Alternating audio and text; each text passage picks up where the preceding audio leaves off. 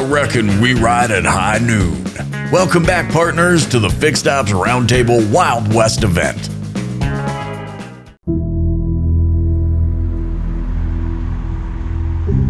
Signs. They tell you the road, places you're going, the promise that awaits. No matter where you go, when you see this sign, it means I take my car here and it runs better and lasts longer, guaranteed. It's a bold statement, but it's one that BG has proven over and over for more than 50 years. It all started when the founders of BG Products in Wichita, Kansas were looking for a breakthrough. They developed the first BG formula. Skeptics said it wouldn't work. Anyone who tried it knew that it did. Pour it in, and engine performance and life improved, just like that. But BG wasn't about to be contained to a can. What started in the engine spread to every working part of every kind of vehicle and to every part of the world. Because all BG products and services have one ingredient in common: innovation.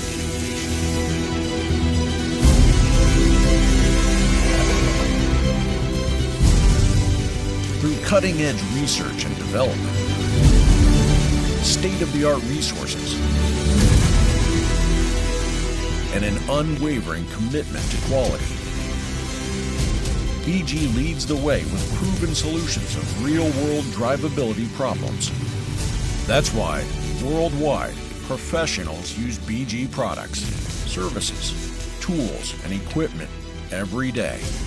And why every year professionals from around the world attend BG University, the most advanced client success program in the industry. And why everything BG does is proven to deliver customer satisfaction and retention. Today, customers don't just look for a shop, they look for a BG shop.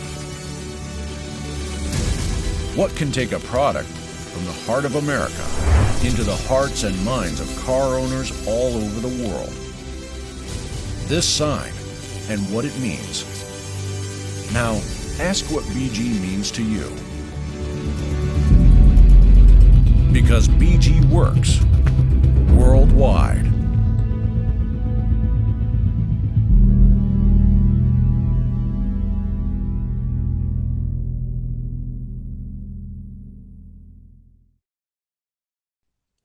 Please welcome Darin Greseth from BG Products. Thanks, Ted.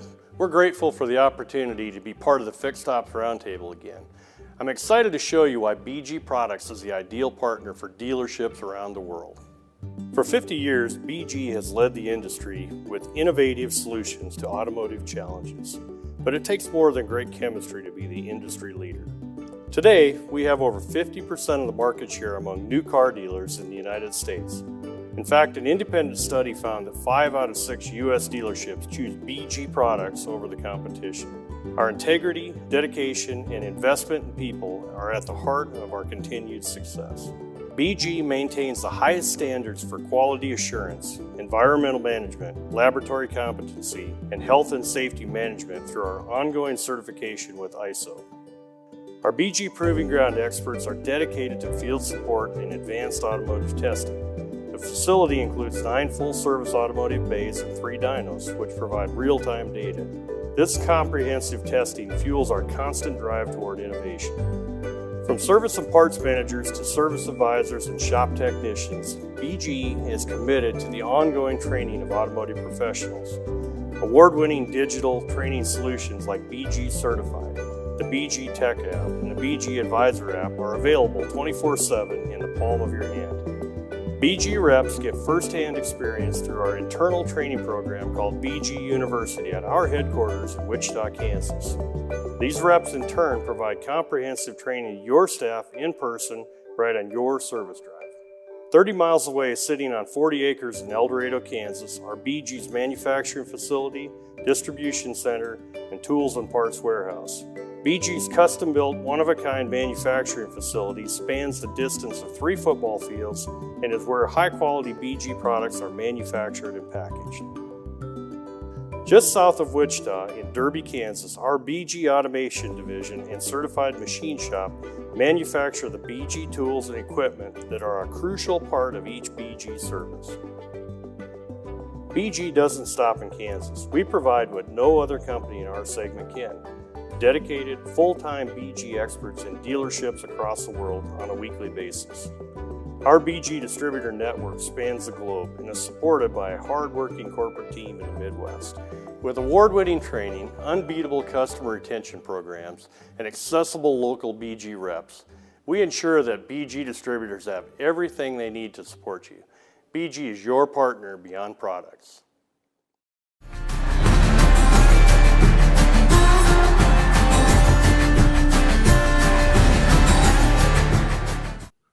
Welcome back to the Fixed Ops Roundtable. Zack Fox is Major Accounts Manager at BG Products, Partners Beyond Products. It is a great honor to welcome him back to the conference. Zack, welcome back to the Fixed Ops Roundtable. Hey, it's great to be back. Been a few months since we were on last, and so it's always good whenever we're able to catch up and kind of share the new things that are coming out, from BG and just new things in the industry. What an amazing tour Darin gave us of what's going on in Kansas. BG making great strides. I know recently the first 50 years anniversary. So again, congratulations, Zack, on all the success in the market. Yeah, it's been a great year. Lots of changes. Everything's moving, at kind of a rapid rate for all of us. But it's been a really big year, and we're looking forward to another great one. So one of the things that I wanted to ask you, okay, about a year ago, I started hearing about Partners Beyond Products, okay?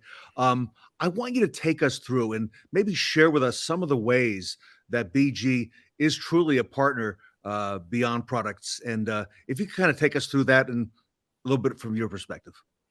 Yeah, so for us, Partners Beyond Products has kind of been something we've always embraced from the start. That if we're looking out for our partners, our distributors, but mostly our dealers, if we're taking care of them, they'll take care of us. And so if we can partner up and we can work together on things, leverage all our assets together, it leads to better success for everyone.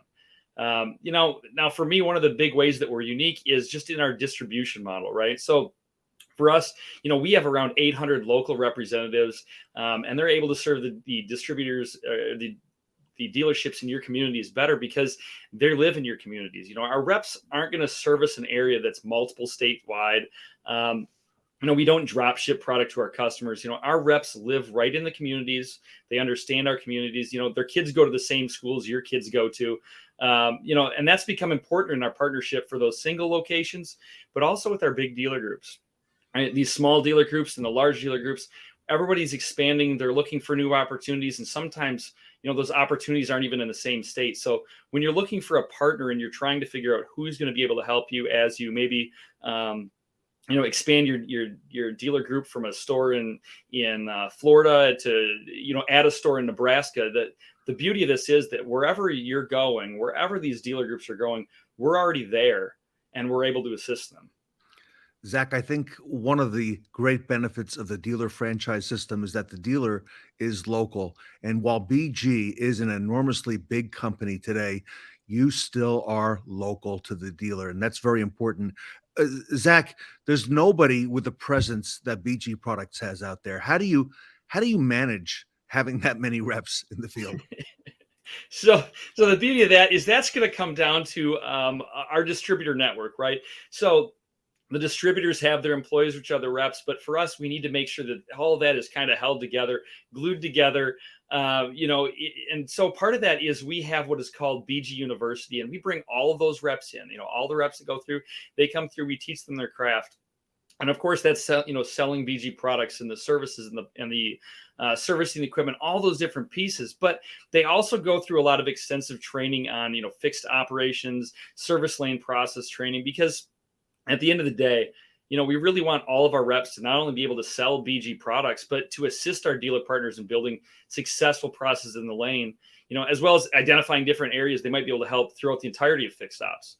So, for example, I've got plenty of reps that put in a lot of time helping train on multi-point processes, walk-arounds. They're helping work with parts departments to help navigate the different OEM loyalty programs. We're trying to, make sure all these reps have this giant wealth of knowledge that they can take back to the dealership so they can help them succeed in all areas. And Zack, BG Products offers state-of-the-art training, like you just said, for the service advisor, for that service team. And there's really nothing else like what you do in the market. That's right. So one of the big things too that we have to keep an eye on is when we're working through this, it's not simply the training that we put into our reps so that our reps are successful. There's also other ways we're going to train the advisors in the dealers. Because remember, the dealers are local. I can't bring every dealer into Wichita. I can't put them through this 5-day, 6-day course where we're going to teach them these basics. So we have to look at different ways we can train these advisors at the dealership setting. And so one of the ways we do that is through what's called Certified 2.0.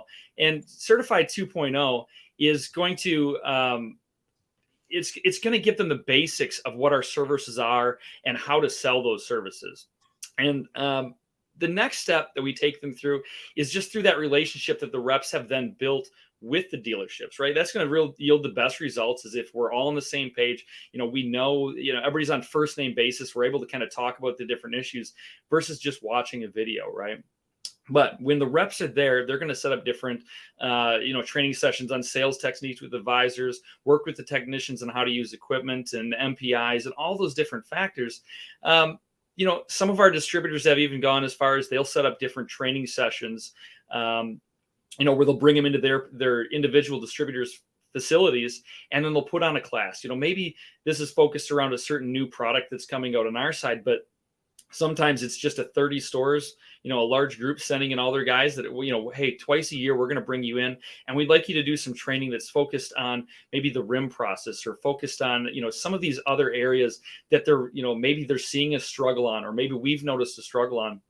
So we can really put in the time to help them out. And then, of course, we're not always there, right? We can't be in every single dealership every single day. So with that, training can continue and we're gone because we have a large assortment of apps. So there's the advisor app, and that's going to be, has an amazing amount of tools. And that's going to help advisors with maybe specific objections or situations that they're encountering on the lane. It walks them right through, hey, here's what you do when this happens. And they can access all of that and our digital assets directly from their computers or their mobile devices. Zack, I saw recently, and I see it up here on the screen, this augmented and virtual reality. That is amazing. There are a few other apps that BG has won some awards with. Tell us about that. Yeah, so we didn't really stop building the apps just for the advisor because we wanted to make sure we were able to encompass kind of everybody that needed that little piece and all these items that, as the dealers request them, we try and build them out. We try and provide them for them as best we can. And so that augmented reality platform that we talked about, that BG experience, that one I see used a ton for explaining engine repairs, braking system repairs, because it's really hard to show a customer how a timing chain is functioning. But if we can walk around the vehicle, if we use that augmented reality and we can kind of see it from all angles, it makes it really easy to explain that part. And really, I see that used more for explaining repair services than I do even for when they're trying to sell a BG service, because it's just like, hey, here's a water pump, here's this component, here's the timing chain, this is the part we're replacing. And that goes a long way with customers when you can show that to them. And then my favorite, and this is kind of my selfless favorite here, I guess, is our tech app. And that's because I spent 10 years as a master certified technician. So if this would have existed back when I was a technician, I'd use this thing all the time. So, it's going to allow you to put in the VIN, and then we just get fluid specifications, capacities, instructions on the usage of how to use the equipment. And the big one for me would have been the fitting information. Because honestly, there's a lot of different transmissions. There's a lot of different setups out there. And so not having to try and figure out which one's the right fitting, it'll just tell you, hey, use this fitting and connect at this location. And that's going to be the easiest way and the fastest way to perform the service. So tons of benefit to that one. And, selflessly, I wish I'd have had that one back when I was a technician, because it has saved me a little bit of time and frustration on that side. And, just going back to your experience, the BG personnel have that deep retail experience. So, that's another big differentiator. Zach, the whole auto retail industry has been affected by supply chain disruption, if you will, the last couple of years, certainly on the vehicle side, on parts side. Has that impacted your ability to provide the kind of the level of support that you're describing right now? Yeah, so supply chain issues, they're going to affect everybody at some point. We've all seen it across the board. It doesn't matter how well you think you've protected yourself from everything that could go wrong.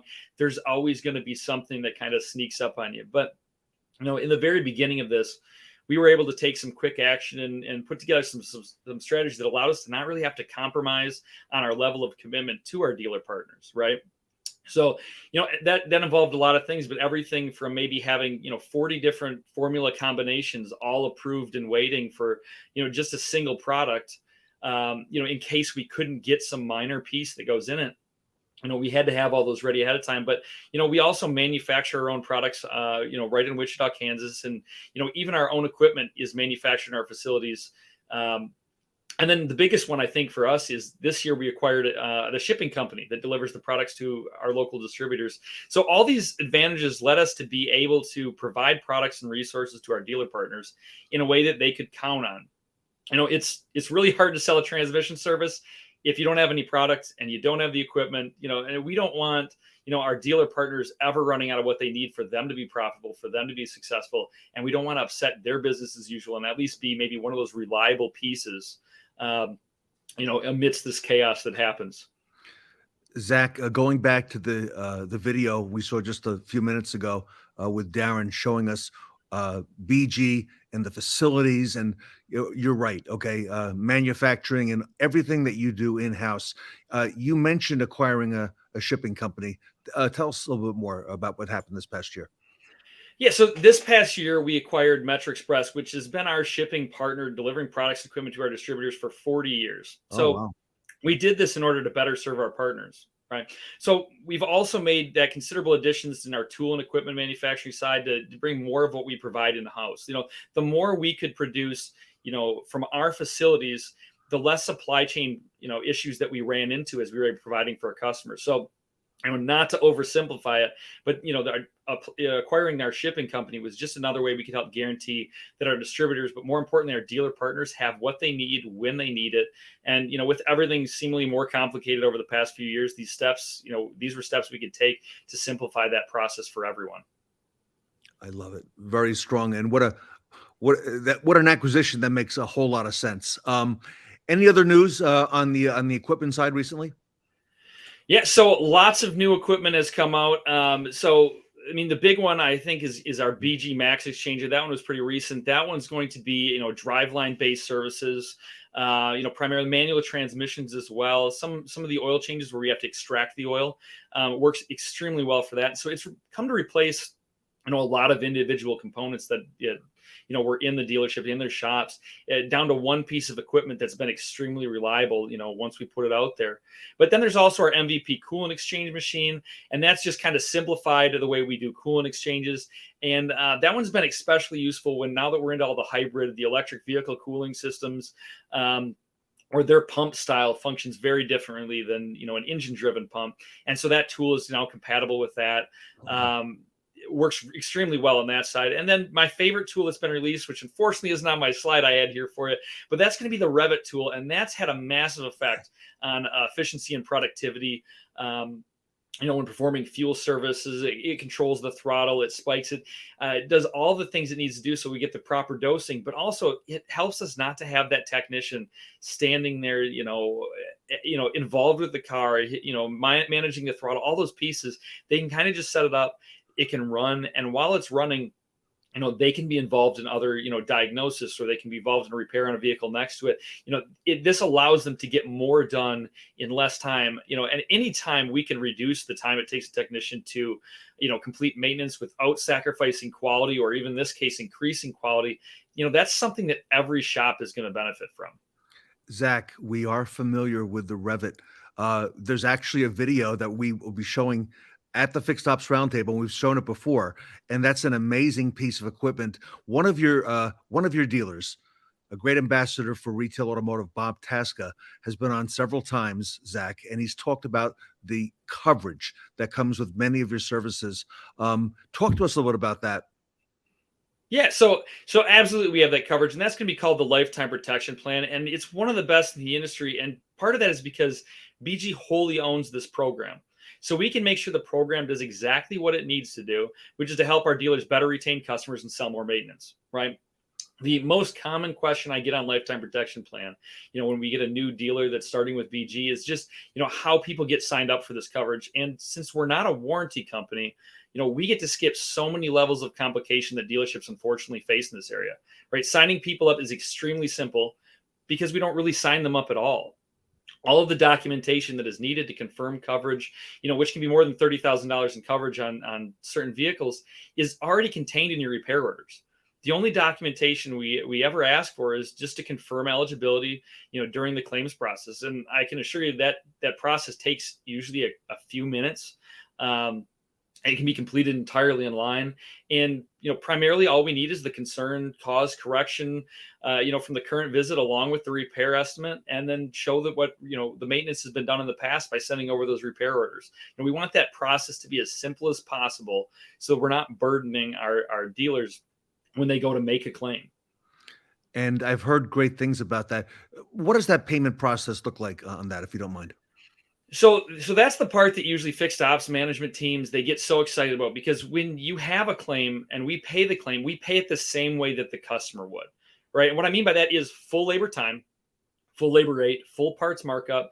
We leave and we leave the choice on how you're going to repair this up to you. It's, I don't want to hold your shop hostage demanding that you get a used engine shipped to you from 7 states away with a 2-week delay and a down hoist and a amount of paperwork. There's just that's not beneficial to either of us. So basically, if the customer is going to pay, $1,217, I'm going to pay the $1,712, whatever it came out to be, and I'm going to make sure I just pay that amount. And we know that if customers do their maintenance using our products, they're going to have less issues with the vehicle. But more importantly, if they do have issues, we're going to stand behind our dealer partners to help their customers, keep them happy, keep them coming back to their facility. We talk about being partners beyond products, but to make sure we're partners beyond products, we have to make sure we're not burdening our dealer partners with an unnecessary amount of paperwork and processes. And especially, we can't be asking them, to take a pay cut when we pay a claim. That's why we pay that full dollar amount, that they're eligible for, but we pay that out as customer pay, not a arbitrary rate that we decided it needed to be paid. So it's just, not who we are as a partner to do that. Zach, I mentioned Bob Tasca a few minutes ago. He's actually talked to us quite a bit about this, and from a dealer partner, very impressed and bragging on how good that has been received at the Tasca dealerships, of which I know now there are many rooftops. Zach, very impressive. And if it's okay, I'm going to ask you to come back with us tomorrow and kind of take us through a little bit more on what your partner beyond products means. I got a really good idea of that now, but if it's all right, we're going to hold you over and bring you back on day 2 if that works for you. Absolutely. I can definitely be right back in tomorrow. I mean, there's always so much more I can share that, when we condense these in, I always tell people, we're just trying to put 100 pounds in a 2-pound sack here when we talk about all the things BG Products does. And so, yeah, any opportunity I get to talk about it, I'll take the opportunity. Everybody, Zach Fox is Major Accounts Manager at BG Products, Partners Beyond Products. Zach, if our audience wants to reach out and learn more about what BG can do for them, what's the best way to do that? Right. So the easiest way is going to be through that bgprod.com. So that's bgprod.com. You'll see that it's on the banner that's running across the bottom of your screen. But if you go there, you're able to reach out, find out who your distributor is in the area, and reach out directly to them. And honestly, you've probably seen the BG rep popping into your stores quite often. I mean, there's, as we said, there's 800 of them. So they kind of, they find their way to come visit you. But if they haven't, go to bgprod.com. And you'll be able to go follow some links on there, and you'll be able to get right to, how to get them to come and visit and show you all the products and the different offerings that we have. All right, Zach Fox, thank you so much. Everybody, Zach Fox from BG Products here today at the Fixed Ops Roundtable. Thanks, everybody.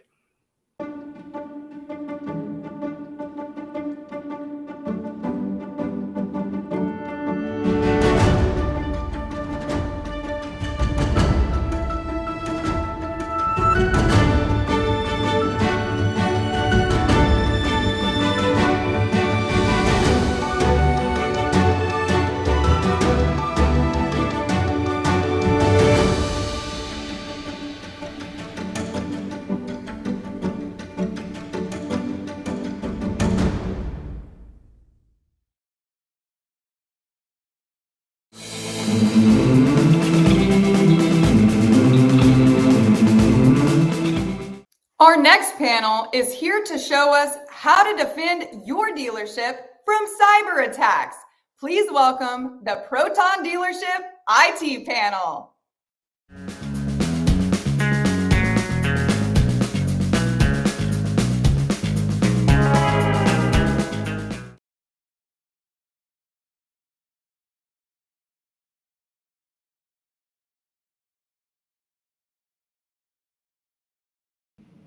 Welcome back to the Fixed Ops Roundtable. This segment is how to defend your dealership from attacks. At our last event in November, we met our distinguished panel. They're here again with us today. They are Nikhil Kalani, who's the Vice President and Chief Information Security Officer at the Reynolds and Reynolds Company. Todd Skelton, who's the CEO of Ascendance Trucks. Ed Roberts, the COO of Bozard Ford Lincoln. And Brad Holton, the CEO and founder of Proton Dealership IT.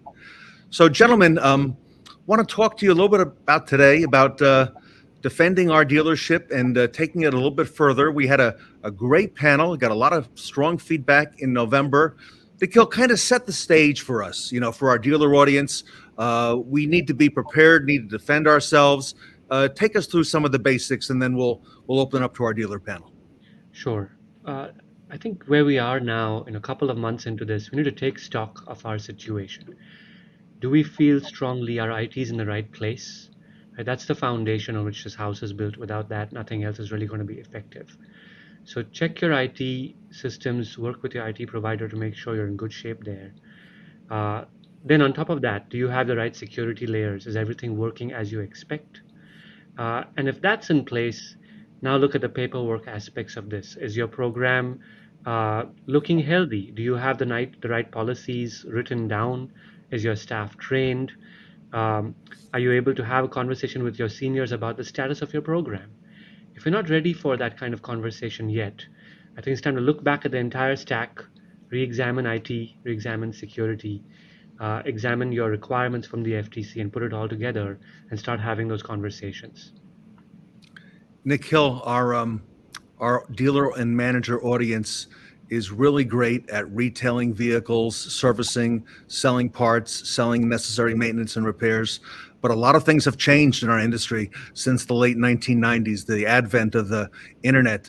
That state of cybersecurity today, how have dealerships been handling it in recent years? Because we came up against the safeguard thing back in early December, and we were required to begin documenting the processes. So if you don't mind, touch on that.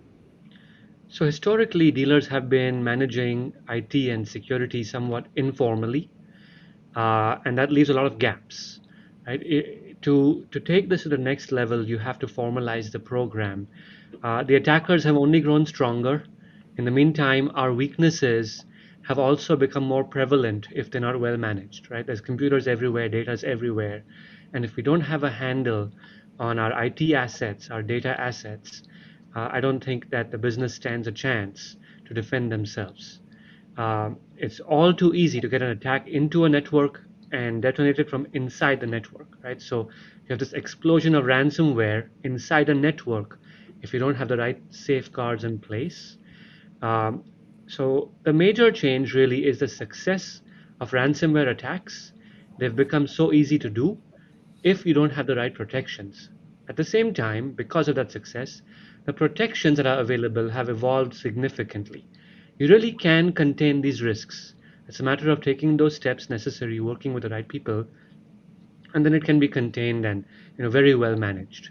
So one has to move to a proactive stance. Don't wait to learn this the hard way. Make security a priority, and then risk can be very well controlled.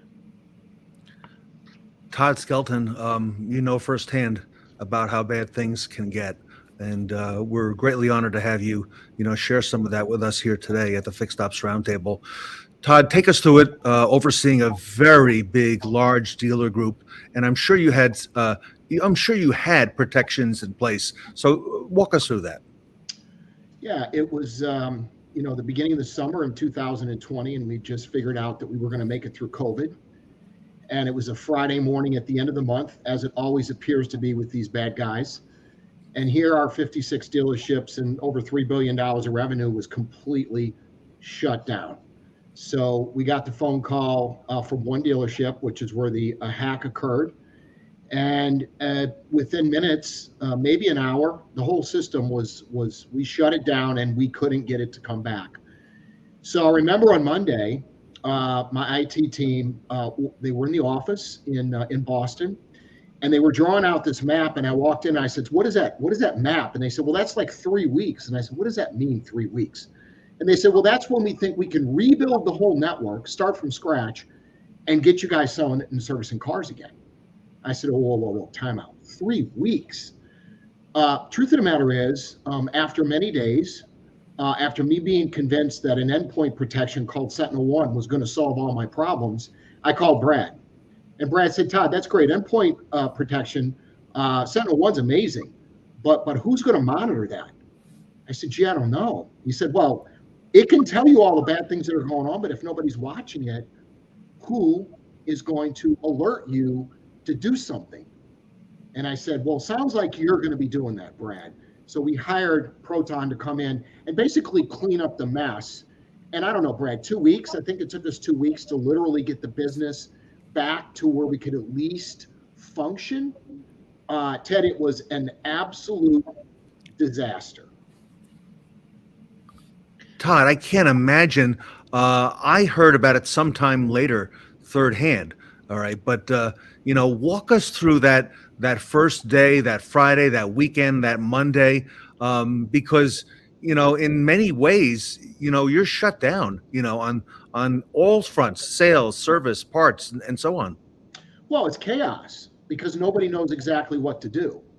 And the first thing you do is you call your insurance company, and the first thing they do is try to reach out to a vendor to try to start the process to figuring out whether the customer data was breached, right? Because at the end of the day, you can get the system back up, and we did, but did we breach customer data? Because that's when it becomes beyond a disaster. Unfortunately, in our case, that didn't happen, but it would have taken 5 to 6 weeks for us to really know the truth on that.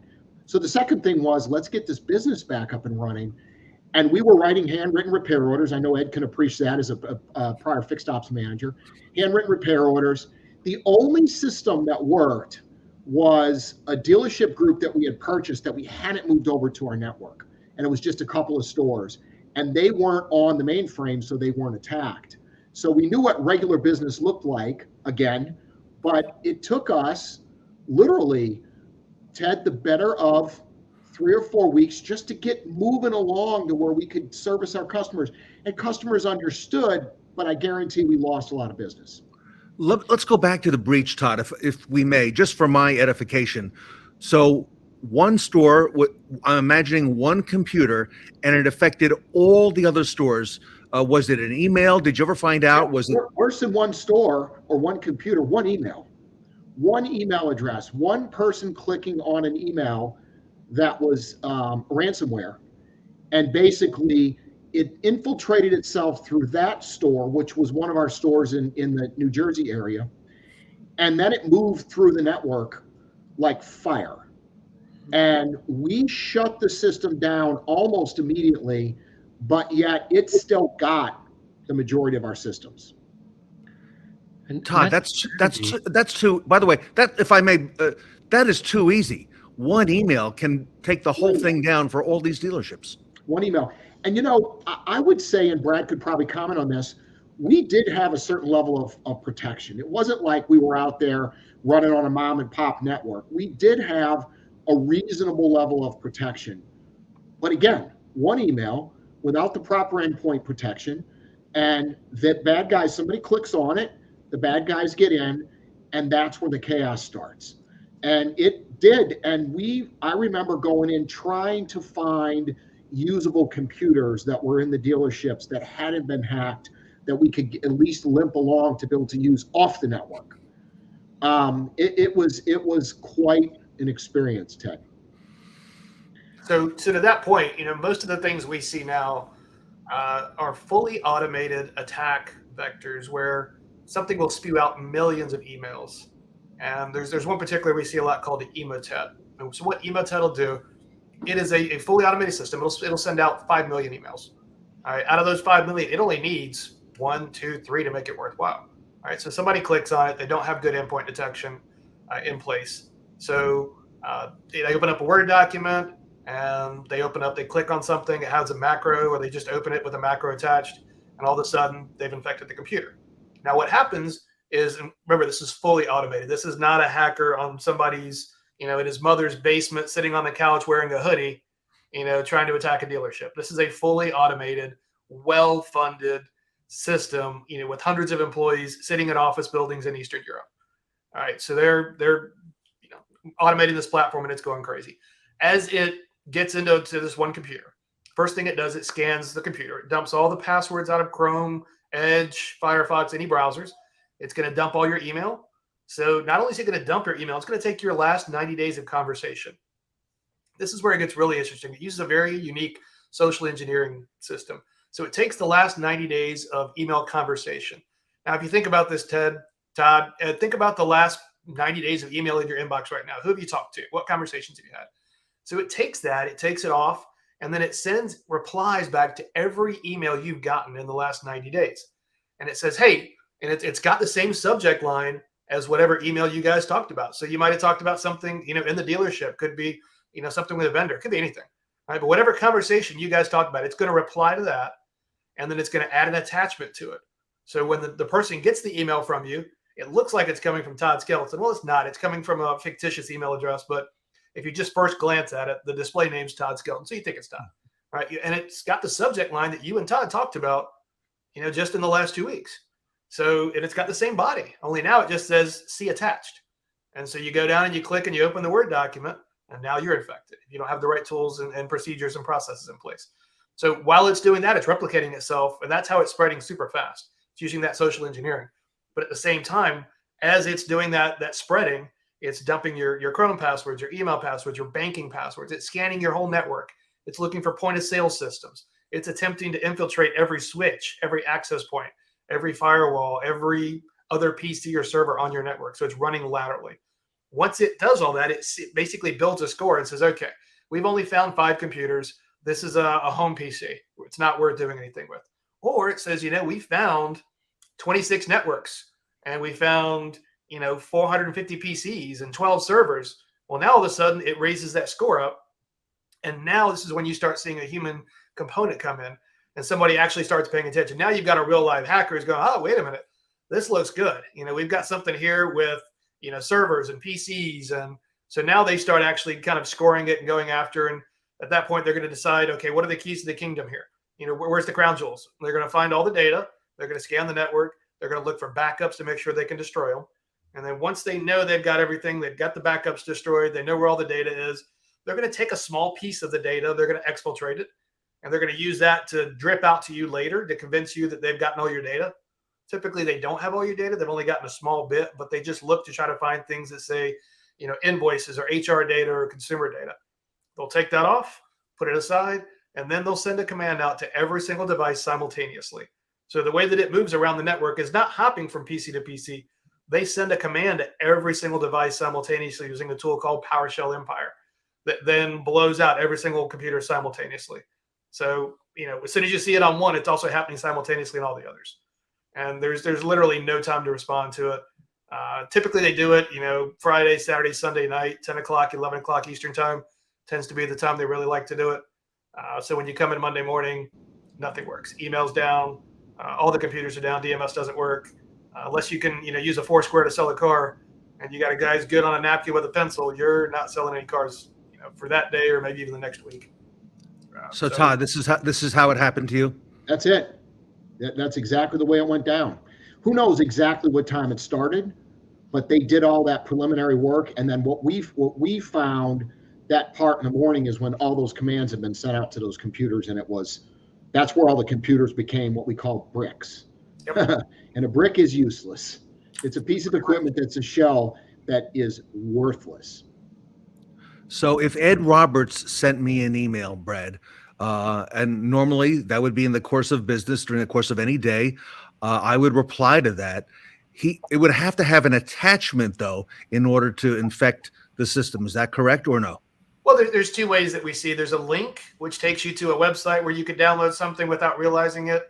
But typically, you have to interact. Just having it in your inbox and opening it is not going to do anything. It's got to be some sort of interaction. Now, there actually is a hack that came out just about a month ago that uses the preview pane in Outlook that they actually found if they do a certain thing in a Word document, they can actually use that to launch a tool. So it's always changing. It's a cat and mouse game. Every single week, we see a different type of attack, a different threat vector. And so you've always got to have, you've got to be on top of it. It's a ever-changing landscape every single day. Ed, it sounds too easy. I know you have not been a victim of the ransomware, but you know others who have.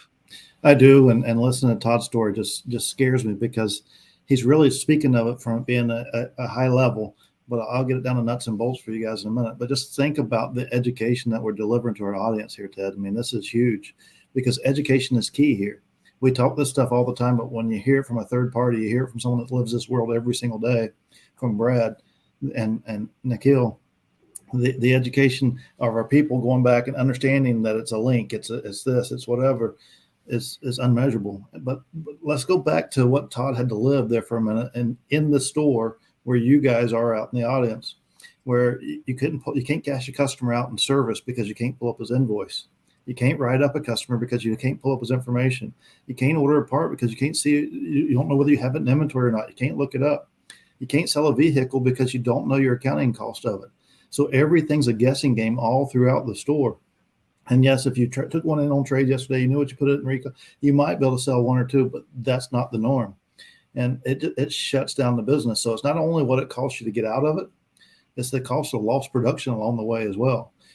And the consumer experience that we're going to send our customers through when you experience it, because it's not pleasant for them either. They can't come in, they can't get their vehicle. They can't bring their vehicle in and get it serviced. It continues to just compound itself. So take this education and learn from it. Ed, we didn't even talk about it because it's the least relevant piece. But once you get past all this, you have to change all your equipment. Most of the time, we spent over $10 million on equipment replacement. Now, some of it needed to be replaced, which is part of the reason why this happened in the first place. But all of it didn't need to be replaced. But this caused that. So you've got that coming at you too. So either spend the money now and harden your system and hire folks that are professionals at what they do, because let's agree, this is not a core competency of me, of any CEO, of any executive, of any manager, of any dealership. It's just not a core competency. So go hire a professional that can manage the process and keep yourself out of the chance of this happening to you. Absolutely. It's not hard with the right guide, and we got to make sure we have the right guide to carry us through it. We can't try to take this on ourselves. Like Todd said, they had some equipment that needed to be replaced, but it wasn't on the schedule to be replaced yet. So he was forced to replace all of the equipment. And yes, did he come out good on the other side of that? Well, it depends on how you look at that. Because ultimately we wanted to depreciate stuff out and get the time frame out of it, but we couldn't. We had to instantly flip a switch and swap it all out. So it is imperative to have the right guide to carry you through it and protect yourself as much as possible. Yeah, and one of the things we see, as well, is when it does happen, nobody knows what to do. Everybody just says, all right, what do we do? And then you have all these competing interests, right? So I've had to battle many a times with attorneys that, work for the insurance company, and they bring in the insurance consultants that do the forensic, and they want to know, okay, well, where did it start? So nothing happens until we figure out which email was clicked. And they will literally bring everything to a standstill for 2 weeks and say, you can't touch any computer. You can't do anything until we know how it happened. I don't care how it happened. I already know how it happened, right? I already have a pretty good idea of, I can tell within the first hour or 2 hours, and we'll have a pretty good understanding of, we might not know exactly where patient 0 is, but we can narrow it down within 2 hours. But they want to do a forensic evaluation of every single device. So when I think about this, Brad, if we had you, it most likely wouldn't have happened. But let's say it did. Let's say that these guys can get into almost anything. Let's say they do get in, and now you've got a managed provider that's doing this for you. It's a whole different ballgame than that chaos which ensued when he's exactly right. We call the insurance company. They got a set of lawyers who put us with another set of lawyers who want to know, they want to send us this particular company, and we don't know about that company. So we try to find a company. So my telephone network guy goes and tries to find the best company. And then I think, oh my gosh, Brad, that's who we need to go get. But had I not thought about that, we would have been dealing with this for God knows how long. Yeah, we had a call from a group with, they had about 16 locations. They'd been down for about 2 weeks, hadn't been able to do anything for 2 weeks. And they literally hadn't done much of anything because they were waiting on the insurance company and the attorneys to give them the okay to get back to work. Meanwhile, the insurance guys had brought in some forensic guys that were making their money billable time by the hour, just going through every single PC. So, of course, they want to touch all 1,200 PCs, and nobody goes back to work until they've given the okay. So you've really got to have a strong advocate to come in and say, okay, we're not just focused on, the absolute figuring out what happened. We're also focusing on getting back to work, because every time you can't do an RO and somebody goes down the street, you've now lost that customer, right? Unless there's some real specific reason for them to come back to you. If your service department's down for 10 days or 14 days or 20 days, those customers aren't coming back. They now have a new relationship. Those guys are taking great care of them. And all of a sudden, it's not just what did you lose right then, because you probably have business interruption insurance that's going to, accommodate for some of that. But it's what did you lose long term with every one of those customers that went somewhere else, bought somewhere else, got service somewhere else, and now have a new relationship. Well, Brad, if I may, and Nikhil, I'll come to you in just a moment. I got to ask this question though, Brad. How often is this happening? I mean, we know how many dealers there are in the United States. How often is your phone ringing and you're hearing that there's another one or another group or another single point store that's been infected? What time is it? I mean, that's kind of, it happens constantly. I would say at least every week, I probably get a call from someone who's a current client that says, hey, I talked to someone at our 20 group, or, they just came, I just got a note from someone. I gave them your name. They're in the middle of this right now. We get referred in probably once a week, every other week, something like that. There's some sort of an incident going on. It's kind of the loudest secret in the automotive world is everybody gets together at a 20 group and they all talk about it, and everybody comes away and they're all focused on, man, I can't be the next one. I've got to do something about this. And then, 2 weeks later, it's like, I really need to get focused on doing those EV chargers in the parking lot. And they've forgotten all about it. So we see it constantly. And some dealers really do kind of stay with it once they figure out one of the, the dealers they know got hit.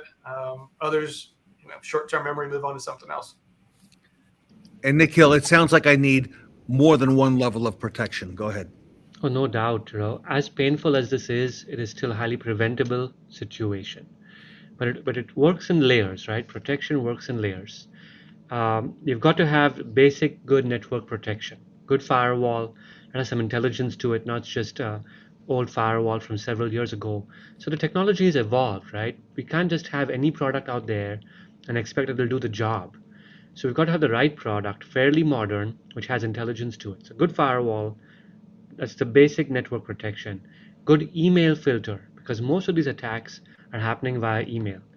So email is actually the #1 attack vector in the world right now. So strong email filter is just a key protection. Then the email gets to an endpoint where it's opened, right? Preferably not opened by a smart user, right? So security awareness training is a key part of this. That's another layer, the human factor, another layer. And in fact, in Reynolds, we call it the human firewall because they're very much part of the solution overall. But let's say that the user did click on the attachment or the link, then the endpoint protection program has to take over. An attack may start, but it needs to be shut down really very quickly. Okay, old antivirus doesn't work anymore. I mean, it's dead. You've got to have something called EDR, endpoint detection and response. So every letter matters at detection and response. What these are looking for is behavior. What is the intention? What's the behavior of this program being run right now? The attachment being run or the file being downloaded? What can we see? How is it progressing? So typically there's a little bit of a start, and it's minor, nothing to worry about. But as soon as it sees the detection of a behavior that's malicious, shuts it down. So these layers working together, they work. Now, if you have all of this, but you're not actually monitoring it, you're still leaving yourself open, because technology works really well, but you've got to have the right people who know, what is this alert saying? Is this serious? Is it not serious?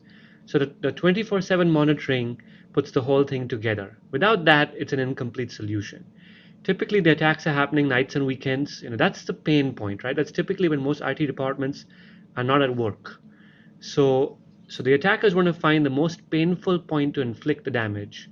So that's why you need a 24/7, 365-day coverage. So all of this together, it can really reduce the risk to a very, very manageable level, very preventable.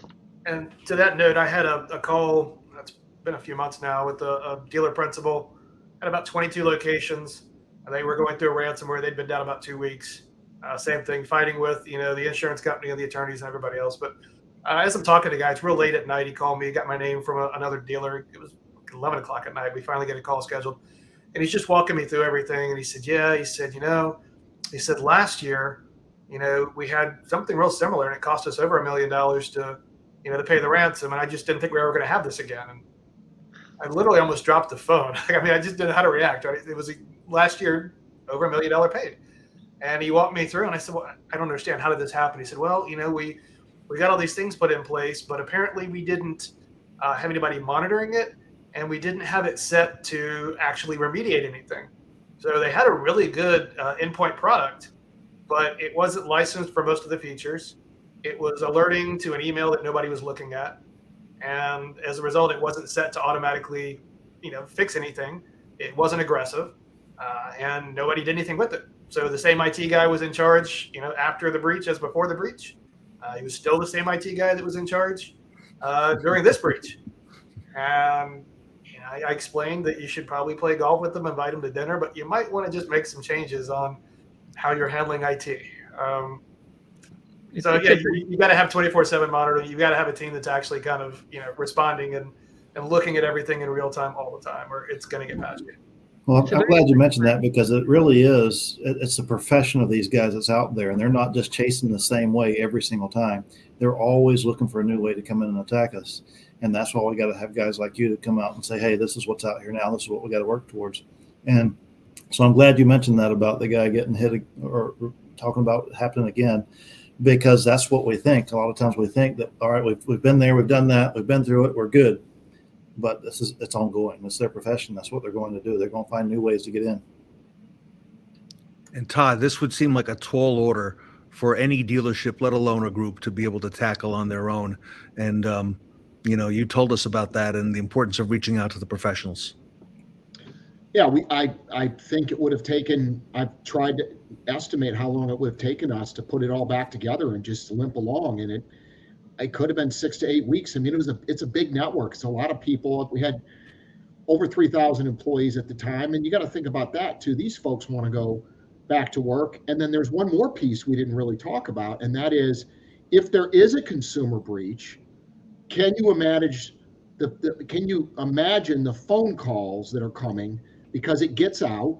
And a few of my general managers had very, very difficult conversations with customers who were deeply concerned, as they should be, that their information had gotten leaked, when in fact it hadn't. So you've got that piece of it. It never ends. It just keeps going in terms of the things that could come up, on the negative side of this thing. You need a professional. Brad, we're taking a lot of notes and listening, and it's frightening, the attack that we're under in the retail car business. If we're looking at a cybersecurity firm like Proton, what are the next steps? How do we protect ourselves? Because you're seeing this every day firsthand. I mean, first thing you've got to do is interview some partners, figure out who's got the skill set, who's familiar with automotive specifically, and who can bring a 24/7 cybersecurity team in to kind of help facilitate all this. And then I would even say, okay, let's not just get a partner that does this. Let's get somebody else, a third party, that maybe your accounting firm, that can audit and say, okay, we'll come in and do an annual audit of what your IT team is doing. All right. It's not something you can just hand over to someone and say, okay, I've hired Proton, it's good. Well, I mean, Proton's going to do a great job, and whatever you hired is going to try their best. But it's got to be something that the dealer principal actually is so focused on and so aware of, that they sit down with that partner every year and say, okay, where are we at? What are we doing? What are we not doing that we should be doing? What else is there? go to events where you can learn about new topics outside of just the normal things you're doing. So become aware of it. Really make it a top focus, and then bring in the right partners and vendors to kind of do all those pieces to get everything locked down. Because to your point, you don't want to be the one sitting up there. Back in 2019, December 2019, we had a breach we responded to, and it was a Monday morning. Dealer woke up, email didn't work, and then realized that all the dealers had been hit, five large stores. And by 2 p.m., I get a phone call. We just got engaged with the dealer around 8 a.m., 9 a.m. We started, working with them, trying to figure out what's going on. By 2 p.m., he calls me, and he's got a reporter sitting in his office. And a lady had shown up to get her car, and she just bought a new car, and they couldn't close it out because everything was down. And the employee didn't know what to say, so he told, sorry, we can't do your car right now. We're in the middle of a ransomware attack. 2 hours later, the local TV station's got the antenna going up on the van in the middle of the parking lot, and they're broadcasting live from this dealership group.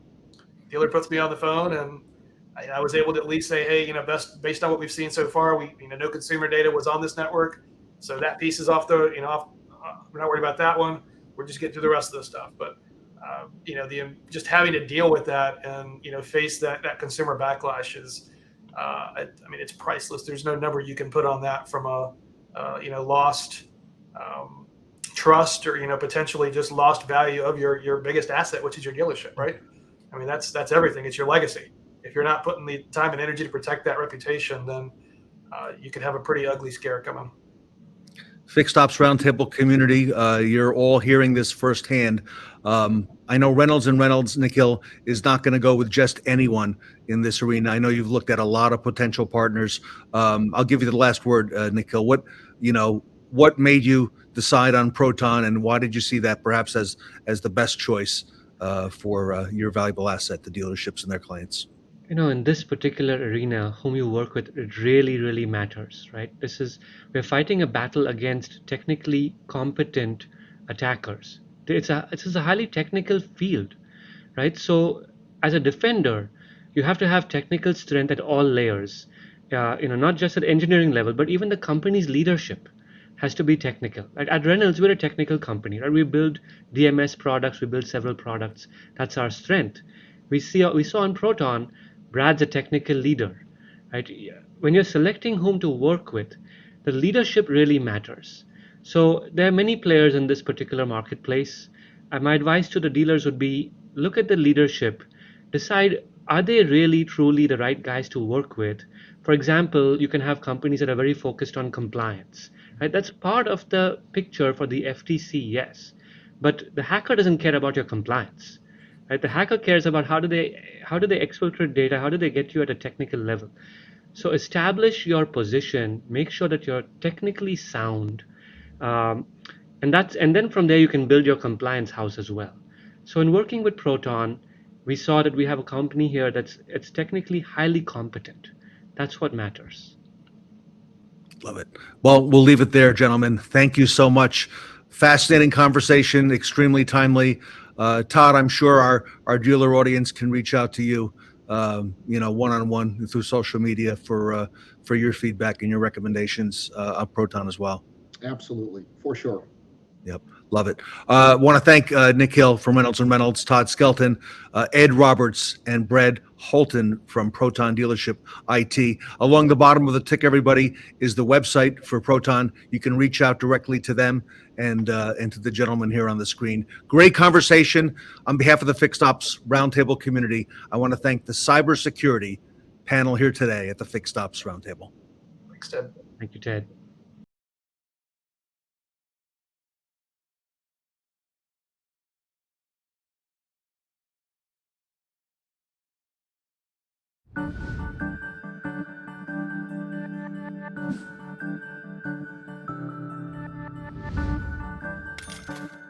As consumer buying habits evolve, it's only natural for your dealership to grow too. The key is providing a seamless, engaging experience for your customers while also ensuring long-term dealership success. Introducing Retail Anywhere, a dealership-wide process that enables you to meet your customers' needs without sacrificing what's really important to you: profitability, accuracy, and efficiency. Here's what this looks like in the service department. A customer visits your website to schedule a service appointment. She's able to view current vehicle information, past vehicle repairs, needed maintenance, and previously declined work. With the click of a button, she selects repairs needed and schedules a service appointment. She arrives for her appointment, bypasses the line at the counter, and easily checks in by scanning her mobile QR code at a self-service kiosk. She also selects 2 add-ons offered to her and drops off her keys. As the technician performs the multi-point inspection, he tracks recommended work electronically. He links images and videos of repairs to the digital RO and lets the advisor know the inspection is complete. Pricing and parts availability are automatically tied to the digital RO, so the advisor simply sends a link to the customer to review and approve the work. When the customer receives the link, she is able to see all recommended repairs, including pictures and videos of her vehicle. She accepts one of the jobs, but declines the other. At the dealership, the advisor, technician, and parts department receive the customer's updates, and the approved work is started right away. Declined work is flagged for future opportunities. Once the work is completed, the customer receives another text alert with a link to view her invoice. She pays securely online and heads to the dealership to pick up her vehicle. It's after the service department is closed, so she checks out using a kiosk and receives her keys. Retail Anywhere is built on a single system, single process approach. It allows customers to schedule, review, and approve work on their terms, whether in-store, online, or both, while still allowing your dealership to retain profitability, accuracy, and efficiency. Retail Anywhere, without sacrificing anything.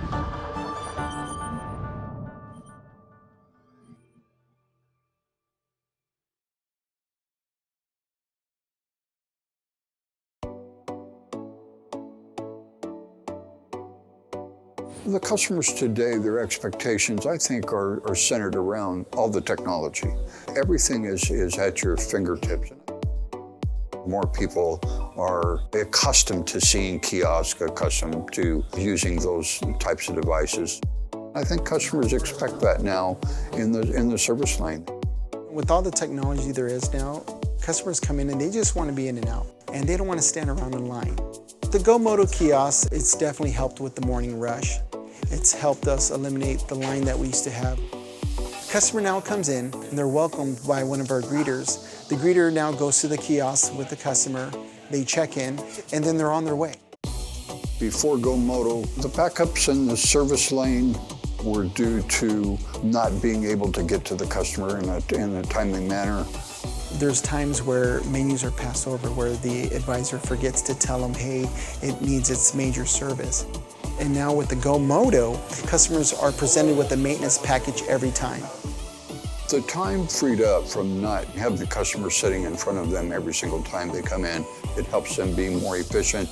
It helps them focus more on the customer's concern and the maintenance and service of the vehicle. Before vAuto, we would average approximately $130,000 in service gross. The kiosk and the service drive doubled the gross profit in the dealership. It's amazing, 100%. Using the vAuto kiosk makes the dealership more profitable.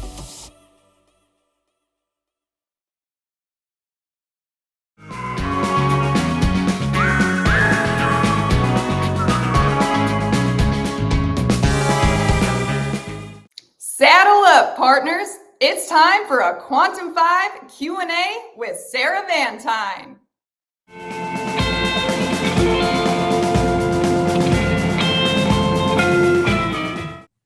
Welcome back to the Fixed Ops Roundtable. Sarah Vantine is the Vice President of Sales at Quantum 5 and a great friend of the retail community. Sarah, welcome back to the Roundtable. Thank you so much for having me, Ted. We are so honored and proud of all the success that you are experiencing. Sarah Vantine, you have got it all. You've got the family. You've made a big career in retail, and now you are cutting edge here at Quantum 5. Oh, thank you so much, Ted. It's been an amazing journey going from retail to now helping dealers all across the country. So a couple questions I'd like to ask you today, Sarah. You know, first for our audience who may not know, Who is Quantum 5? Quantum 5, just to put it simply, we are automotive learning multiplied. And really, what that means is we are a whole training solution that really solves the sustainment, the ongoing engagement, and the initial learning for sales, service, and leadership. Automotive learning multiplied. I like that. It ties in with the name too. Um, so give us a little bit more info. Like, what do you do, and who do you serve as clients? Yes, so we are in a few hundred rooftops today and still growing, and it's been so exciting in the year and a half that I've been part of this company. We have grown. We have so many fixed operations dealers that we really help support. And what's been so cool about that is we've now transitioned in some of those stores into also helping their variable side. And of course, BDC leadership, their sales managers, service managers, general managers. And it's really a holistic solution to look at not only the culture of the dealership to figure out the pain points, like what are the really the symptoms underlying that may be going on from a culture perspective. And then we also have the ability to continue that conversation into the learning environment where we're helping service advisors and sales consultants become better at skills when they're talking to people and how to adapt beyond just the standard word tracks or the standard Right. closes that we've all heard over the last decades. It's really an adaptation to meet today's customer where they are and equip your people with the skills to really have meaningful connections where they can build value. You're right. Automotive training historically has not changed in a long time until Quantum 5. And I like the fact that you've layered in the culture because that's, as you know, a huge talking point. And I know you do a lot on the fixed operation side. I know your experience on BDC, and you've got to be pleased. I've seen a number of things on LinkedIn where people said, who is the number one person to talk to in terms of BDC? And I see your name coming up over and over again. Can you highlight a product or two? And I would imagine BDC might be one of those products. Yes. So first, I'd love to talk a little bit about our performance suite. So our Quantum Performance Suite, this is our brand new, really packaged, concise product for 2023. And what it is we want to make learning cost effective for dealerships. And we want to make sure that we're impacting the dealer in the best way possible. And so what we've done is we've packaged the culture with our ESIQ component to look under the hood to see what employees are thinking, what's important to them as they navigate their career journey, and then take it beyond that into our traditional core learning. So for our service advisors, our sales consultants, and then now we've added in the leadership component as well. So it's really a holistic view of how training in automotive needs to be at your rooftop. And we've packaged it in a way where it is a little more cost effective for a dealership that wants to have impact across all of their departments in their stores that are going to be customer facing. And of course, we have the individual a la carte kind of training and learning as well. And People First BDC is, of course, very close to my heart because I helped craft and develop the program for Quantum 5. And that has been so exciting to see multiple dealerships embrace. And I've loved being able to be part of that, where I'm getting the feedback from multiple organizations that their BDC, in some cases, I have some dealers that it's a brand new department for them. It's a whole new operation, a whole new division in their stores. And they've been so pleased with the results that they're seeing in employee retention, and then also their customer retention. I love that term also, people first BDC, Sarah. You've really championed that. And the name really says it all. Quantum is really all about the people. Yes, that is ultimately the core component for our learning, is we really put the learner in the center of it. And that, of course, is the person. The person in your organization is so critical to employee retention and customer retention. So, I mean, you've experienced this over the course of your career, I'm sure, and we have many examples of this in our organizations, but it's always the people that really impact the day-to-day lives of our customers and our community. And so, think about a sales consultant or service advisor. They're building that relationship every day with your customers. And if they're there for many, many years, now you've developed and they've created their own culture that's part of your dealership larger culture. And so for us at Quantum, we want to embrace that, and we want to make sure that we equip people with learning and skill development from entry level. It's their first day in automotive, all the way up to the person that's 25 years in. We can build value for them across the spectrum. Wow. And it's modern training, Sarah. I know historically there have been a lot of pain points in training, right? The fact that it's not just a one-time event, it's an ongoing, I used to use the word continuum. Tell us some of the pain points that Quantum helps dealers solve today. Yes, so this has been one of my passions, and I know, and this was actually really the reason why I wanted to join Quantum, was because of the sustainment piece and that approach to learning where it's not a one-time event. It's not on the onus of the dealership management to keep training alive. It's not on HR. It's not on even if you are an organization that has a corporate trainer, this helps those individuals really, again, have learning multiplied across that organization and be able to sustain it with a trusted partner. And so for us, we combine the best of technology and the best of people. We have a community team that is incredible about building those relationships with your individual learners in your store.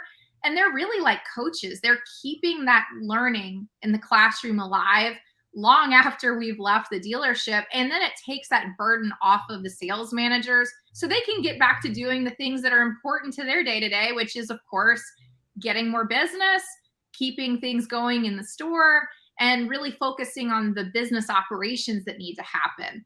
And so historically, that has usually been one of the challenges in automotive learning and training, is that it is, okay, let's take people outside into a classroom. And that's great. Classroom learning's awesome. But when you get back into the store, maybe 1-2 months later, 3 months later, is that learning still impacting that day-to-day stuff? And chances are, in most cases, it's not. And things happen and you go back to old habits.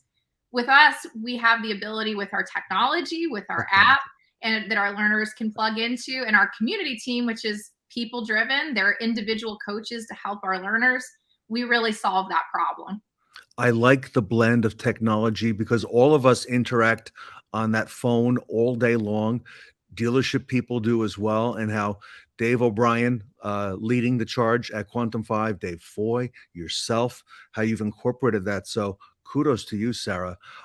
Last question for today. I see you all over social media, Quantum 5, working with some of the great dealers, great retailers, a lot of big names, some of whom will be with you here at the Roundtable. I know you've got a couple panels coming up. I've seen you with Nikki Risley talking, Andy Wright as well as an example. Can you share maybe a story where your product has helped a dealer, in their day-to-day business? Yes. So, and this is what has been so amazing about what we put together with Quantum 5. And again, just the people in our organization and our community, building those relationships to solve some of those challenges. Well, we've been able, and I just personally with our community team, there's been different organizations where we've come in and they may have a great service department. They may have a great BDC. They may have a great sales department already in place. But there's little pain points that they have that they're like, well, I don't really know what I should be doing with this process. This is kind of an issue with our customers when they're inquiring about things. The great news about our company is because our community team has retail automotive experience, we can pull in all kinds of expertise that goes beyond just the traditional learning. And so for one particular story that's been really fun is one of our community team was able to solve a telephony problem at the store, which again is completely outside the scope of support that we as a company do. But again, we have all of this expertise. And so they were having some challenges figuring out, well, what is the real data in terms of what's coming into my rooftop phone calls every day? And we were able to go, hey, wait a minute, pull up that report. Okay, hang on. I see something here. Let's get the IT person with your telephone provider on the phone. I know exactly how to fix this. And it took maybe a 30-minute phone call in conjunction with our community team.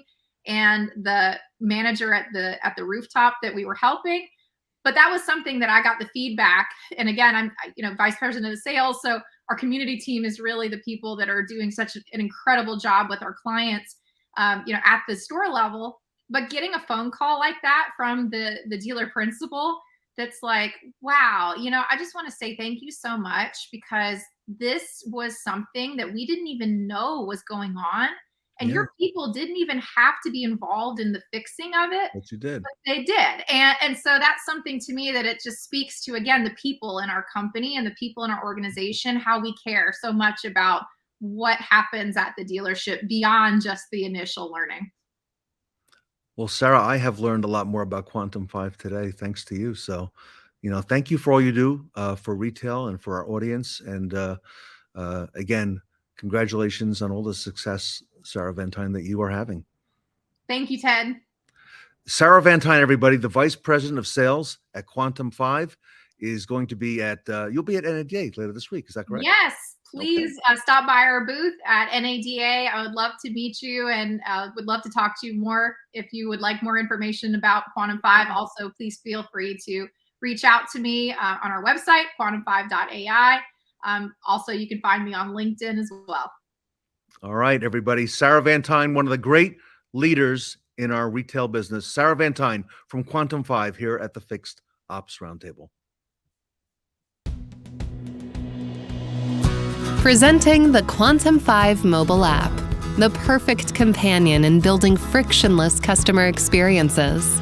After you complete your first in-person learning experience with our team, you'll enter the Quantum 5 world by receiving a text inviting you to download the app. Follow the steps from that link to download the app and verify your phone number. Then you're in. You'll then receive a congratulatory message and an introduction from Dave O'Brien, CEO of Quantum 5. Next, you'll select your social style, or you can take a quick assessment to determine it again.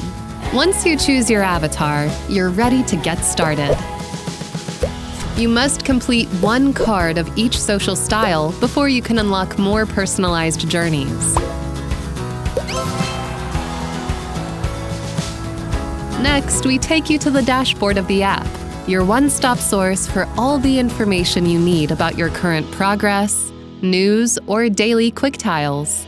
Quick tiles are customizable tidbits of knowledge, quotes, or maybe a question to help you think about interactions you've had during your day. You can even configure the app to send you quick tiles during the day, to help you get engaged in the morning or to reflect on your day in the evening. Learnings are grouped into cards that have beautiful art to help you visually catalog your achievements. You can collect and eventually share these cards with your colleagues if you find one useful or memorable. You can see the progress of all your active cards right here on the dashboard. When you're ready to jump back in, simply select your card.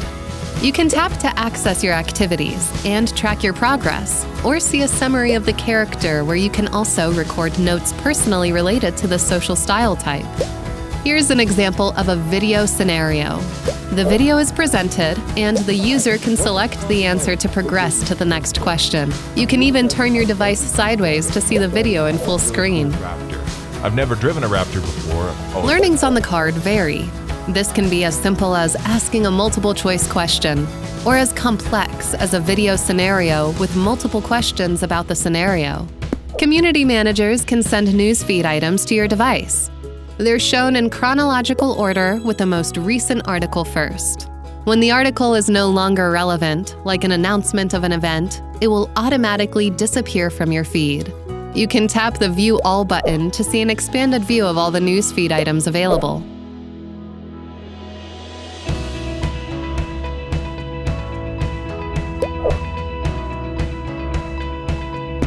Depending on where you are on your learning journey, you might be able to start a new card. These cards will be shown in this section in stacks. Based on which card you choose, you can progress forward in your journey, or you can stay at this level and learn more about the current or previous topics. As mentioned earlier, once you have completed one card from each social style, more cards will become available. We're constantly creating new content, which will be distributed to members based on the journeys they're on. You'll receive a push notification when new cards are added to your journeys, so you can keep on learning. Your completed cards are always available for you to review. Help is a tap away. The Support tab opens an ongoing private chat between you and your community managers to help you with any issues you're experiencing. This concludes our quick tour of the Quantum 5 mobile app. Thank you for watching.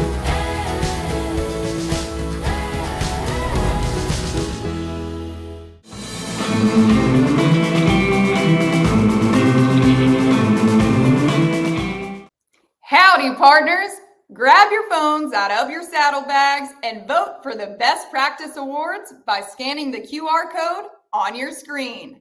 The Best Practice Awards will be announced at the end of day 4. Remember, every vote counts, so make sure to vote for the 5 speakers or panelists whom you think are the best and brightest speakers on the Fixed Ops Roundtable. And don't forget, you can only vote once.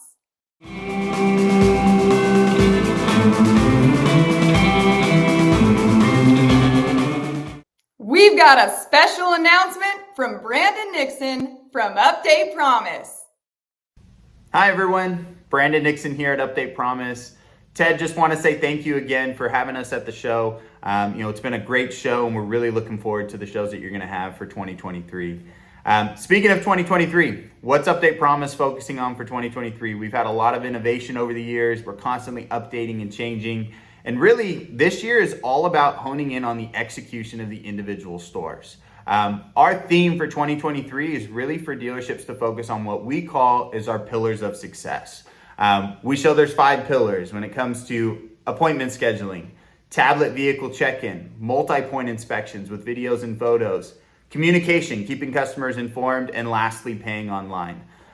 We've really been driving these 5 pillars over the years with the dealerships, but now we've gained the data to really provide the dealers the information they need to hold their team accountable to a process.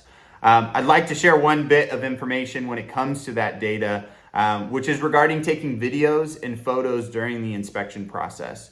We've been able to track that when you attach a video or photo to an inspection, you're about 30 to 40% increase in dollars per repair order compared to just sending a normal multi-point inspection. So, and part of that is making sure that you have the proper technology, the proper devices. No matter what tools you use, it has to be easy for your team so that they can truly execute on it. So I'd love to share some of this information and some of the data that we've been able to collect over 2022 with you guys. So feel free to reach out to myself or our team members. We will be at NADA. We're at booth 5629. We also have a cocktail hour on Friday and Saturday. So feel free, come by the booth from 3 to 5. We can have a drink, share some information and learn more about, what you guys are doing and what we're doing within the industry. So again, Ted, I appreciate the time. Looking forward to the rest of the show and hope everybody has a great 2023.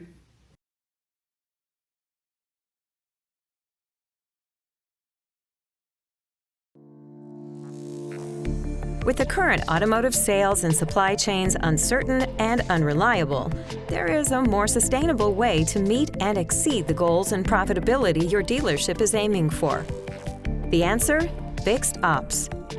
A shift in dealership operations has occurred, giving the service and parts department enormous profit opportunities, eclipsing vehicle sales revenue. Introducing UpdatePromise. Our innovation, your solution. UpdatePromise has the solutions to bring your fixed operations to their most efficient and profitable potential. Offering an all-in-one state-of-the-art product that combines online appointment scheduling, tablet vehicle check-in, AI-driven communication with status updates utilizing text messaging, multi-point inspections with video and photos, mobile payments, plus so much more. Well, there's a few different aspects. One thing that's tough is finding a tool that could do all the customer experience things like, wow, I can schedule online, I could do a mobile check-in on the service drive, I have a digital multi-point inspection, I could actually do videos and pictures. At UpdatePromise, we recognize dealership operations are just as manufacturer-driven as they are customer-driven. So in order to be successful, we start with a customer-centric approach to build consumer confidence. We do this by shifting behaviors and technology to better connect dealerships to their customers, giving them an elevated experience beyond a birthday card or a phone call. UpdatePromise makes it simple and easy for the store to communicate with the customer, which provides an upfront, transparent transaction that is completely new to the service department. I think since we've implemented UpdatePromise, I think it's really just streamlined the process and has made it super transparent, and it's easy to talk to your customer, talk to your technicians, and just overall have better communication instantly versus having to wait. You can text someone, call them. I mean, it's just a lot easier and it streamlines the whole process. Would you like to worry less about customer-related and dealership issues and spend more time managing and improving your team instead? Is your department experiencing wasted time on admin work or technical issues rather than work you really need to get done? With the UpdatePromise solutions, we help make it happen. We all look at these projects together and we want to make sure that we are all on the same page, because if we don't believe in it, our employees won't believe in it. So we want to get everybody on the same platform so we can be the most efficient as possible. In an ideal world, this sounds perfect, but you probably want to know what results you can expect. With UpdatePromise, your goals can be attainable.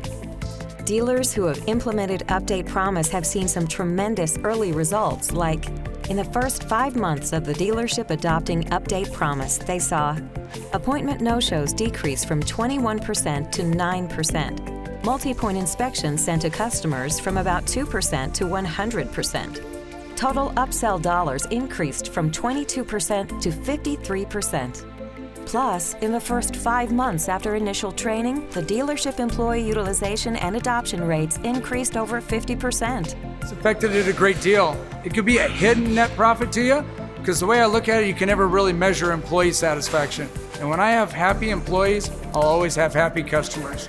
And that's a great benefit right there. Results like that, along with the time and cost savings, UpdatePromise can be that game changer you've been looking for in your fixed ops approach. We're able to actually track, hey, how many promises were actually served up to the technician? A promise is a multi-point inspection. And then we're able to track how many did they actually close?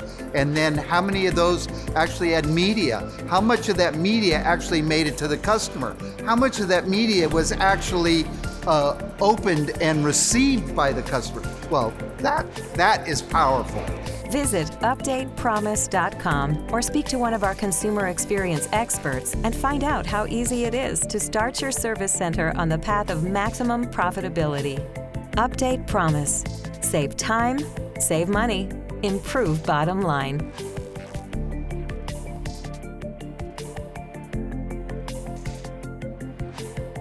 Don't hit the dust just yet. This ain't no tumble town. It's the Fixed Ops Roundtable Wild West event. It's a Fixed Ops revolution. Please welcome Art Shaw from RepairPal.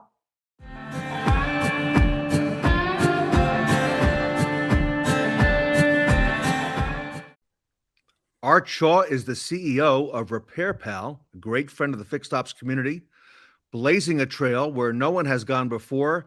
Congratulations, Art, on all your success, and welcome back to the Fixed Ops Roundtable. Thanks, Ted. It's great to be here. We've been, proud to be part of the Fixed Ops community and the Fixed Ops Roundtable for quite some time now. Art, you are leading the way. I hear a lot of people talking about your message. So again, congratulations to you. RepairPal is really making a difference out there. Again, not just for dealers, but for the consumers as well. Yeah, and we'll talk about that today, which is, it's really about thinking about how the consumer approaches this and how we can change our business in a fundamental way, not an incremental way, to really grow it in a healthy and profitable manner. All right. Well, I'm going to let you take it away, and the show is yours, my friend. Thanks, Ted. Put together a few charts so that it could really crystallize the thinking. Here's the big headline. The dealers lose about $214 billion in potential service revenue. Wow. That's a lot. Now, these two lines diverge. the one that starts at the bottom, which is repair revenue potential, starts going up. The one that starts at the top at 100%, which is retention during warranty, starts going down. So as the car gets to out of warranty and then to an average age, the profit potential goes up, repair volume goes up, but people start leaving the dealers more and more. In fact, the end of this isn't the end of the life. It's the average age. It's 12 years. And at 12 years, only about 20% of people continue to service at the dealer, not at end of life, but at average life. Wow. And so think about that lost profit potential. For dealers, it's almost an accepted part of our industry, and we don't think it has to be. It's interesting because that age and the mileage determines the opportunity. And it's at that exact point, as you could see where it meets there, that you've got these lost profits on the dealer side. Yeah. And it again, it's almost accepted. Yep. People leave the dealer. Yep. But it doesn't have to be. And the key is those years, that years in the orange with the lost profit are incredible years. They're incredible opportunities to build customer trust and to earn great profits. So we're a believer that this system can change, that customers can service more at dealers, but we have to change the paradigm to get there. Art, what do you think is a contributing factor to the uncaptured potential revenue? Yeah, so we know that 80% of people leave, right? That's kind of a common view. And in fact, if it's 80% a year, if dealers say 80% retention per year, then that's 80 times 80 times 80 times 80 times 80. So at some point it's low. Let's look at what a comparable is, Ted. What are other industries looking at for retention? Most industries are in 70 to 80% retention, not loss. Year in, year out, across all these different industries, whether that's retail or banking, service, it's 70 to 80% year in, year out that stay. So it's not the normal paradigm, Ted, that is, hey, everyone should leave when the warranty is done. Everyone should leave after I've made my purchase. That's not the way consumers actually think and act. So it's really a challenge. And this, to answer your question, what is it? Customers want transparency. They want to understand what pricing is. They want to understand that they are being treated fairly. It's not about the lowest cost, Ted. People often think, well, they've left because dealers are more expensive. Consumers understand trade-offs. They understand quality and price trade-offs. And in fact, quality is the number one buying factor in repair, not in the maintenance world of service and maintenance of oil changes, in repair. And so consumers are open to the concept that they're willing to pay for quality, but they want transparency that what they're getting is fair. It's interesting because you're right. It's kind of accepted now that they leave, right? And, that whether it's 70%, 80%, people throw up their hands and say, well, that's just what it is, but it doesn't have to be that way. And this focus on transparency, Art, has really taken hold, not just on the consumer level, but back at the dealership level for service advisors and giving them confidence as well. Yeah, think about how many people come to this roundtable and talk about customers as guests, right? The mindset of thinking like a consumer, not just the internal system, but the consumer coming in, is a mindset that so many people adopt. But we have to change our business practices to get the consumers to understand us. Let's take a deeper dive into some of the data, okay? We know that only 20% of consumers continue to service at the dealer after the warranty expires over time. Most people are doing online research, as they do for everything else. 77% of consumers do online research, even for car repair, right? RepairPal is a big player, as we'll talk about RepairPal later. Here's the thing, Ted, 57% don't believe they're getting fair pricing, right? And Most importantly, and this is the single biggest issue, customers not only want transparency, but the issue is that 73% of people stop servicing at the dealer because of price, not because of that bad service advisor you might have had at some point in time, or we're not as close. People are willing to travel for the hopefully uncommon repair event that does happen. They're willing to go a little further for quality, again being the number one buying factor. But if 73% of people have negative price perception from dealers, and that's the main reason they stop, we have to address that. We have to understand that and meet that head on if we want to change the paradigm. Right? And Art, if I may, RepairPal, your company has studied this because you've got, which is unique in the industry, you've got millions of people. I'm not sure the exact number, but I know it's several million people a month come to the RepairPal site for service. Absolutely. So RepairPal has been doing service, repair and service since 2007, right? So we're embedded, our DNA is around repair and service. We have 4 million uniques coming every month looking up repair and service. That's who we are. And consumers want a third-party validation. That's why they're coming to RepairPal, right? They're looking for validation. And if dealers want to change the paradigm and combat the number one thing, which is price concern, then they need to be transparent. And we have been doing that for over a dozen years. And Art, you mentioned that word transparency now. That's becoming a rock of the foundation here at the Fixed Ops Roundtable. How does RepairPal help bring that transparency to service? Yeah, so on this chart, Ted, we show the RepairPal estimator. That's a fair price for a car repair using average dealer labor rates, MSRP on OEM parts. So it's embedded as a quality, not a price war or down price. It's embedded about high quality pricing. It's fair for dealers to have fair pricing, right? Not the highest in the world, not the cheapest. And we are establishing that benchmark for consumers, and they're finding great comfort in that. And this is what drives the 4 million unique visitors we have every month.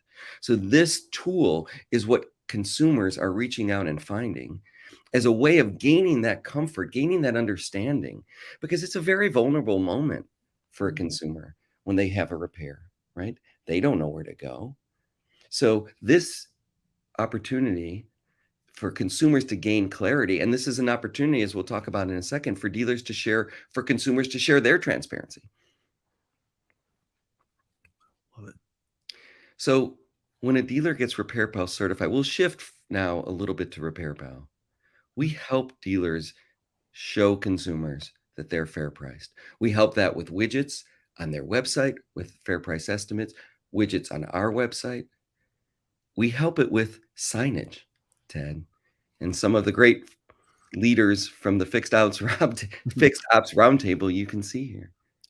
People are proud to show that they're high quality and fair price, right? I know not everyone knows RepairPal, but people know you've made the effort to gain third-party validation, and we are the leader in service. We've been doing service and repair for over a dozen years. Consumers come to us in the millions for that guidance. And so when you show someone that you're fair priced, they gain that trust to overcome that number one objection, which is price concern. And here's the thing that some of the folks from the Fixed Ops Roundtable have talked about. It's not only changing the consumer's perception that you're fair price, it's also changing the people who work there at your dealership, their perception. They're proud. They have more confidence. They discount less, right? So these signs are internal for staff as well. And here's the thing, it's as simple as this. For a win back when there's a service decline, when someone hears, oh my God, I have $1,200 of a repair, let me think about it. Right? When the BDC calls back and they add, and we're RepairPal certified for fair pricing, the results are amazing. And we have lots of dealers many of whom speak on your panel, who can share that. Kathleen Long likes to say there are many sources, many third-party sources, but they're not all trusted sources and they're not all reliable. RepairPal is all of the above. And you're right. When they have this banner at the dealership, it's not just for the outside guest, it's for the internal customers as well, the employees. Yeah, and as you mentioned, Ted, 4 million uniques coming to our site every month. Wow. We've established a heritage of fair pricing. It's great for dealers. We can change the paradigm thinking about the customer system, not just the dealer system, not just how to optimize what exists, but how to change what exists, how to change the paradigm, how to address the number one consumer need. And as a result, the opportunity of the $214 billion is significant. And it's wonderful for dealers to be able to participate in that ongoing length.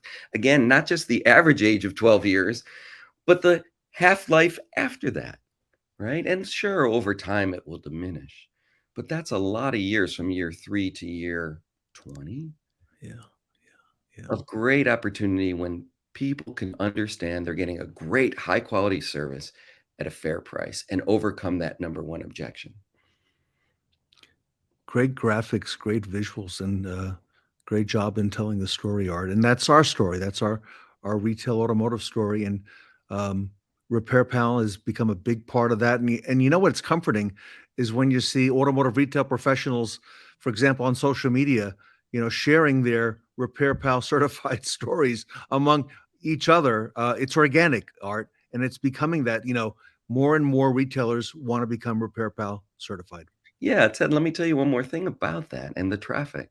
Okay. So we have 4 million visitors every month.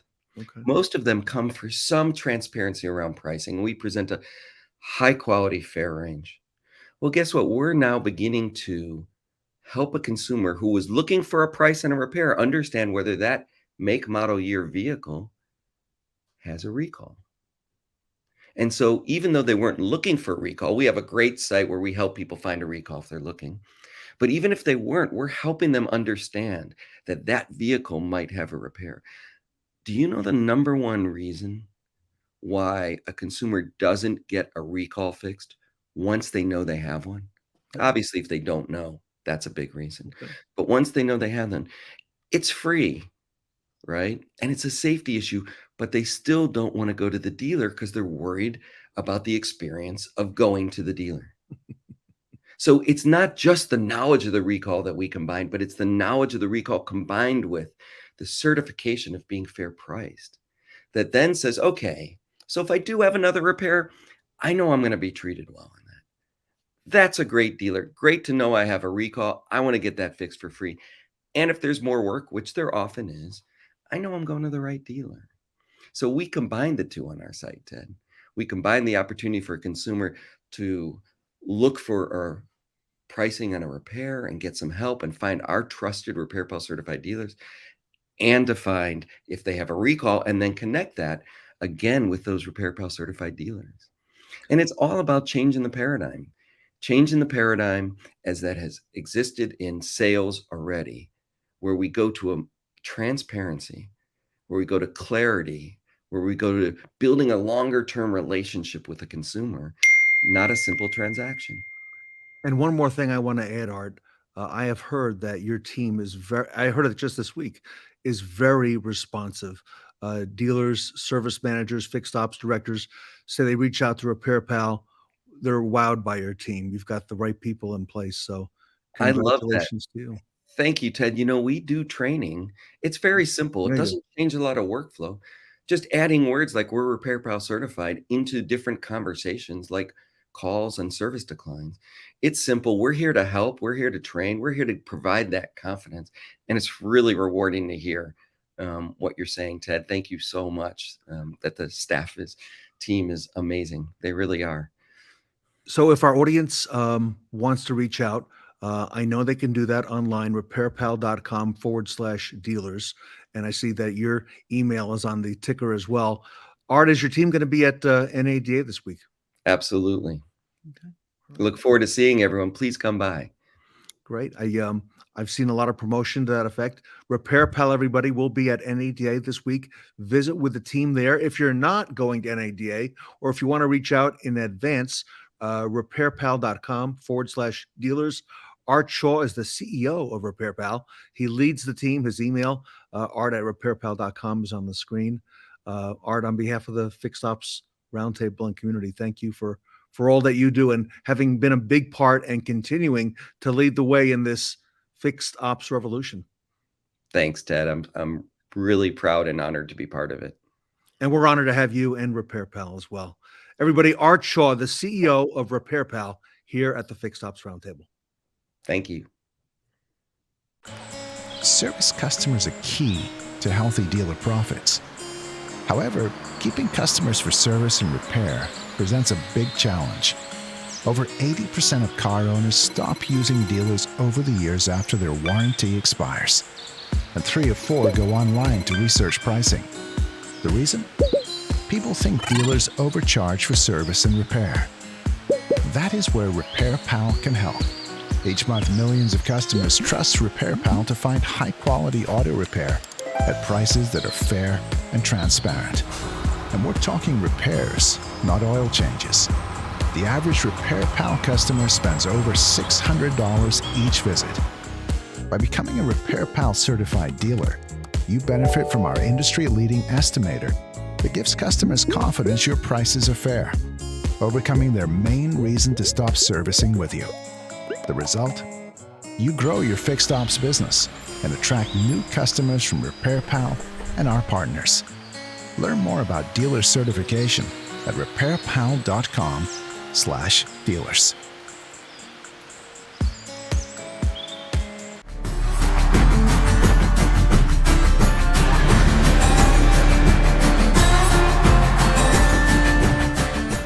It's high noon, and you know what that means. It's time for the RepairPal Roundup with the Service Lane Retention Panel.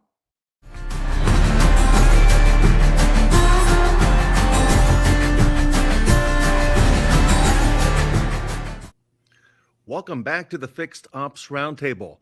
This panel is about strengthening service lane customer retention and some strategies to use from sale to post-warranty.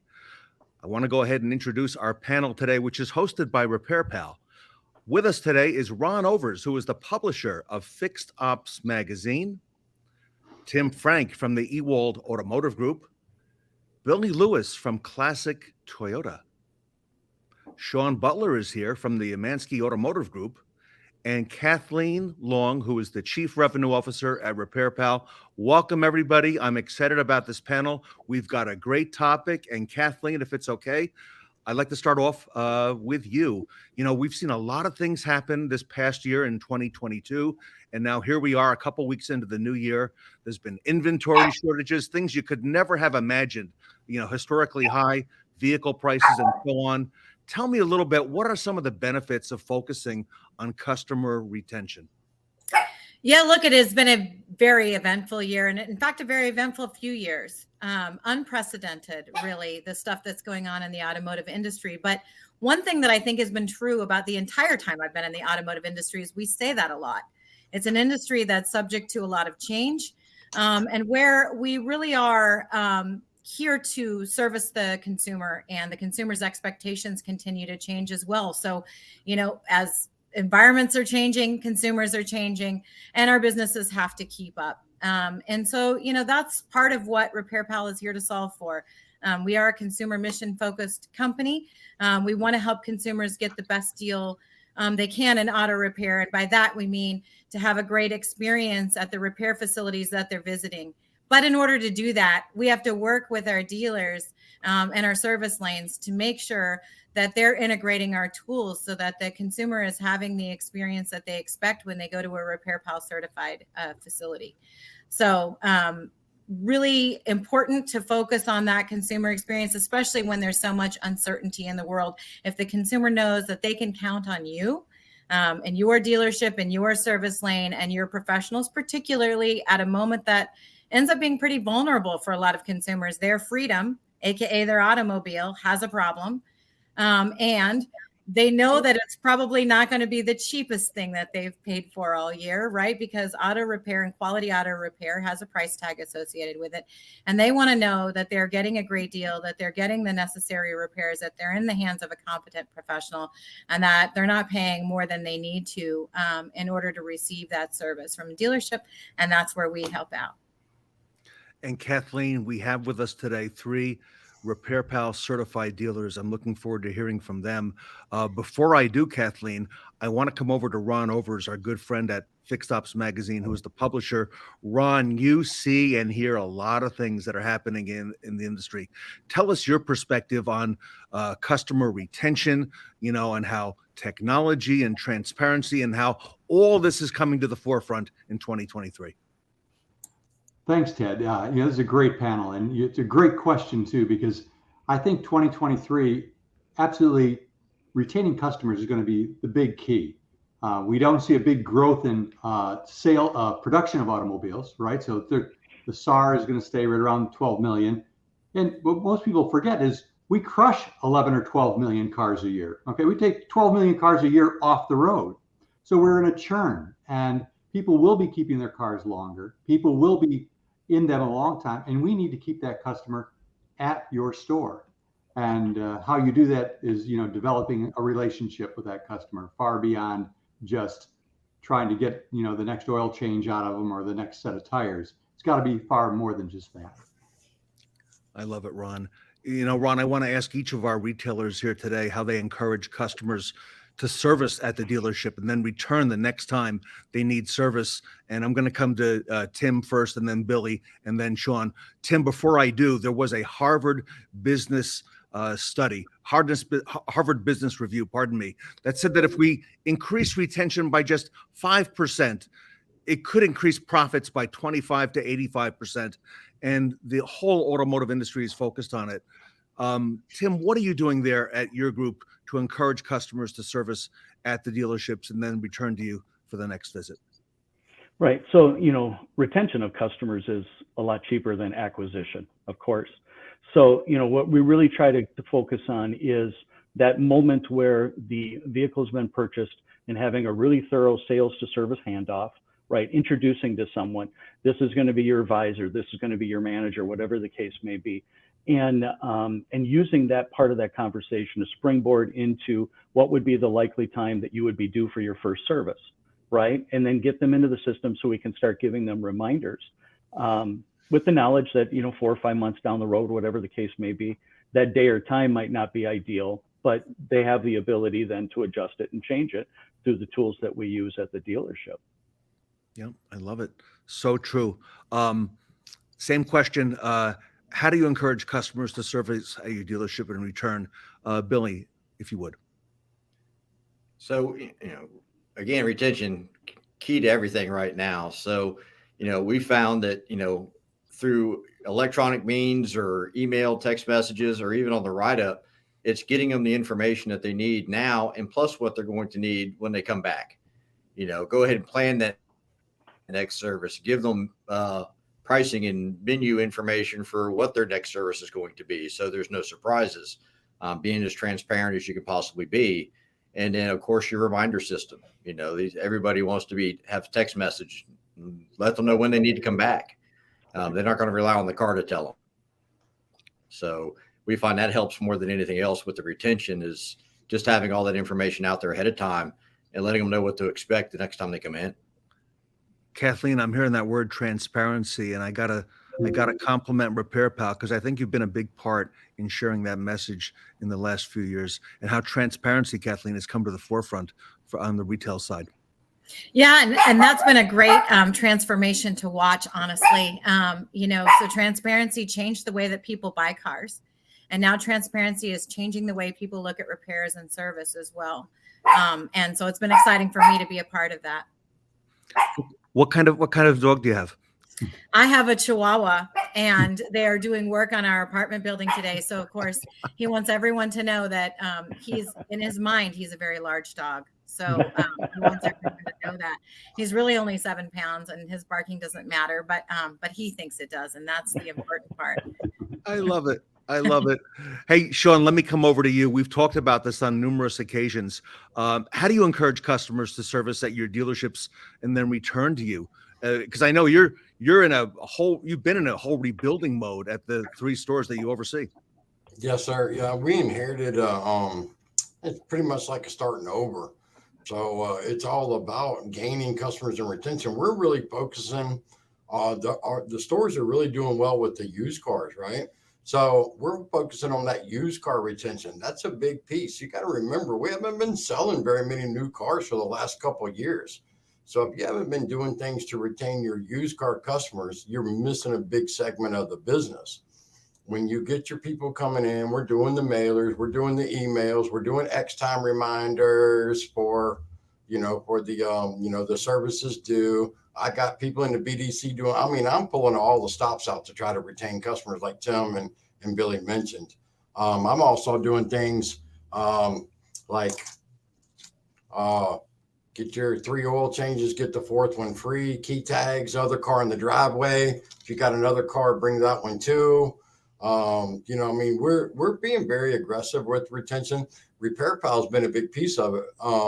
We signed up right away. Almost as soon as I got here, I initiated that process and got it started working with Danny and Jeanette and Ryan and now Kathleen. It's so easy and transparent, right? When you're on the drive and you can say, oh, well, you don't have to check, 4 other places. Let's check them for you right here. Let's click the little $ sign on our website. The advisors keep it pulled up, and it's about transparency and being honest and having integrity. I will fire somebody for trying to sell something they don't need, their customer's car don't need. I'm that serious about it because that's what gives us a bad name, and price perception is what we have to overcome. Tim, it's amazing how almost everybody walking around today has that phone in their hand, right? And they have the ability to fact check us and use technology on their own terms. And they do fact check us. Tim, how important is that transparency factor, at your location there in Wisconsin? Well, it's immensely important, as Billy and Shawn both said, to have the ability to throw some prices out there and say, hey, look at, this is now the unknown is now the known, right? And the customer can see that, and they can see that the repair facility that they're looking at fits into that bucket. And I think that's the biggest fear, right? If you don't know what's wrong with your vehicle and you've got to take it someplace, you're hoping that the people you're dealing with is trustworthy. And this is bringing that to the forefront and really showing it. Wow. Billy, I got to come to you. We're talking about this technology. Customers have extremely high expectations. I think those expectations are just going off the chart. Compared to what happened, in the last 3 years, a lot of things have changed in all of retail, especially automotive. How do we help create a memorable experience, on that service drive so that that leaves a strong impression on our consumer? Yeah, it all starts with your people, your advisors, to your facility, to customers. Like I said, they're expecting everything now, from pickup and delivery to instant shuttle service or Uber or whatever you can offer them to get them where they need to be, and quick turnaround time. How quick you can get them in and out. We've done more expansion on the express side than anywhere else in the shop. It's just to get them in, get them done, get them out, and as fast as we possibly can. So, adding in people on that side of it just to increase that. Because again, if they're happy with their time and their basic maintenance and quickness, then they're more likely to come back.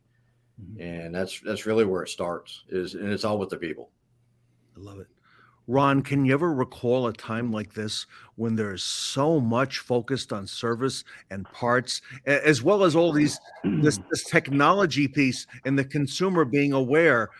I've never seen anything like it, Ron. And nor have I, and you and I together have been at this for a lot of years.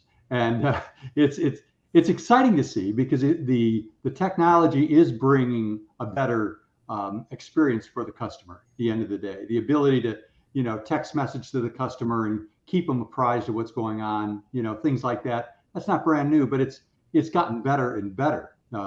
This year's version of that, 2023, is far different than what 2020 looked like when you were sending somebody a quick little, text message.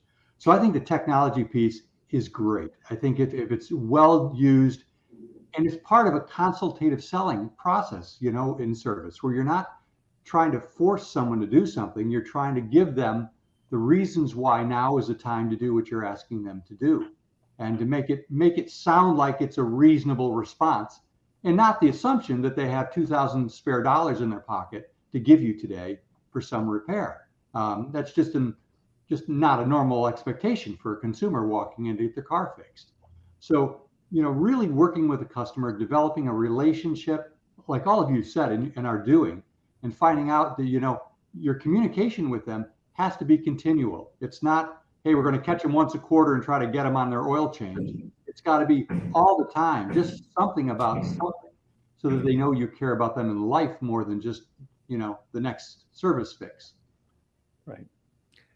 Kathleen, I'm thinking that this is the new expectation. Consumers, once they experience this transparency and, as everyone's talking about the texting, this is all the norm. If I went somewhere and they didn't do that, Kathleen, I would think something is not quite right. But I think the consumer now is expecting that transparency, and any dealership that does not offer that, I think, would be at a disadvantage. What do you think? I completely agree. And look, if we're not crafting intentional consumer experiences, then the consumer is going to craft their own. And they're going to do it by cobbling together, whatever resources or information they may have at their disposal.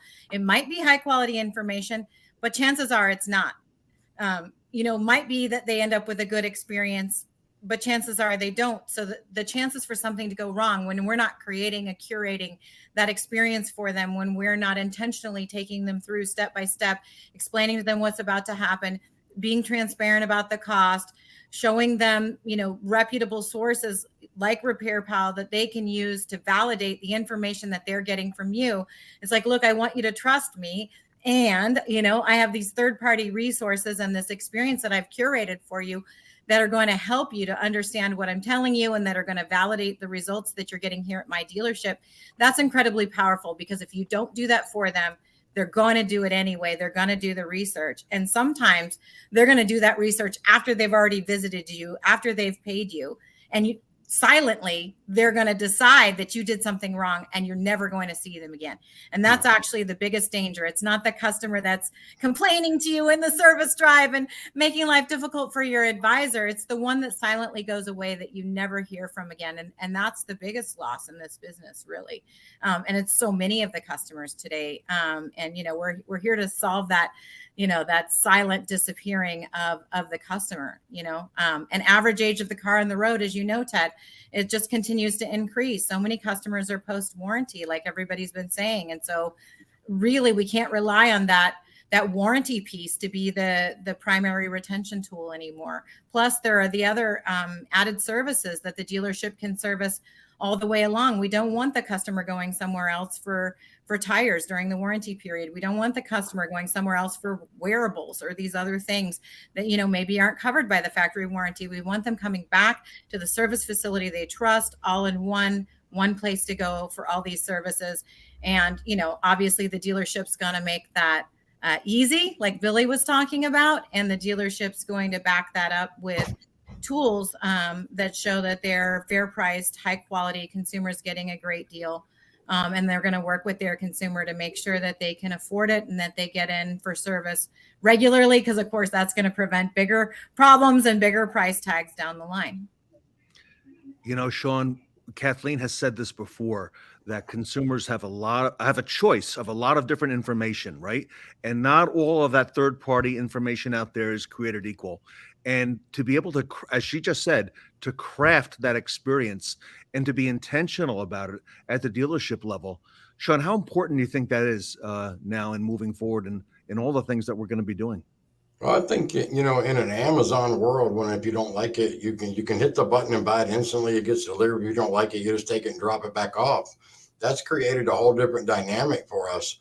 And then, like Billy and Tim said, and Mr. Overs, it's about that customer experience. I equate it to going to the doctor's office. So when you go to the doctor's office and they're going to tell you what's going on, right? And they're going to weigh you and they're going to, measure you and they're going to take your temperature, going to do all of these things. It kind of goes with the greeting, right? The warm welcome and thank you for coming in and doing the walk around. Customers expect those things. We have to go that extra step with following it up like every 20 to 30 minutes with updating them. The express service, like Billy said, we didn't even have an express service at the Honda store when we got it. Now we're Honda Elite. We're getting cars in and out in under 45 minutes. And but we're lining it up, right? People don't have $2,000 like Ron said a lot of times. But anybody who's been through this before, 93, 94, 07, 08, right? We know that people will cut off their right arm instead of buying a new car when they get scared. So therefore, we have to be prepared and we have to line it up for customers and not make it scary. You have to present it in such a way that it's palatable, that they understand it, go overboard, and prioritize it for them. That's a huge piece. You can't just throw it out there and we, present and shut up, right? Everybody knows that. But as soon as somebody says, well, I don't have that, you have to prioritize it and make it about their safety, about their comfortability, and about, the longevity of their vehicle. I've extended my marketing all the way back to 04 vehicles. It was set for 10 years old. I've gone all the way back after I've studied the numbers coming in. And nobody here has said anything that is not good advice so far. I want to talk to all of you about post-warranty customers. Before I do, Tim, I got to come back to you because before we got started, you and I were chatting in the green room. You've got a number of brands that you sell and service there at your locations. But you've also got a brand that's not a typical automotive brand that you sell and service. Talk to about that and if these things apply as well to that brand. Well, we're talking about Airstream trailers in addition to the Fords and the Chevy Buicks and Chryslers and Kias. So those customers are unique. They are brand loyal, almost fanatically so. And they want a very specific type of experience. And everything that we've talked about really plays into that field. It's all about the experience. It's all about the communication, the being visible, the transparency. Physical wows, they've got a shelf life, right? They might work once, but after that, you're not really going to have much there. So in that Airstream world, the only difference is instead of talking about a piece of trim or a mechanical component necessarily, it might be the kitchen sink or the shower, right? So you're in there and you need to be communicated with, and they need to know what you're doing.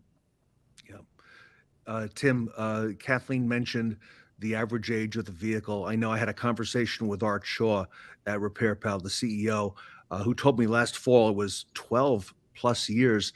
And now Kathleen and I were talking recently, it's coming up on 13 years, average age of the vehicle. Tim, what about post-warranty? Customers had their vehicle a number of years. We're all talking here about inventory shortages and, perhaps people now keeping their vehicles a little bit longer. What's your strategy for winning over those post-warranty service customers? Well, hopefully it starts while they're still in warranty, right? And you're taking care of them during that opportunity that you have for them.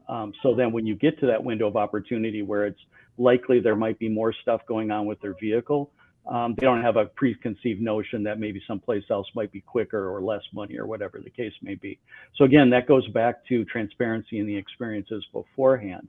I'm going to shamelessly plug the people over at Traver Connect and John Traver, because they've got a relationship management program that we've used quite successfully, and they do a very good job of helping stay in contact with those people and making sure that they know where the place to go if they need something. John is a great friend of the Fixed Ops Roundtable and a personal friend of mine for over 30 years and a lot of integrity there, Tim. So, that's a great name. Billy, you've got a busy shop. You got a lot of things going on, a lot of product with that Toyota, but I know you get a lot of that post-warranty consumers as well. What are some of your strategies there as well? Again, like you said, it starts when they're in warranty or the free oil changes at the manufacturer's guild. I mean, that's our audition for the customer, really. I mean, Toyota paid to get them there the first time or the first 3 or 4. And if they like you and they trust what you do, then they're more likely to come back. And just being open to with, what they're looking at when it gets out of warranty, what the expenses are going to be, and try to coach them and encourage them to come back. But it really, again, back to the people. If they like you and they trust you, they're going to continue to come back. And we're fortunate in the Toyota world. People do maintain their cars for a long period of time, and we talk about mileage and age. We're almost at 15 years and almost 170,000 miles average. With these cars coming in now. So it just keeps going up and up and up, and these people are repairing these cars. So, we just see it growing every day. Wow. Shawn, what about you over at your locations? I'm seeing much the same thing that Tim and Billy are, but one of the big things is that we have the employee experience, right? When customers come in and they see your employees interacting and happy to be there, and everybody's, using the 10-foot rule and greeting people, that transcends so much that you don't even realize when people feel comfortable. I mean, I see it in some of the remarks on the surveys, right? They're like, everybody there was so nice, and they were nice to the other people. It wasn't just me. Those kind of things make people want to come back, and setting the expectations for the next visit. That's hugely important, right? You don't want somebody coming in on a Toyota when they've had all their Toyota cares, and all of a sudden you whammy them with the 329, 30,000 mile service. They have to know that's coming. It's the same thing in Honda, same thing Acura, Mazda. If you're telling them what's coming next, they're educated. They know. You're telling them about your website. You're telling them about using RepairPal. I even have my BDC people using RepairPal to give people, they can quickly give them a range of what the customer's talking about on the phone. It's not that hard, right? They got it pulled up right there. I'm okay with that. If they're giving them a range, they're not pinning them down anything. They're just giving them an idea. Some people won't come in unless they have an idea what it's going to cost them. Okay, let's give them an idea. But the employee experience just transcends everything. It makes the customers feel special. We've also started using videos, and we're getting a huge response to the video presentations. Define that when you say using videos. Who's using video videos? MPI? We're using True Video to call them out by name. I think they're a member of the show. They've been on here before. And we started Mazda basically forced you to do something with videos to get that factory money. And I was like, okay, well, we were having problems with our, scheduling provider, shall we say. I don't want to say anything bad about anybody, but we weren't getting it to work. So I reached out to the guys from True Video, and it was after, a Pick Stop show, Ted, that I saw them, and came in, boom. That's what they concentrate. That's what they do. It works flawlessly, and we're meeting the factory numbers, and we're getting a huge response from the customers. They really appreciate the transparency, to throw that word out there again. Kathleen, coming back to you, that transparency keeps hitting home. How does RepairPal help service lanes all across the country improve their customer retention? Since that is our topic today, retaining customers. Yeah, absolutely. So it's just what Shawn was describing. We show a price range for many mid to major mechanical repairs, as well as regular service intervals, and other things. That is a fair price range. It's not the lowest price or a race to the bottom in any way. It's a fair price for a quality automotive repair. What I like to say on the consumer side of the business is there's nothing more expensive than a cheap auto repair. So we don't stand for that.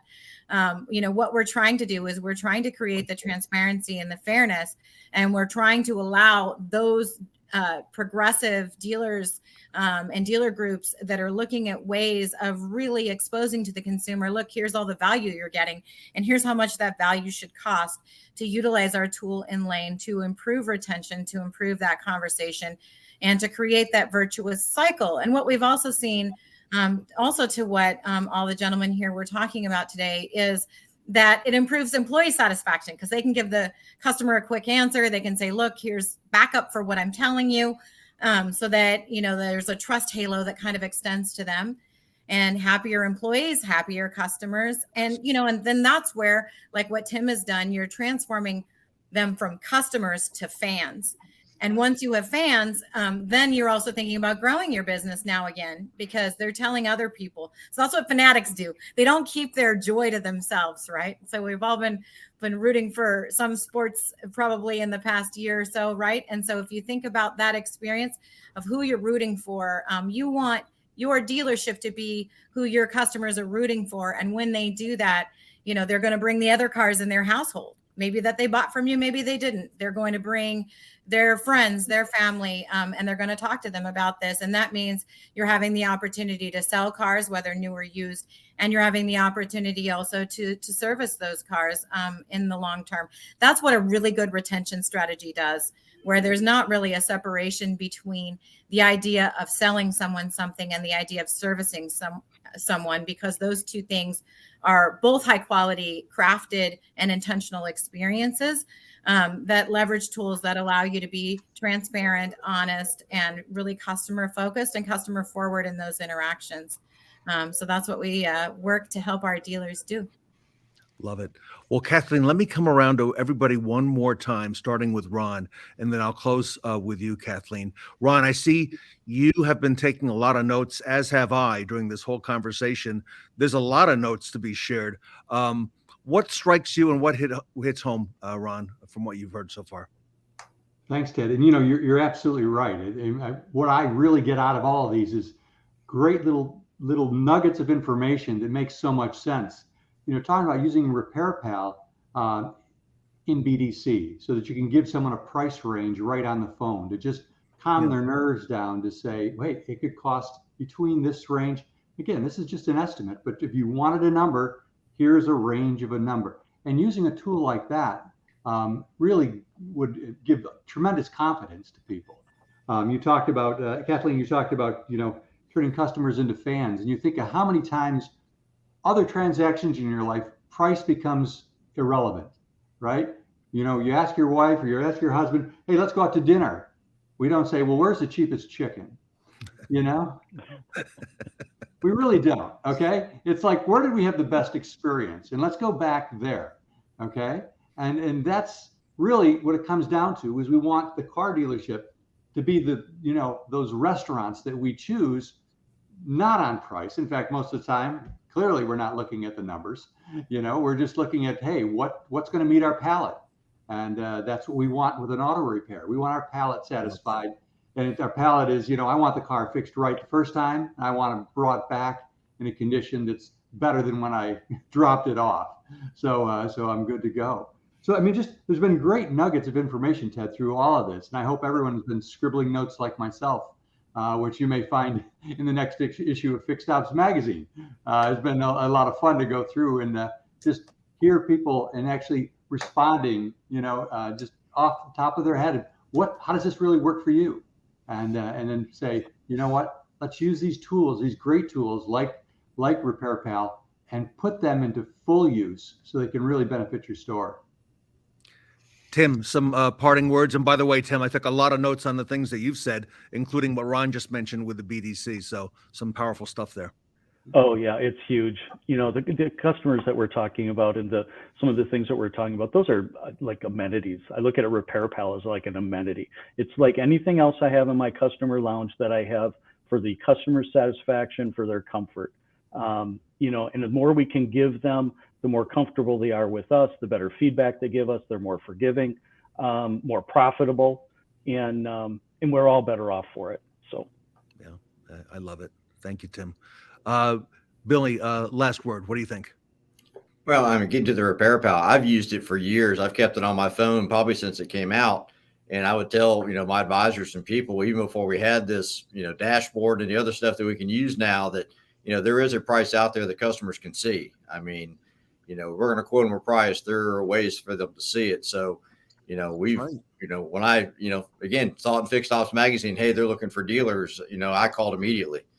And we started talking and signed up for it. And, you know, we've even expanded into our Express, doing all makes and models. And we put that on RepairPal. Hey, we'll service your car, bring it in. You know, it's actually expanded our range of vehicles. And then hopefully those people come in, like us, and then buy cars too. So it's transitioning into a lot. But RepairPal has really helped us. Our business has increased, and we're pretty sure that that's had a lot to do with it over this last 6 months we've been on it. So great program. And Billy, you're so right. RepairPal didn't just come on the scene last month or last year. They've got a long, established and successful track record, and I've been following the company since 2010. So, congratulations to all the things that they're doing now. You mentioned the dashboard and so on. Shawn, over to you, and then I'll come to Kathleen to bring it home. Yeah, I mean, I'm appreciative of this panel. I always learn so much with these, every time we do one of these. But let's remember, customers want to come back to the dealer. We have to give them a reason why, right? We had a better building. We got better trained technicians.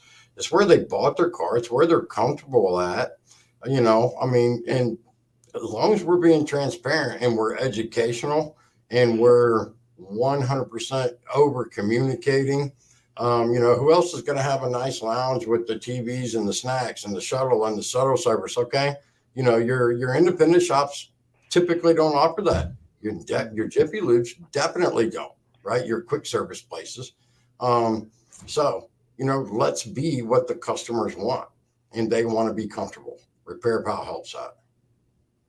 Kathleen, if I'm a dealer or a retail manager watching and I want to become RepairPal certified, are you still able to take me on? Can I still join? What do I do? Absolutely. So you can visit us online at repairpal.com/dealers. You can come see us at NADA. We're going to have a booth and a little cafe and a couple of exciting announcements there as well. So not to give anything away a few days early here, but so we would love to see folks there. Certainly give us a holler and we would be happy to talk to you about it. We want dealerships who want to stand for the very best in customer service. And so if that sounds like your dealership, we would love to talk to you and give you a preview of what Tim, Billy, and Shawn are using and how it might benefit you. Great. I want to thank the panel today.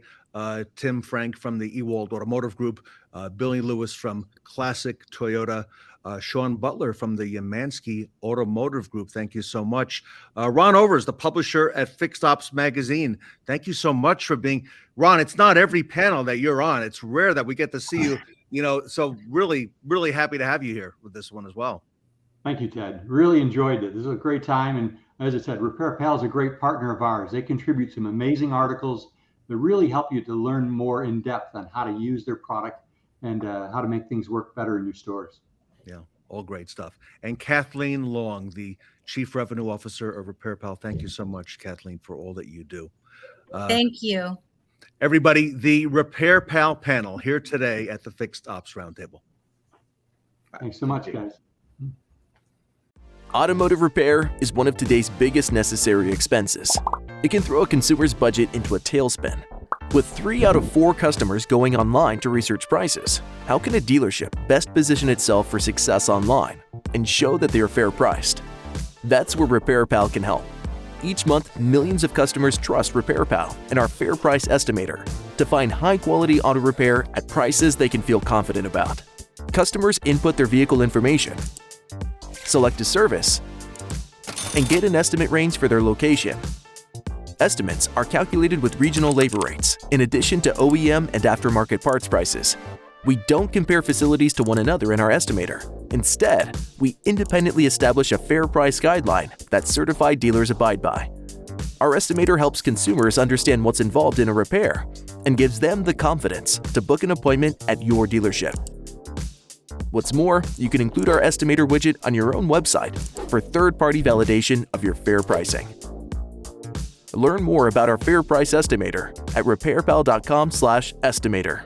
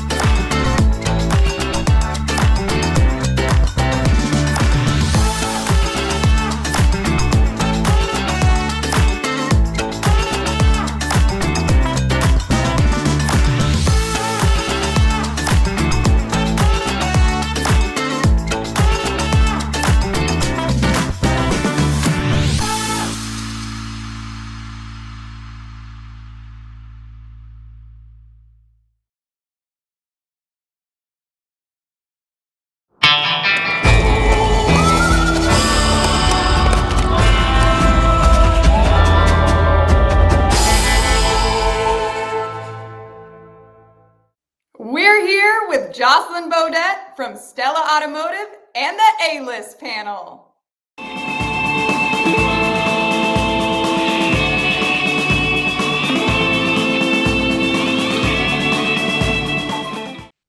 Welcome back to the Fixed Ops Roundtable. Our panel today is about conversational AI for your dealership phones and supporting your service advisors and BDC teams with a digital voice assistant that eliminates hold times and answers your customers' calls in just one ring. Sounded good to be true? With us today is a panel that includes Josselyn Boudett, the founder and CEO of Stella Automotive AI, Ed Roberts, the COO of Bozard Ford Lincoln, Shawn Butler, the Fixed Ops Director at Yamansky Automotive Group, and Michael Weldon, the Fixed Ops Director at Hansel Automotive Group. Everybody, welcome back to the Fixed Ops Roundtable. Thank you, Ted. Glad to be here. Ed, you've been a part of this conversation now for some time, and you've seen a lot happening. Here we are at the end of January, already into the year. A lot of change occurring, a lot of new awareness. What do you see as the pressing needs and issues and things we need to be aware of on the retail side?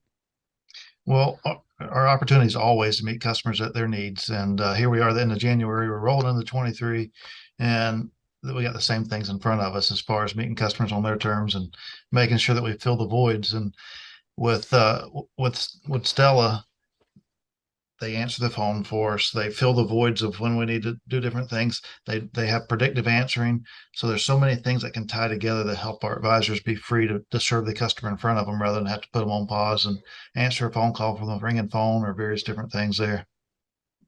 And Ed, you're really a trendsetter on meeting the customer at their terms with all the work that you're doing, the good work on mobile service.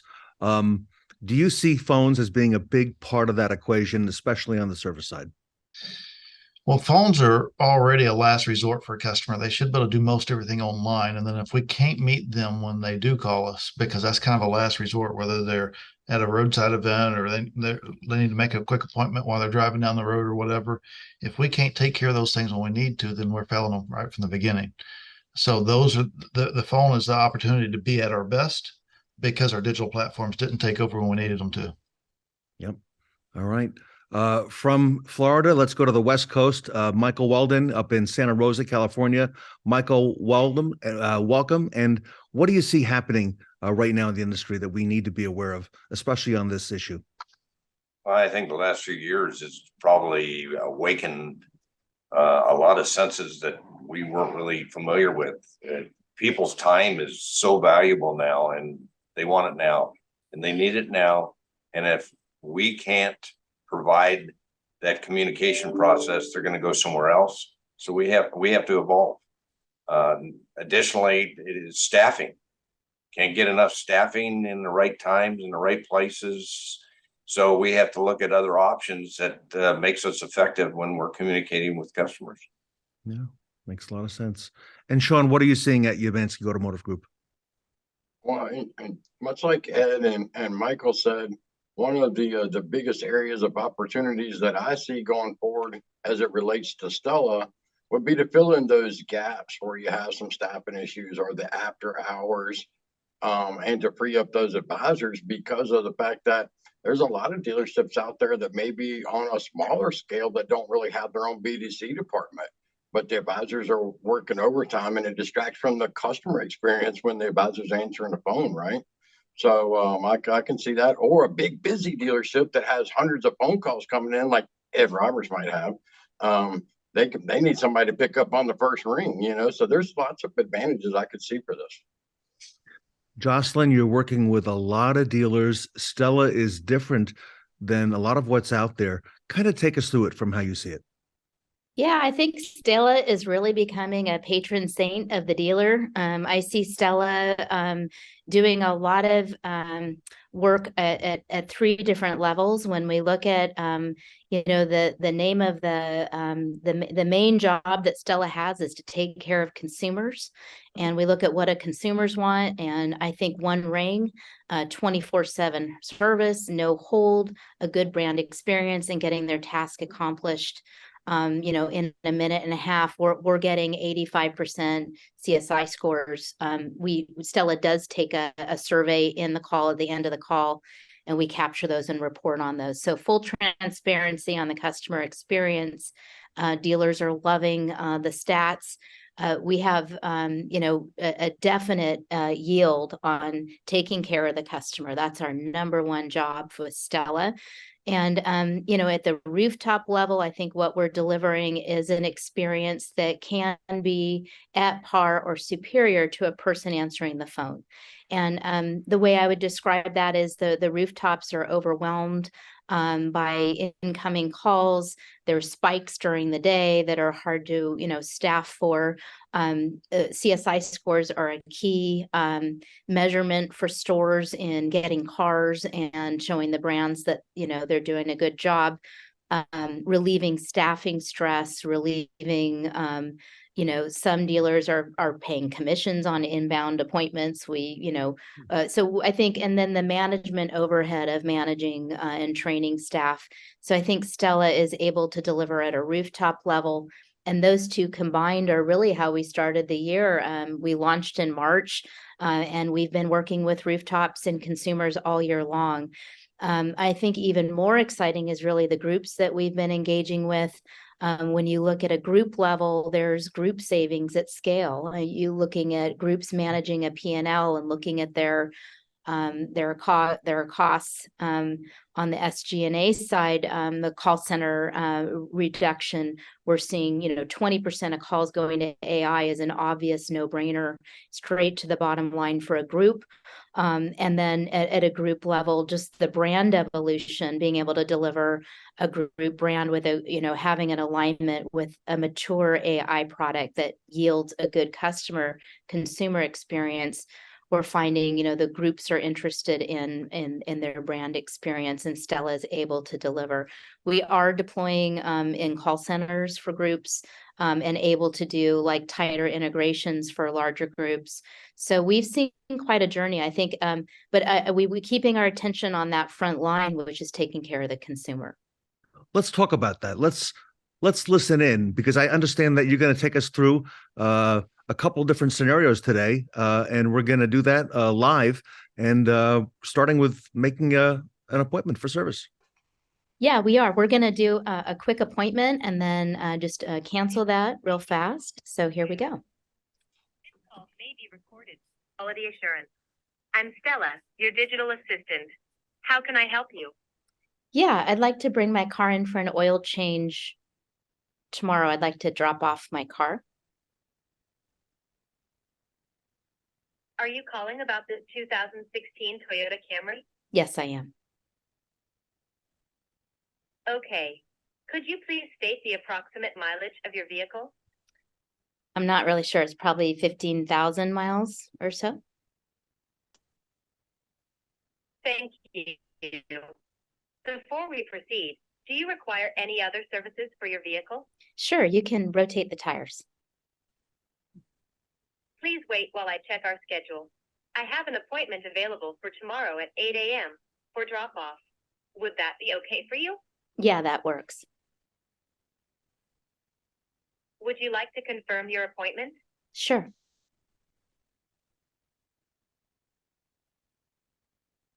I have successfully scheduled your appointment for tomorrow at 8 a.m.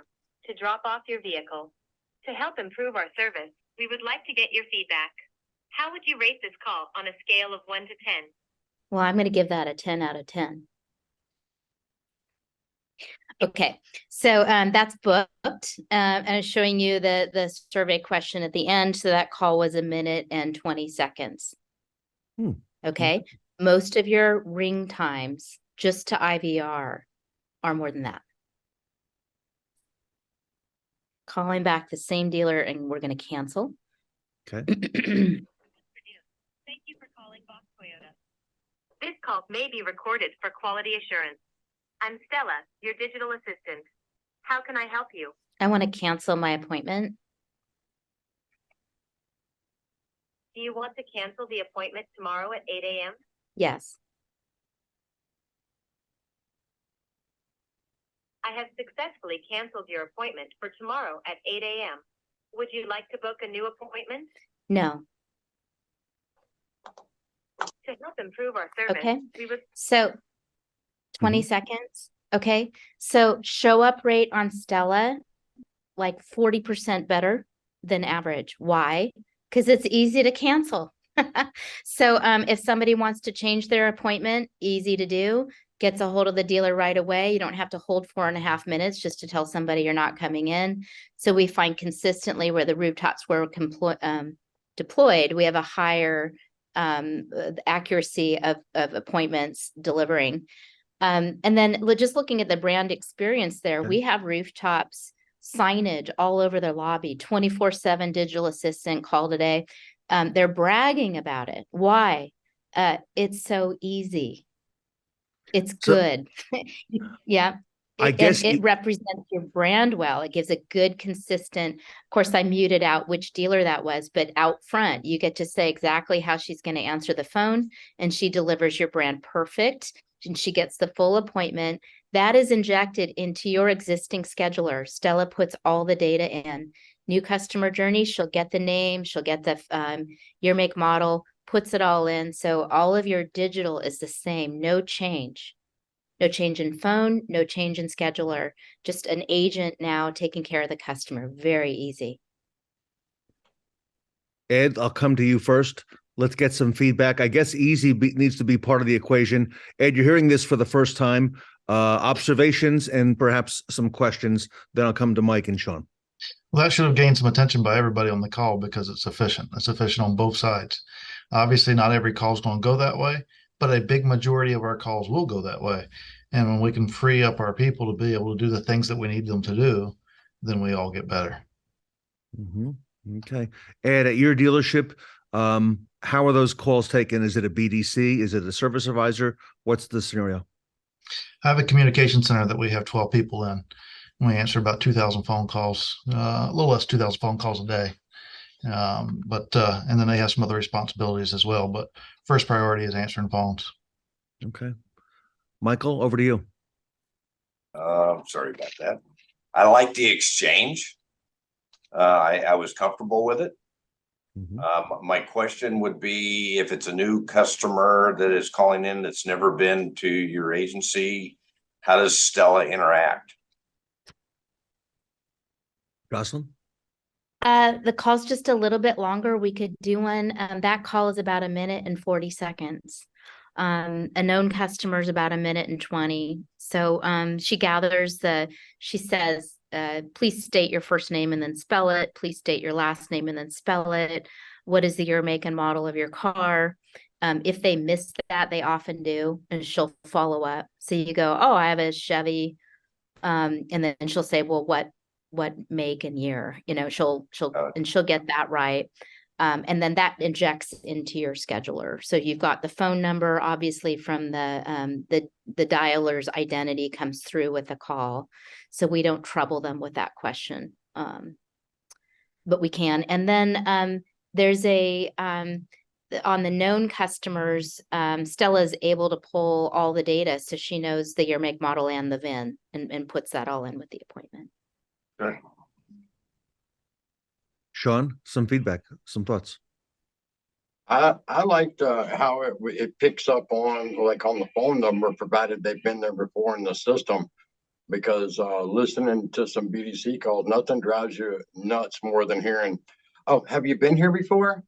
Oh, the customer expects you to know that. That's one of my pet peeves with people that answer the phone in the dealership. Shawn, how are those calls taken at your dealership and at your group?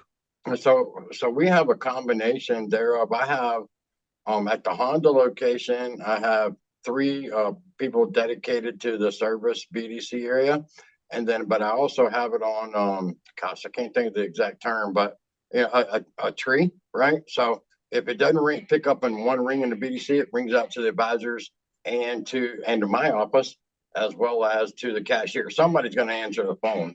And it works much the same way at the Acura and the Mazda stores, except for we just have a couple less people. We have about 8 people available to answer the phone here at Honda. We only have about 5 at the other stores. That's a great point, that most and many dealerships' phone systems, Mike Weldon, are not intuitive, and they don't pick up on, what vehicle. And here, Stella is already automatically populating that when that information is available. How are those incoming appointments handled at Hansel Automotive Group? Well, we've worked off of BDC, but we've kind of separated that to stores because we've gotten so busy that we weren't able to facilitate with the limited staff to understand the multiple brands. It's important that everybody kind of knows what they're working or who they're working for. So we've got at our BMW franchise, we've got 2 people. At our Volkswagen, we use 2 people at our Volkswagen franchise, 3 at our Subaru franchise. And at our Acura franchise, it's 1. And then at our Toyota stores and our Ford stores, they get larger, 3 to 4 people. And just like Shawn, we have them roll over to multiple phones. But when you do that, it's adding time, and time creates a dynamic that when somebody finally picks up, that the first thing that comes out of the customer's mouth was, "Well, that was a long time. I didn't think anybody was going to answer." Josselyn, I'm sure that you're able to, at Stella, listen in to a lot of phone calls. While that rollover might seem good for the dealership, for the end user, the guest, the customer, that's probably not the best solution. Yeah, I think it's just unnecessary. I mean, we look at what's happening with our dealers where, we have quite a large base where we've been on for 6 months.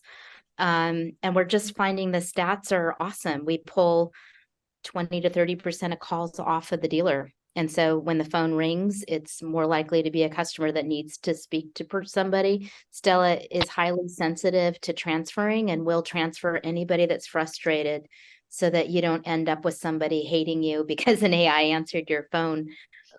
We do talk a lot about, to a lot of dealers about, I hate IVRs. I can't stand this. I personally would never want to talk to this.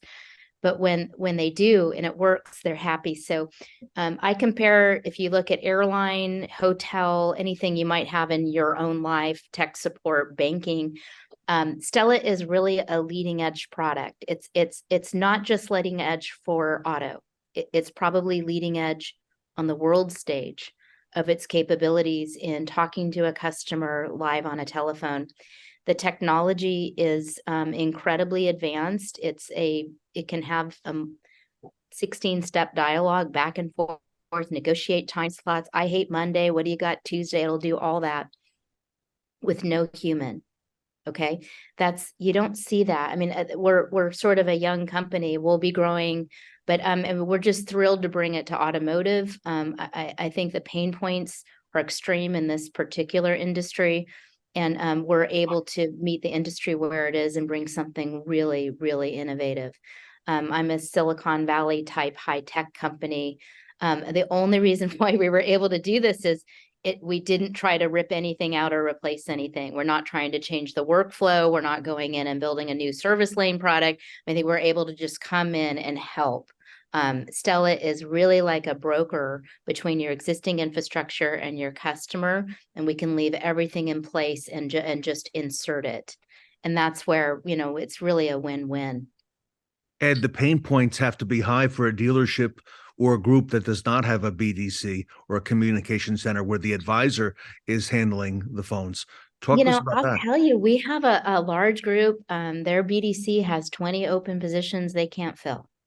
Yeah. A BDC is not a magic wand. They have the same problems as the rooftop.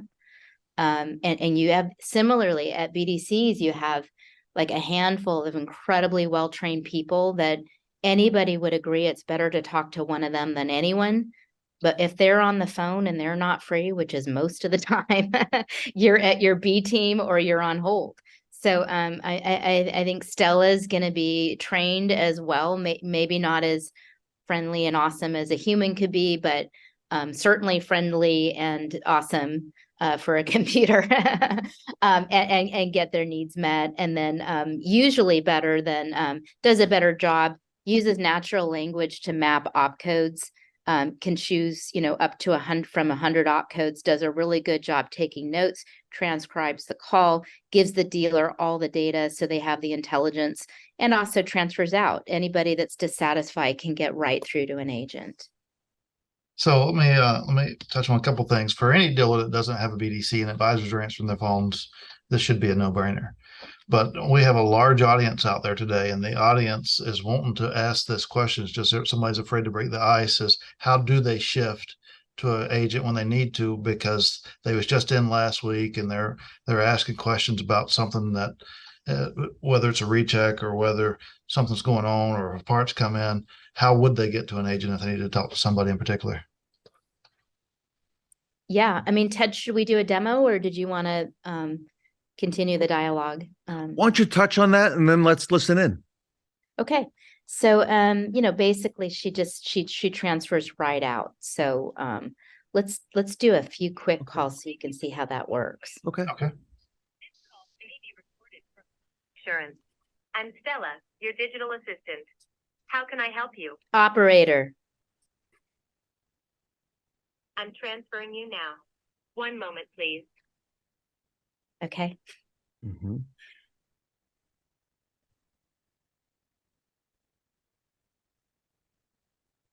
Good afternoon. Thank you for calling Fox Toyota. Sorry. Mm-hmm. This call may be recorded for quality assurance. I'm This Stella. is terrible. I'm a gringo. Assistant. How can I help you? Habla español. I'm transferring you now. One moment, please. Now that was horrible, and I apologize to anybody that's Spanish. That will transfer to, if the dealer has specified Spanish-speaking employees, that is transferring straight to the Spanish desk. So great example there, and there's a lot of people wanting to ask those questions, and I couldn't think of a better example than that. So great job. Yeah. Now, I think there's a lot of room in there if they say operator to say, hold on, is it possible I could help you? We don't do that yet. Dealers want those calls. But we have just done, it's been such an amazing year working with rooftops. I mean, we've built in all sorts of configurable items. We can book the appointment in all cases, or if there's a recall, you can make a rule that Stella will transfer recalls so that you can look and see if you have the part. We can transfer certain repair types, like book some of them, but it may be that you need a special technician. Stella is able to look and see the most recent service advisor in some of the softwares, like Xtime. If the group is able to identify in Xtime certain maintenance bays as reserved for certain jobs. Stella can book those. It's really sort of up to the dealer and what level they've customized their scheduler software. And then we put some logic between the scheduler software that we can add in Stella, such as these rules. So we can we can kind of do a playbook of how you use your schedule, plus rules you might want to implement at the rooftop level, at the brand level, or at the group level. So you're able to customize it to the individual the group's needs. Yeah, like we have one brand where I think the brand requires that I think most cars are covered by warranty, but the brand requires that 25% of booked appointments aren't warranty repairs, or rules like that. We can insert that we're able to do a lot with the dealers on a case-by-case basis at this point. So another question that a lot of dealers out there may have is, I have 3 franchises in one rooftop, or I have a call center that answers for 3 rooftops. And obviously if they're pulling the data, but maybe someone has a Toyota as the wife's vehicle, and someone has a Tundra or a Nissan as a husband's vehicle. How does it shift between those? Well, Stella charges by scheduler, not by rooftop. So if you've got one scheduler for 2 brands and one rooftop, then it's one Stella. If it's a call center, the call center is still logging into 36 different dealers and 36 different schedulers. That's 36 Stellas. She's gonna route. We do work at the call center level. Well, Stella can route calls. So one ring, hello, how can I help you? And then depending on what you say, it would transfer to Stella to book an appointment, or transfer to the call center. So we can put Stella out front to route calls.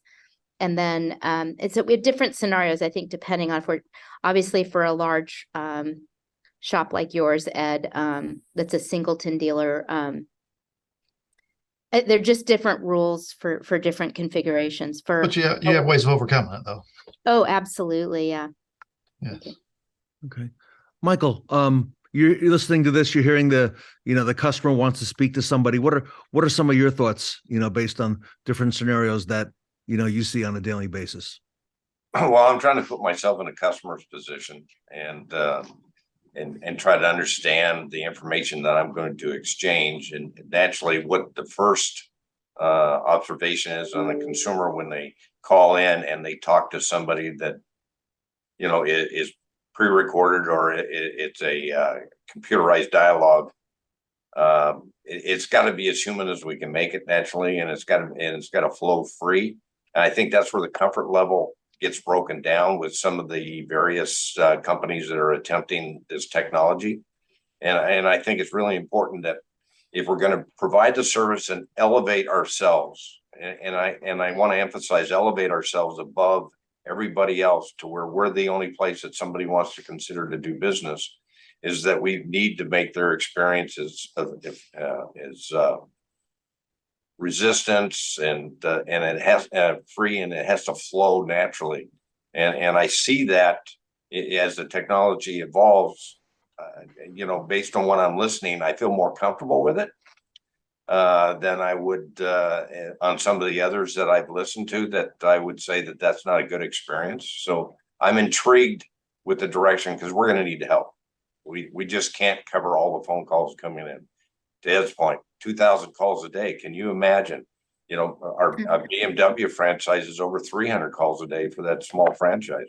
And for 2 people to be able to handle that effectively, it's almost impossible. Josselyn, what about times when the dealership is closed? Okay, evenings, weekends, holidays.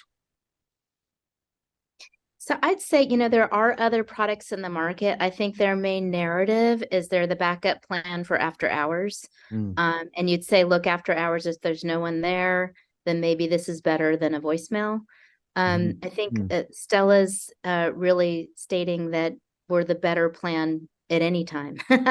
So it's a very different narrative. The other thing is, I'll make a distinguishment. This is the all reporting and very intelligent data comes through to the dealer as well. The rooftop level and the group level, where we're able to give them empirical data about what people are saying on the phone. We've delivered in the last month to all existing customers a summary of all opcodes. This is really interesting. We found about 50% of the opcodes don't exist. So, we can give them empirical data about what people are asking for, and then request that they create opcodes for that, so that Stella can use the opcode. Most dealers, especially the BDCs, are using about 5 or 6 opcodes that are on a sticky note, instead of really leveraging that so that you can do better planning. But I'm sorry, I think I might have gone off narrative. No, and I know you're going to give us one more scenario for a roadside assistance. Before we do, Shawn Butler, let me come to you with some feedback on some of the things that you're hearing and that you may be thinking of asking as well. Well, on the interactive side of it, what I've experienced, or I'm sure that any of us that have listened to phone calls, when you do get AI or a recording, people will just keep talking to it. They don't even realize it. At what point does Stella decide that, oh, okay, I need to shift this to a live person because I'm not getting through to this, when it's not getting a good interaction? Pretty fast. I mean, we'll attempt twice. Like, for example, state your name. And I'd say that the main failure for Stella's system would be background noise. TV on, radio on in the car. She has a really hard time. She's transcribing everything that she hears. So you'll have even lyrics from the song plus the person's voice. And, she just doesn't know what to do with it. Sure. So those are the main timeouts with children in the car. Well, that's understandable. Yeah. Another question I was thinking of, at what point does it recognize? You were talking about the opcodes, and we all know that our system's full of opcodes that nobody uses. So hopefully we clean those up on a regular basis. What about, like, if somebody calls up and asks for my check engine light's on, I need a diagnostic appointment, does it recognize those things? And does it automatically go, oh, I need to go talk to Ed because I'm not going to be able to book this appointment properly? Yeah, we can definitely set rules for certain repair types to transfer. I'd say the new feature coming out in Q1 is what we call Whisper, where when we transfer, Stella stays on the phone, and then the call center answers and Stella says, Ted has a recall. I'm transferring him now. So that's, from demand of dealers. Right now, we just transfer it. And so I think it'll be a much smoother experience to tell the call center. But rules around, we do understand, like, different brands have 20,000 mile service versus 40,000 mile service versus oil, and then there's oil and lube, and then so we've done a lot of work in that area. I think we beat any employee on getting that right by brand. We know what dealer they're calling, and we know what opcodes they have, and we know how you want them mapped. So that's a big part of the setup. Yeah, that answers it. If it maps the mileage to the opcodes, like, because I know a lot of us have it set up by mileage services in their system. So. Yeah. I mean, I'm excited about the future with connected car, where their red light's on, and then when they dial, we would already know their red light is on. I mean, we're not quite there. I think it's coming probably this year from the connected car space.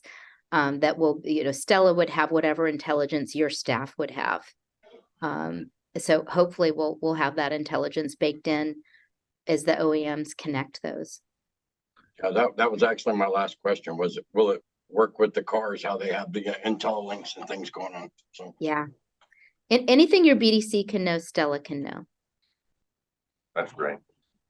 And I see this, Ed, not only as what Josselyn just described in the scenario that Shawn gave as what's coming, but it's what's here now.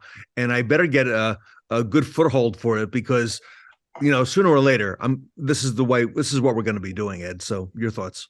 Absolutely. Data is available to us, and tying all that data together just makes us all look better and enhances the experience to our customer. So I love to hear that the connected car data is coming as well, because that's what we use as well in-house, but we don't get as much as available. So I agree with Josselyn. As the year progresses, that's going to become more and more prevalent. So, Josselyn, I know all three retailers on here probably get that call for emergency roadside assistance. What is that scenario? How does that play out on Stella? Okay, let's do a demo of that. Okay. This call may be recorded for quality assurance. I'm Stella, your digital assistant. How can I help you? Yeah, I'm on the side of the road, and my car got a flat tire. Do you want to book a service appointment? No, I need help. I'm transferring you now. Okay. 1 moment, please. All right. So Thank you for calling. what I don't want that brand to show. She transfers live to roadside service. So any dealer that has a program for tow trucks and things like that, it's just a hot transfer. She puts them right through. So she understands that language as well. I'll just say that. So, And Josselyn, the efficiency factor, not having the extensive phone tree of getting transfer to transfer to transfer and being able to pick that up quickly and make the appointment. I think you gave us the time a little bit earlier. It's so fast, you almost miss it. You're just like, well, that's how it should work. That's good. But if you think about it, you just don't see it anywhere. Mm-hmm. You don't see it at the Apple store. You don't see it at Ritz-Carlton, but I can get it to your dealership. Mm-hmm. So we think that magic of there's one other thing, Stella. Right now, after hours, if you call after hours, you can say, I want to talk to Mike Weldon, and Stella will say, we're closed. Can I take a voicemail? And she will email the voicemail. So after hours, she's taking voicemails and booking appointments. So that would handle more than 70% of after hour phone calls with a digital solution. So rather than going to an inbox with a message, she does a transcription in an email. So that's a time saver. Monday morning when you come in, we had one dealer group go live, 5 rooftops. They wanted to test it. We turned on Friday afternoon at 4. I called them Monday morning to see what they wanted to do. They had 170 appointments and a pile of voicemails transcribed. So Monday morning, we just ripped, dozens of hours off. It was just a done. That was it. They never turned it off. It was they were just testing it and they left it on. So there's just a lot of value in peeling that work off of your employees and knowing that your customers are okay. Ed, I'll give you the second to last word, and then Josselyn for the last word, Ed. Hey, I think that you've showed Josselyn that you can overcome some obstacles, and that's one of the things that a lot of people are afraid of, that I don't want a computer answering my phone. And we heard it from Mike there himself saying that I feel much better about it after hearing it go through. And I think our audience feels the same way. I think you've helped overcome several obstacles there. And let us know how people can get a hold of you. Josselyn, what's the next step? How do we set it up? Dealership wants to find out more. How do we do it? Yeah, I'm laughing because my sales team will call everybody. Please go to stellaautomotive.com. There's a form there where you can schedule a demo. We have a national sales team. We love coming on-prem. My team will meet you in person in any city. But you can also call, and obviously we look forward to working with. We believe this digital experience at the rooftop level helps the brand as well. And to me, it's one of these solutions that helps rooftops and brands collaborate.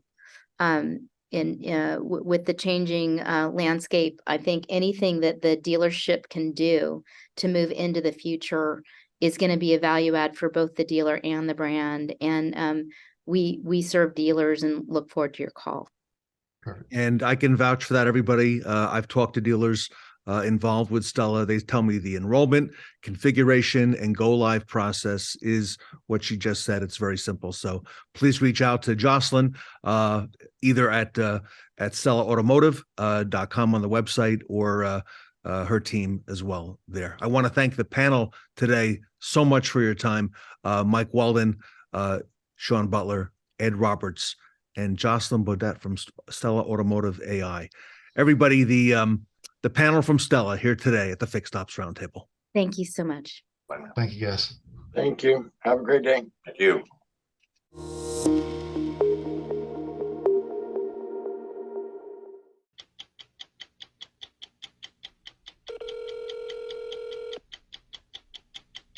I'm your digital assistant, Stella.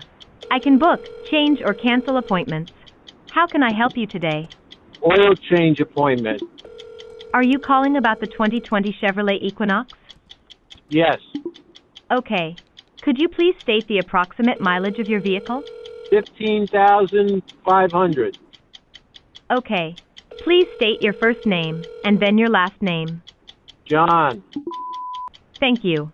Before we proceed, do you require any other services for your vehicle? No.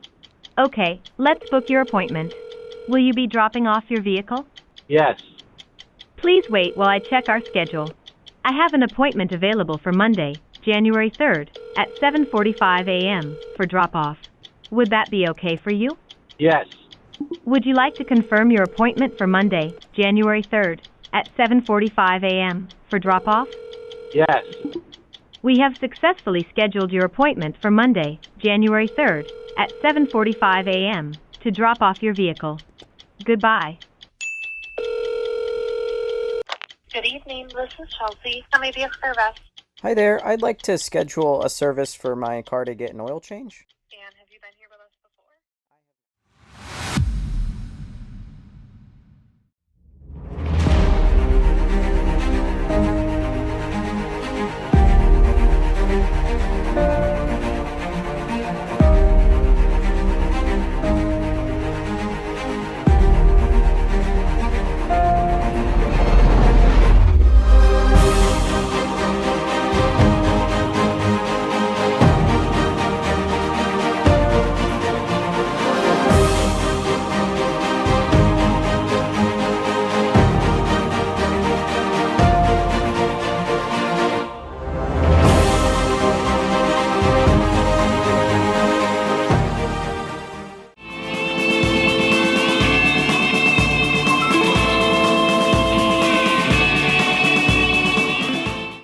Up next, we've got Mike Boyd riding into town, ready to tell us all about vAuto's iRecon.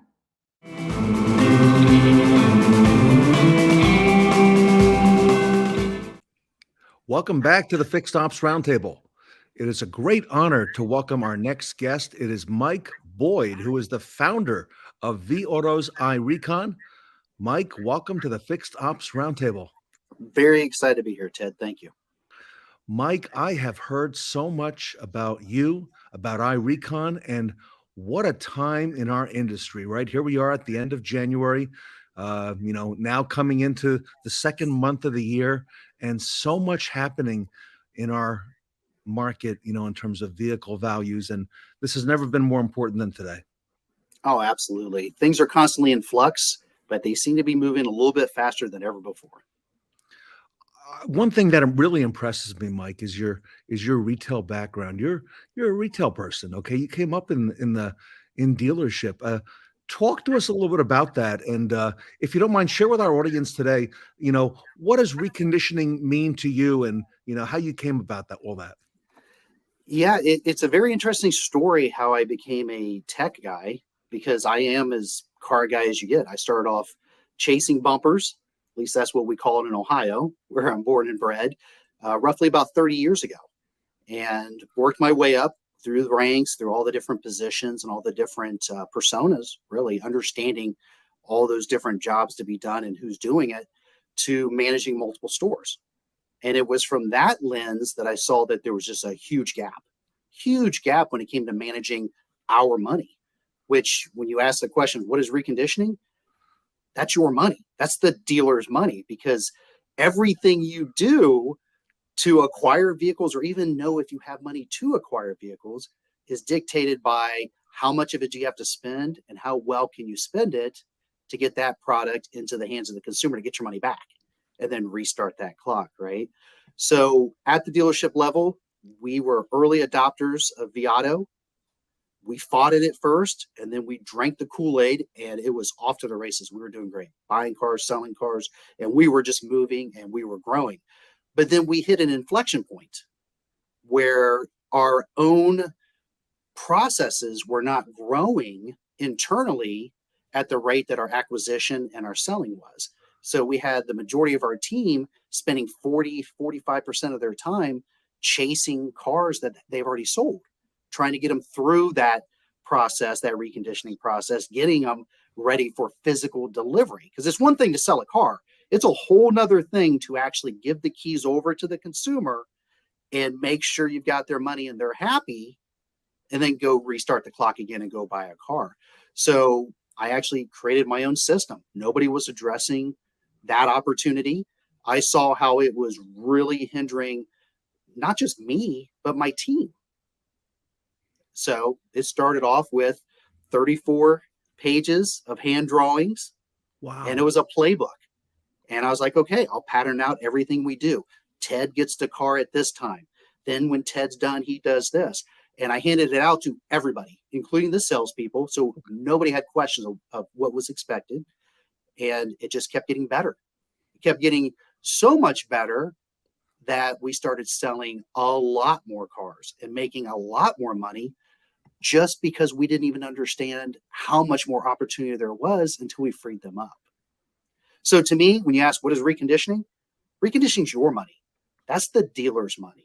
If you can manage your own money and understand who's spending it, who's not spending it, and who should never be anywhere close to your money, that's where the real opportunity comes in. Wow. What a story. What a great automotive retail success story, Mike Boyd. So thank you very much. It was my dream. It was my dream was to become part of vAuto. I created iRecon cars at that time for vAuto. Because remember, we were early adopters. We were using it to find and buy cars. We were using Cox Automotive Tools, Auto Trader to market them. We were all in. But that missing piece was, what do I do once I have that car? And then how do I repackage it and actually get it sold? That was the piece, the missing link. Wow. Our audience uses vAuto and a lot of the Cox Automotive tools. So today, Mike, here we are early in the year. A lot of changes happening in the market. How do you look at how does Mike Boyd look at reconditioning today? And what would you advise our audience? So I look at reconditioning very differently. Most people, and traditionally dealers, think of reconditioning as the person in the back who details the cars, or letting service know you have a car that needs serviced. Okay. That's really not it. Reconditioning is everything that it takes to acquire a vehicle and then actually transact and get the money and physically deliver it. So whether you're looking at transportation, looking at detail, touch-up, service, lot techs, transporting the car, all of those individual pieces, you can't just consign reconditioning to detail, service, and pictures, because there's so many things that have to be done, and they have to be done in the right order, because that's the secret sauce at the dealership. If you do it out of order, if you break that chain and you don't really have your hands wrapped all the way around it, it disrupts that kind of process you had. Whereas understanding that as part of vAuto, as part of iRecon, as part of merchandising and selling, you have to run that whole gambit. And the more you have control of it, the more you can pivot and move with the market. And you can accept when things break down a little bit, because you have people and things in place to take care of it. So reconditioning to me is the dealer's money. That's your money. And I'm very, very protective of my money. Mike, going into February, where's the industry headed? Where's this going? So obviously things are contracting. Consumer confidence, low, interest rates are higher. We're car people. That's okay. One thing we're used to is change. So, I hear, and I'm talking to dealers every single day, because that's the best part about my job, is being part of vAuto and being able to talk to dealers all across the United States. So I get exposed to all different perspectives, all different levels. And when I'm talking to them, I'm hearing a lot of people concerned.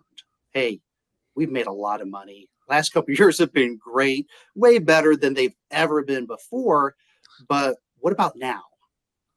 Right? All those easy sales, as in the more money, you couldn't really make a bad decision in a lot of cases in the last couple of years.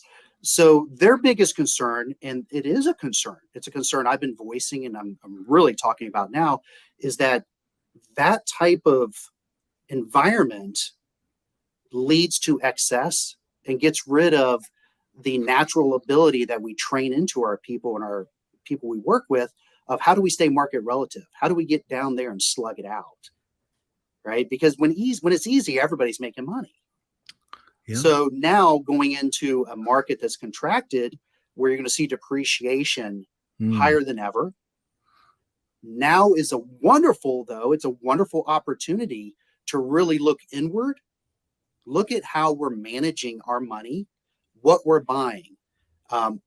Really, it gets down to vehicle inventory management, variable inventory management, understanding where we can't play and where we should play.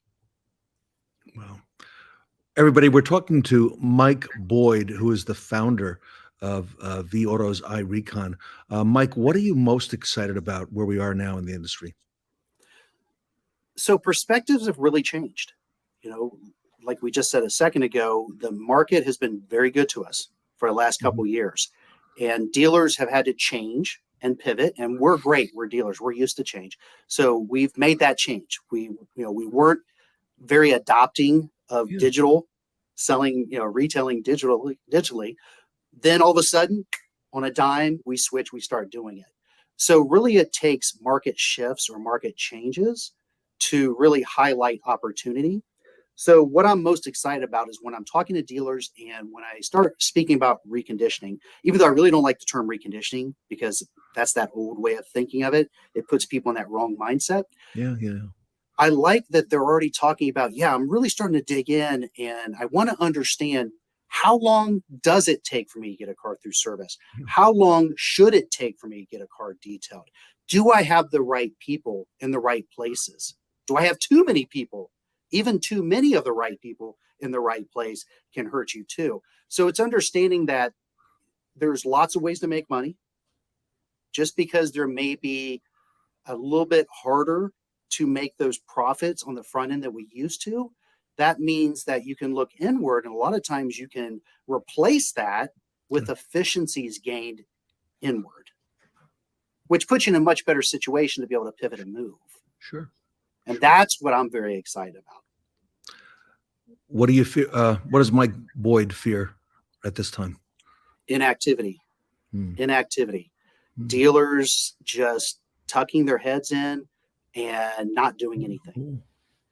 Because when everything you buy is going up in value and everything you're buying is selling and you're making lots of money, that's great.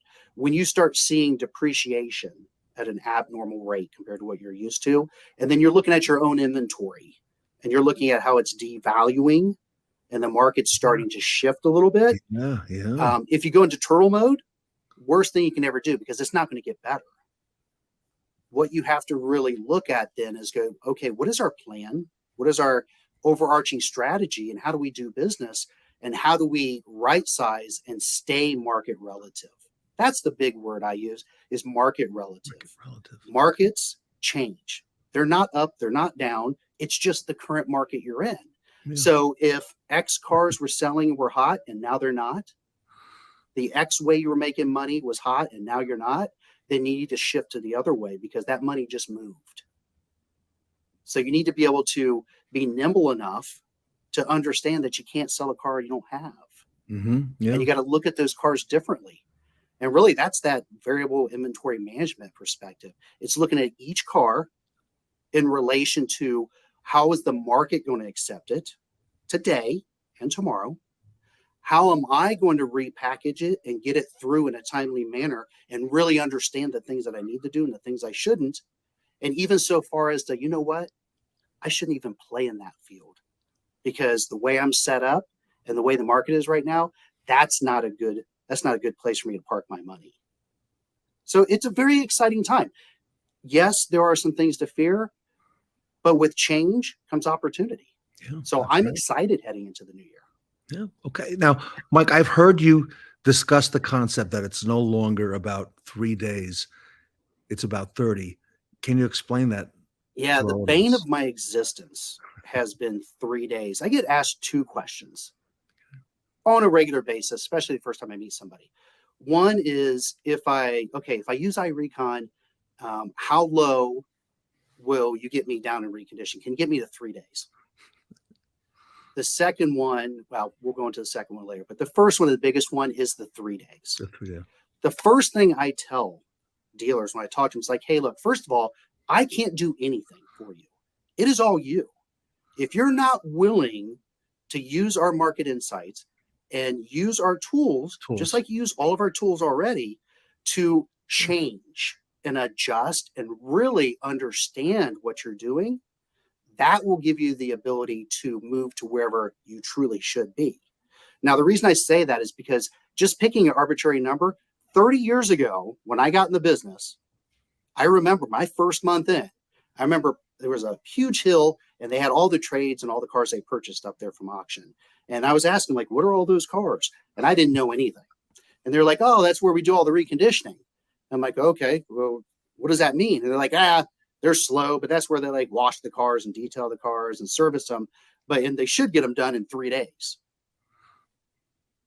So you're telling me everything has changed in how we do business in 30 years, except for that metric?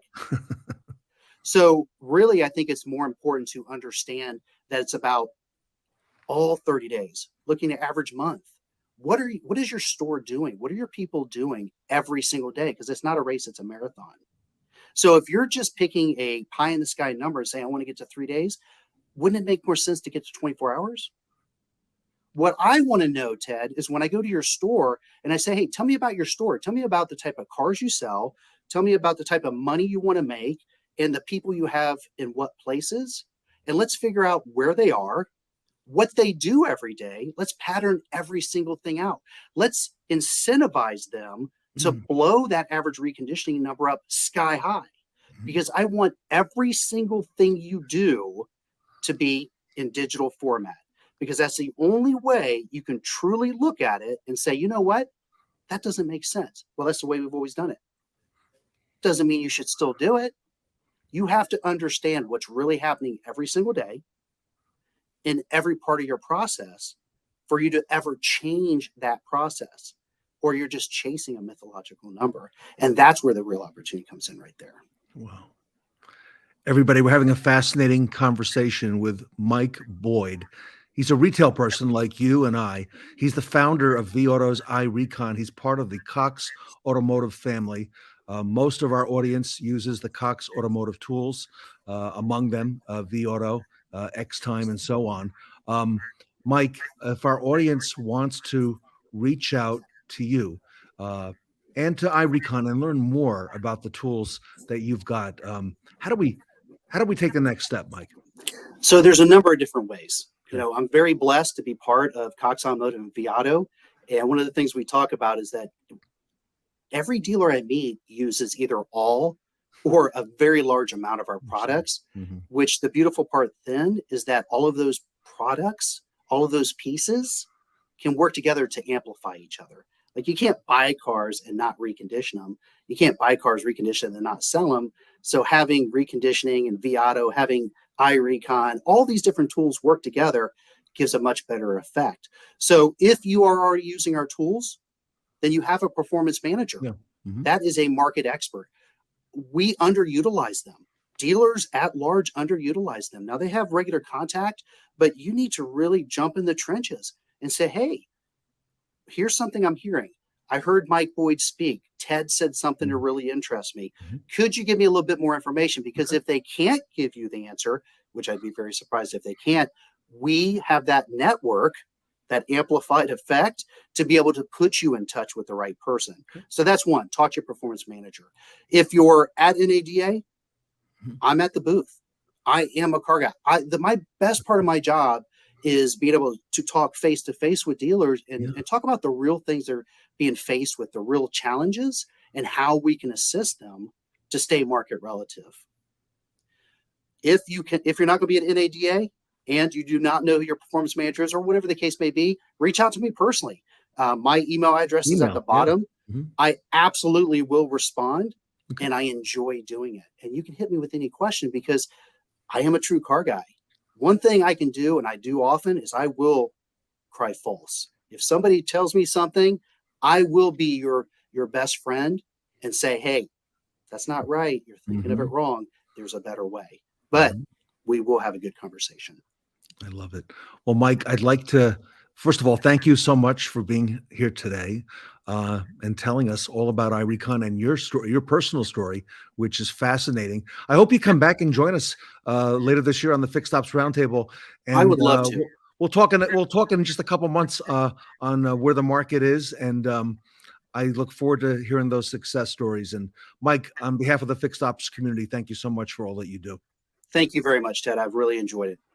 Everybody, please reach out to Mike Boyd. He's the founder of vAuto's iRecon. Mike Boyd here today at the Fixed Ops Roundtable.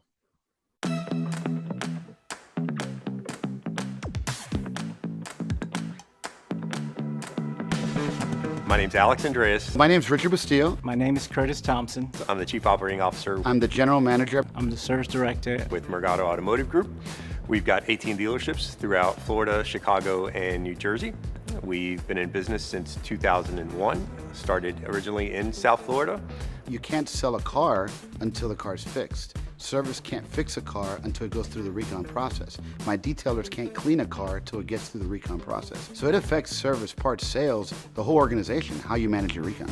If you are a service director or even a used car manager or an owner, reconditioning software is a must. We've been on vAuto over 10 years, and right now we've got vAuto in all of our 18 dealerships, and I can't see us doing business in the used car market without it. An hour makes a difference. From the minute it comes in on trade, the clock is ticking.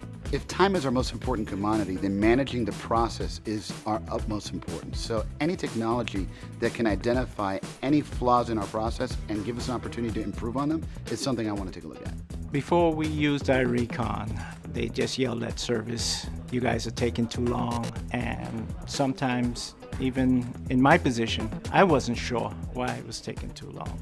We can't force anything on our dealerships. So in order to get our team to embrace it, I think we've got to show them what's in it for them and how it'll help them, and whether it's saving them time, making their time more productive, or helping them generate more profit for their department. Once they see that, then they'll embrace and run with it. I mean, before, you really didn't know where your car was in the process. Every department's done their job if you ask them. You know, the service department says they're not here. The detail department says we're waiting for the cars. The picture guy says the cars aren't ready to take pictures. But I really couldn't identify exactly where the breakdown in the process was. iRecon did that. It identified exactly where the problem was. You literally could see where the slowdown is and what you need to fix. You'd have more accountability and less finger pointing.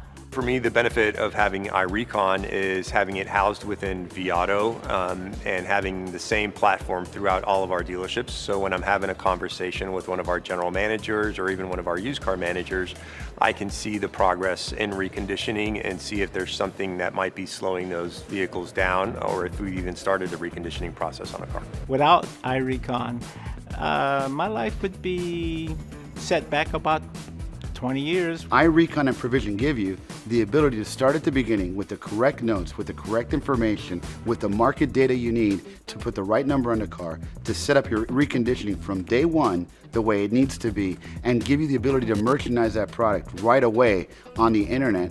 Things like that give me more time where I can focus on different areas and make more money for the company. We're in a crazy market. It's constantly changing. Over the last 2 years, we've seen things that we've never seen in the industry. And one of the things you tend to run into when things get a little hectic is you cut corners and you miss out on things. iRecon prevents all of the issues and all those concerns where you know that you hit every gate and the cars come out consistently every time and they meet up to the standard that you want.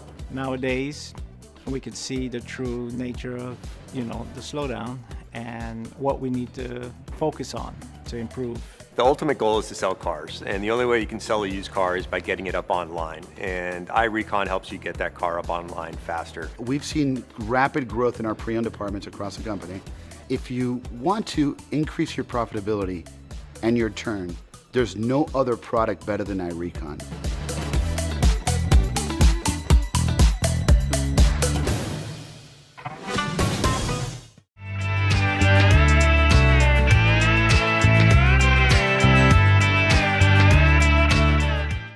Howdy, partners!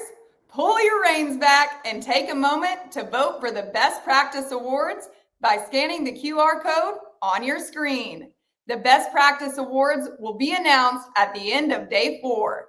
Remember, every vote counts, so make sure to vote for the 5 speakers or panelists whom you think are the best and brightest speakers on the Fixed Ops Roundtable. And don't forget, you can only vote once.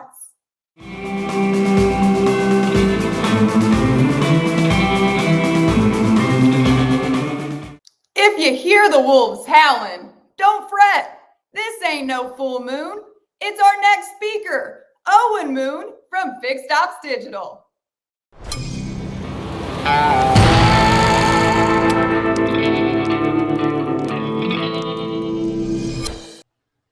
Owen Moon is the CEO of Fixed Ops Digital, the premier digital agency for retailers here in the modern age. Owen Moon, welcome to the Wild West. Hey, Ted. Thanks for having me. Happy New Year.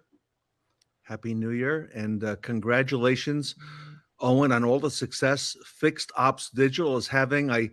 Is it 750 dealers now or more?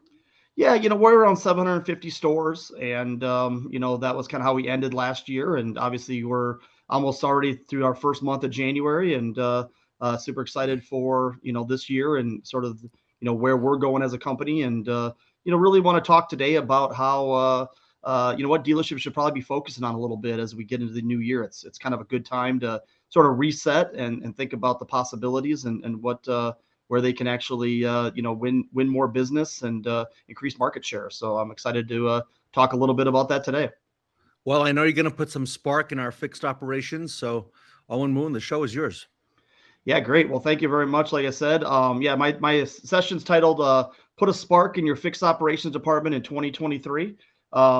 Obviously, as a new year and everybody's sort of regrouping here after the holidays, I feel like some of the info today I think will be very beneficial for service managers and fixed ops directors alike. So first, let's just sort of set the table, right? So kind of what I'm looking at here, and of course, this isn't my information. This is from other experts and industry, thought leaders and things like that. Just, kind of what are we looking at in 2023? And obviously, a lot of the same that we saw probably towards the end of 2022, right? First thing I'd say is, we're going to continue to see shortages in new vehicle inventory. As interest rates have started to pump here a little bit towards the end of the year, I think it is going to cool off automotive sales. And, one thing that I highly predict that sometime at this point or sometime this year, we are going to see, these big manufacturer rebates and aggressive financing offers start to enter our world again. And of course, the reason why they do that is to try to, push people into the market sooner than your normal buying cycle. So I fully expect that some of that will happen, especially with some of the domestics. I mean, they obviously are really, we're really aggressive with that for many years prior to COVID and some of the last couple years. I think vehicle prices from pre-owned are going to continue to decrease. I think that'll create some challenges for maybe some stores that are a little too heavy in their pre-owned inventory. And it's going to cause vehicles sales to, profits to decline. I think we've had some record years the last couple of years with dealers making money on car sales. And I see that kind of sort of, kind of regressing and kind of going back to what we saw pre-COVID. But I think where I'm excited for is the last thing, and that's that dealerships are going to continue to focus heavily on fixed operations, which is why we're all here, and why Ted, you put on these great events, is just to try to really dig into that side of the business and get better at it. And there's a lot of really cool things happening, from trainers to service managers and fixed ops directors in the trenches that are giving great advice to the industry. But marketing and advertising definitely is something that is starting to continue to evolve as we've kind of moved along here. So one of the things I'll start with, and I think Ted, you've probably seen this slide many times as people start their presentations or sessions with you, and that's kind of high level, right? So in 2021, it's really hard to get some data right now with 22, obviously just getting done here, but 2021 dealerships wrote more than 271 million repair orders, and that exceeded $125 billion in total service and part sales. Now, most, like I said, a lot of people will use these stats and then kind of just move on because it's like a high level number, and then they kind of dig in. What I'm here to talk about is actually getting under the hood a little bit, right? Let's get in the trenches and let's kind of break down those 271 million repair orders. Let's talk about that 125 billion and really focus on other profit centers inside the fixed operations department. So I always put them in, these categories, right? Service, tires, accessories, parts, even collision. I mean, if you're doing any sort of body work or collision, that's definitely another area. And so these are all great, great profit centers that definitely, especially from a marketing standpoint, are not getting enough attention, right? But I would even say just from an operational standpoint, probably not getting enough attention. And there's a lot of companies that are focused on these particular profit centers. Tires, for example, you've got a lot of companies starting to pop up that help with tire sales, accessories, parts, that type of thing. So let's talk a little bit about service first, right? And I think this is where we've, the last 4 years, and we're in our 5th year of business. This is where we revolutionized marketing from an online standpoint, right? The idea here is that let's build out a more robust service specials page on your website. Most dealerships had a service specials website or a page on their website, but a lot of times it was very underutilized. Maybe it was a couple, just monthly specials that they would put up there, or sometimes they would tap into the OEM offers that were being advertised. What we've really done for our 750 plus stores is focusing on what we call more of a menu style page, right? So it's focusing on more popular services, getting into those general services, those late ownership services, really providing more information, education, recommendations, and then really, kind of recommending to our dealers that they are very transparent in their pricing. When we do this, we find that we gain more trust from the customer, and more importantly, give them an opportunity to maybe do some business with us, as opposed to see our websites, know that there's nothing there, and then try to move on to see where they can get some of that info. And guess where they're going, right? They're going to the independents if they don't come to the dealership. But let's talk a little bit about some of the other profit centers, right? So tire sales, for example, in 2021, automotive tire sales exceeded 122 billion. By 2030, they're predicting that automotive tire sales will be right around 180 billion. So obviously these are parts of our departments, are part of our business that are growing, whether or not we're getting involved or not. So dealerships should focus a little more on tire sales as they move into 2023 here, and then, for future years. So one thing that you can do, and one thing that we're doing for our stores, is we're building out a tire specials page, right? So we're building out this infrastructure on your website to be able to promote and to help customers get a little more information about tires, right? So one thing you could do is you could focus on recommended tires by model, right? Whether it's a Silverado or maybe a Ford F-150, these are all, very specific vehicles that require, specific tires. One thing that you can do, and what we do with a lot of our stores, is a good, better, best option, right? Hey, here's 3 different options, and here's 3 different price points. And we think that that's a great way to sort of educate customers and kind of, get them in the ballpark anyways of what they're going to be looking at when it comes time to, to buy tires for their particular vehicle. And then the biggest thing we want to do is we want to make it easy to engage and then also take action. And, even being able to tie some of this in with some of the OEM initiatives, right? So I know, like, for example, Toyota has a relationship with Dealer Tire, as I believe a lot of OEMs do. Let's be able to sort of integrate Dealer Tire into this environment to allow customers to maybe take action directly from your website. Moving on to accessories. In 2022, I actually did find some data about this last year. Automotive accessory sales exceeded about $1.57 billion. Wow. They could predict by 2028 that that's going to be more closer to 2 billion. So again, another area of business that we as an automotive industry really don't take that seriously in a lot of cases. And we're missing out on those opportunities. I know more and more dealers that, have customers come back to them after they buy that brand new truck and want to show the people they bought the car from, all the great accessories that they put on from that aftermarket store down the road. Well, obviously that's not good for the dealership. The dealership could have very well sold them those accessories if they would have had a process and a focus on that. So one thing that we're doing for our dealers is building out an accessory specials page. Again, it's very, very high level, but it's focusing on the most popular accessories that are sold. Let's find those 7 or 8 or 9 accessories that we really want to push, and let's get them out on your website so customers know they're available. Now, this could be a combination of OEM accessories and then also aftermarket accessories, because obviously as a dealership, we can sort of take advantage of both. Something that a lot of our stores are doing that are really focusing on this are actually pre-packaging some accessories on some of the most popular vehicles. Whether you're doing it in the showroom or at the dealership level or just online, what you want to do is you want to show customers what those vehicles look like with some of those accessories on there.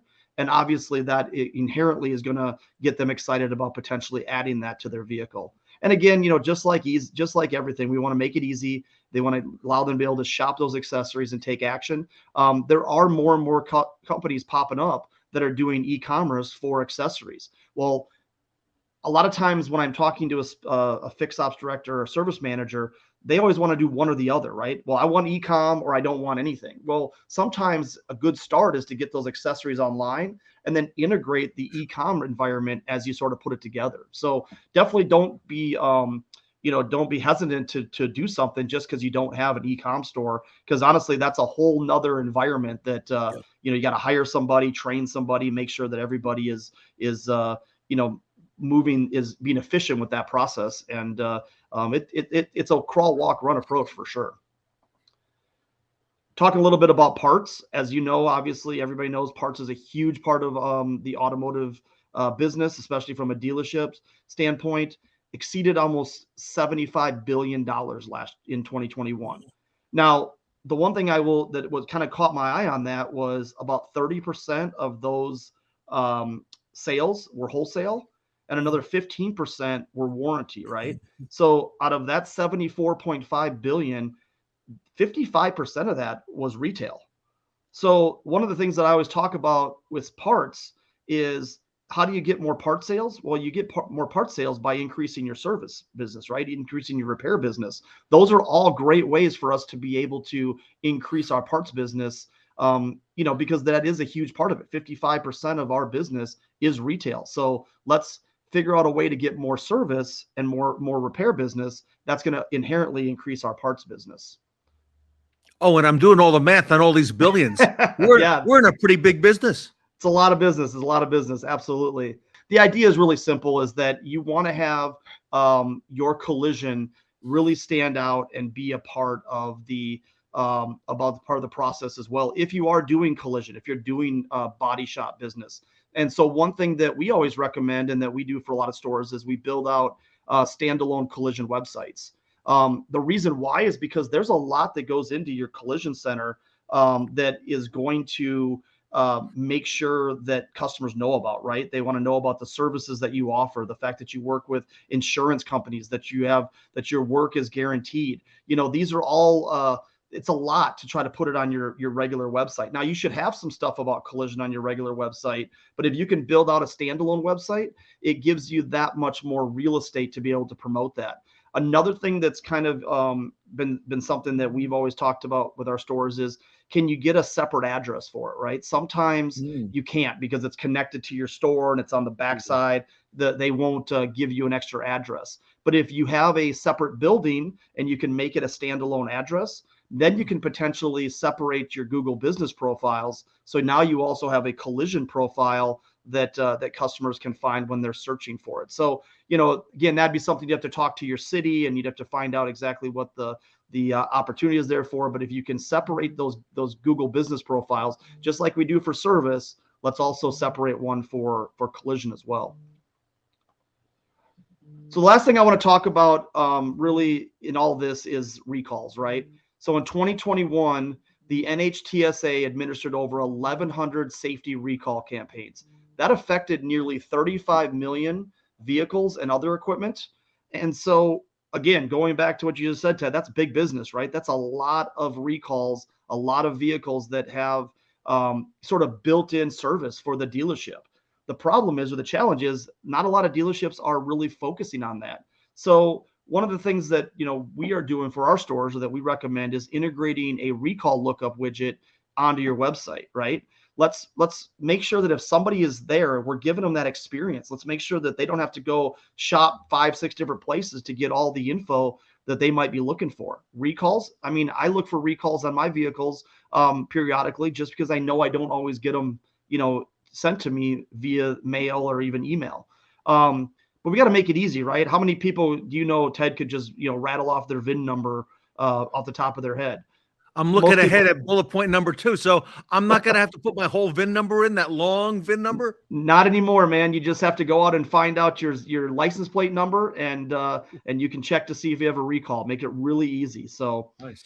Another thing that obviously would be, let's make sure that the dealerships are getting that information, right? So they can do outreach campaigns. I actually did get a phone call last year, probably November, with one of my local dealerships. Now, it was on a vehicle I didn't own anymore, so that's obviously was a challenge. But they were actually calling me to talk to me about a recall, which I thought was interesting because I'd never received a phone call from a dealership before on an outreach program. So getting that information, if somebody goes on your website and ask for information about a recall, let's get that to the dealership and get it to your service BDC so they can do some outreach. And then obviously, integrate recalls into your normal service appointments.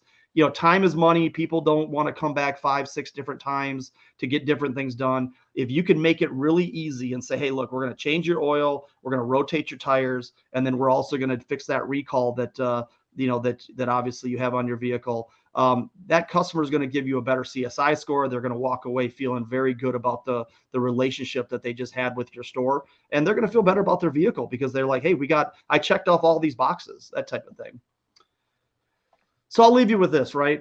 Once you build all this into your website, once you get all these things kind of tied in and create that experience for your customer, then it opens up a lot of doors for other things, right? So creating offer and pricing consistency across multiple digital channels. And what I mean by that is that when your advertising syncs in to your website, so if you're putting out something on your Facebook for an ad, and then that person then goes to the website and sees that same offer, that same pricing, that same imagery, that type of thing, it's going to create that consistency. So the only way you can get that done is by putting that information online at the beginning. And then obviously, that'll help you through some of your other things. So as more and more dealers are spending money on paid media, paid search, email marketing, social marketing, Facebook advertising, stuff like that, nothing worse than driving that customer directly to a scheduler or taking them into a page that doesn't have a lot of information. So by creating that foundation, by giving them that experience on the website, it opens up so many other things. So I'll end with some takeaways, right? I'll leave you with this. 2023, if you're not doing it already, this is some things that you can definitely do. Showcase more services on your website. Focus on other fixed operation profit centers like tires, accessories. Increased customer pay revenue will obviously increase your retail parts revenue. Promote that collision or body shop that you have. Increase recall opportunities through website integration, and create offer and pricing consistency across multiple channels. Obviously, this isn't everything that you need to do, but from a marketing standpoint, from a website standpoint, I think this will take you a long ways as you move through this year and set you up for success. So, Ted, with that, any questions? Fantastic. Owen Moon, everybody, is the premier fixed ops digital agency, the only choice out there for retailers. Everything is seamless. I tell you, Owen, your stuff is beautiful. It works great. A lot of accolades from our dealer audience. So congratulations to you. And looks like you got a lot going on. I love a lot of the new things you're adding. One of them, as I mentioned, was the recalls. So yeah, absolutely. And that's, came because of, we opened Pandora's box, right? We said, hey, we got to do more online with service marketing. That was 4 years ago. Our dealers are now demanding more. They want to dig into these other profit centers. They want to figure out, how can we sell more tires? How can we sell more accessories? So we've got to give them those resources to be able to do that, because again, we still don't have enough time in our day, right? So let's not make it too difficult, make it too time involved for our service managers who are pressed for time and just trying to help their customers. And we feel like we're setting ourselves up pretty good here for the new year. So visit Owen at fixedopsdigital.com. His email is scrolling across the bottom of the screen. You can reach him there. Now, if you're going to NADA, Owen, are you going to be there by chance this week? Yeah, absolutely. We do have a booth, so stop by. Obviously, we're kind of showcasing some of the new things that we're rolling out here for 2023. We're excited to see some dealers. I think it's going to be a good show. Obviously, Dallas is going to be a little interesting because I don't think we've ever had it in Dallas before. So yeah, but Owen, it's the Wild West. So it is the Wild West. It's perfect. You guys, everything ties together here in the last part of January. So I love it. So well, there you everybody. go. If you want to bring your dealership up to the modern age, visit Owen Moon, Fixed Ops Digital. He'll be at NADA. If not, fixedopsdigital.com. His email, Owen at Fixed Ops Digital. Do not miss the opportunity. Owen Moon, thank you for all you do for our industry. Thank you, Ted. Appreciate it, sir. Owen Moon from Fixed Ops Digital here at the Fixed Ops Roundtable.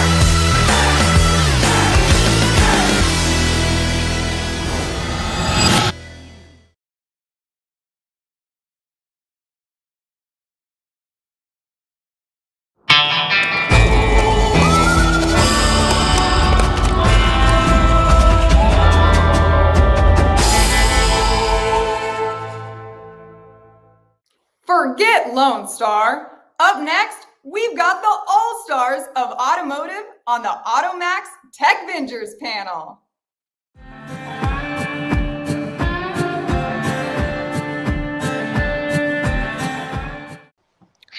Welcome back to the Wild West Fixed Ops Roundtable.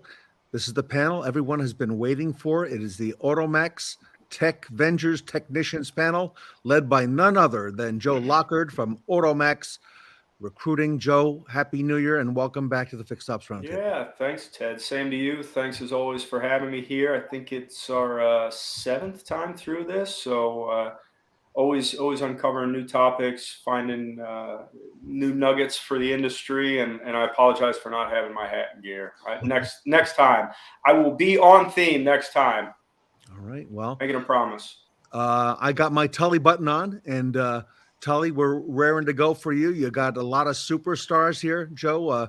Marco is on here, Coralie, Robert Miggs, Shawn, Sir Shawn Kingery is with us tonight, Mike Weldon, and Lister.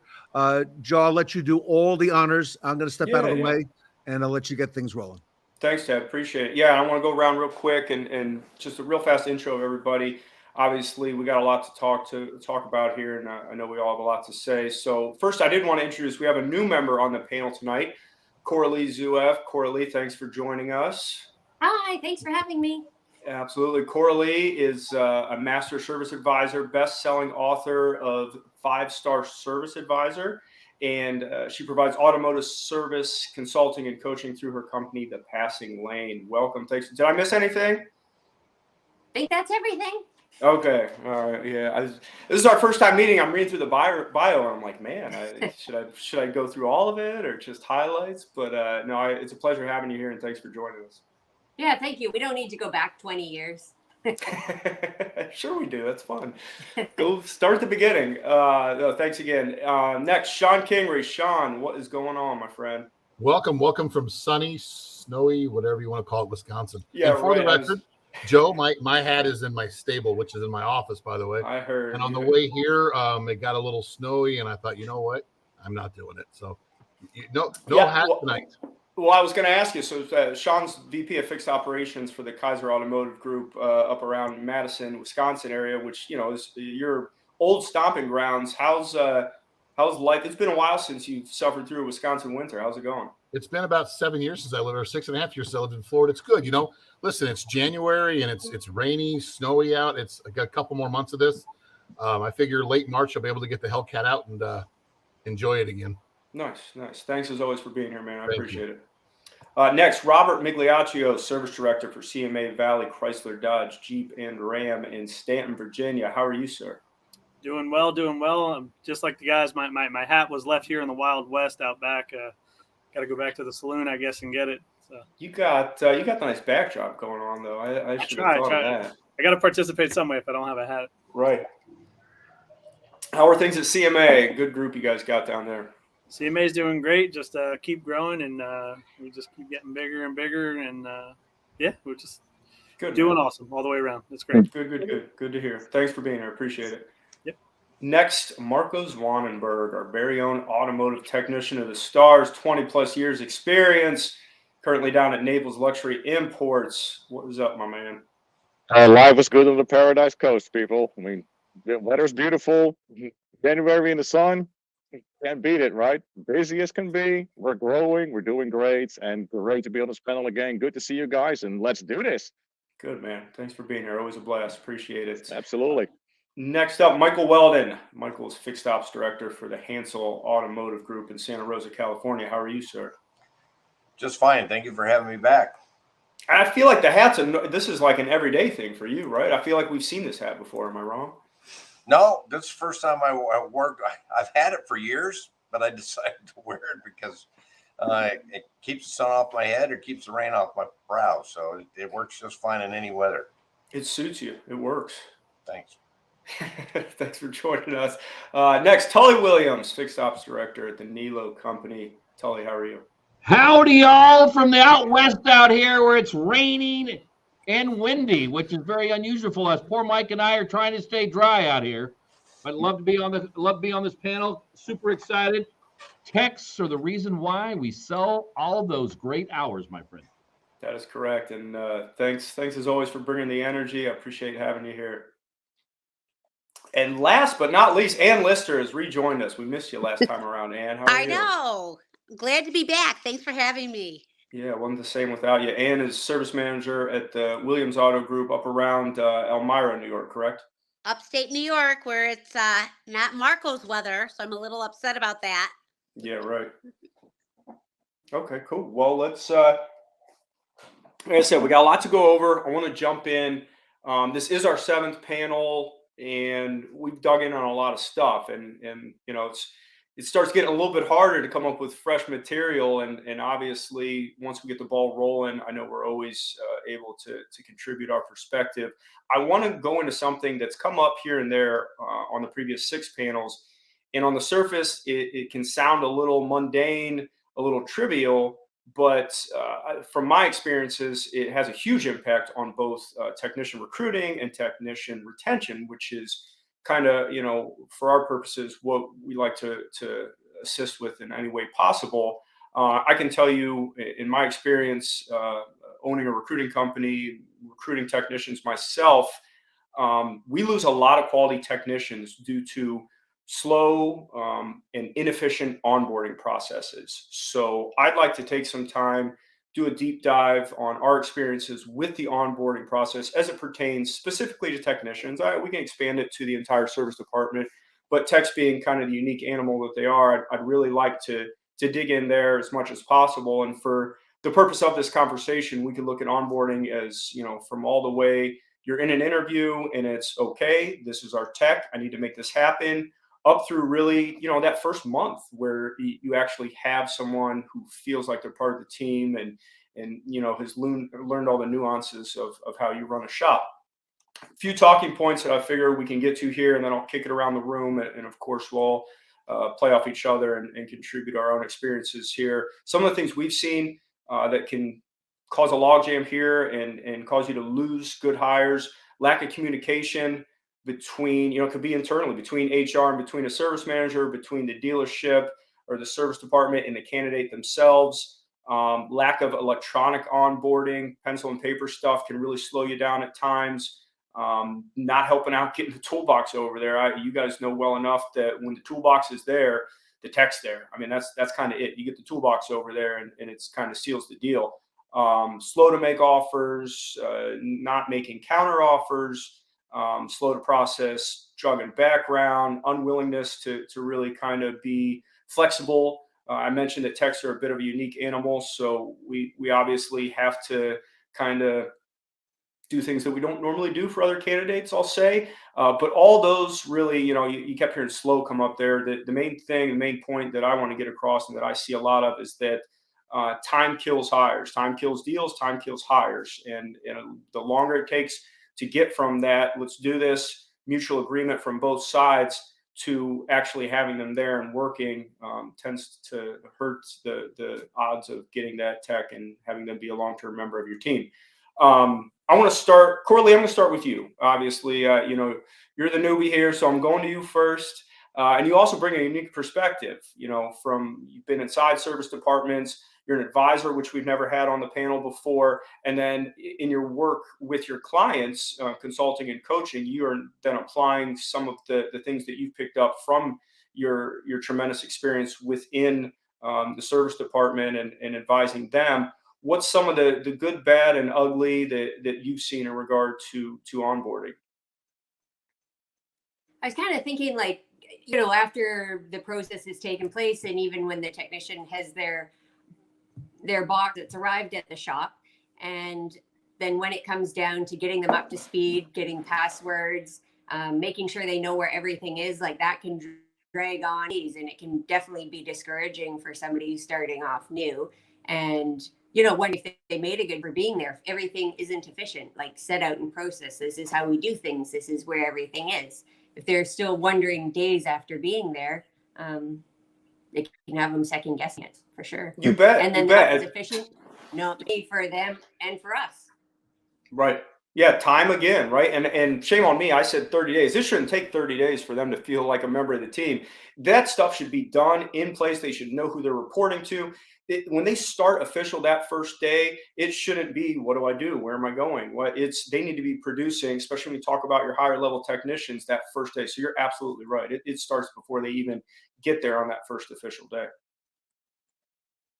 Yeah, and too, like the most recent place I was at, they had a female technician starting, and she'd been there for a month, and then we just figured out that she isn't being as efficient because she's not getting as much access to the information that she needs. So it's a shame that we had to wait a month to figure that out.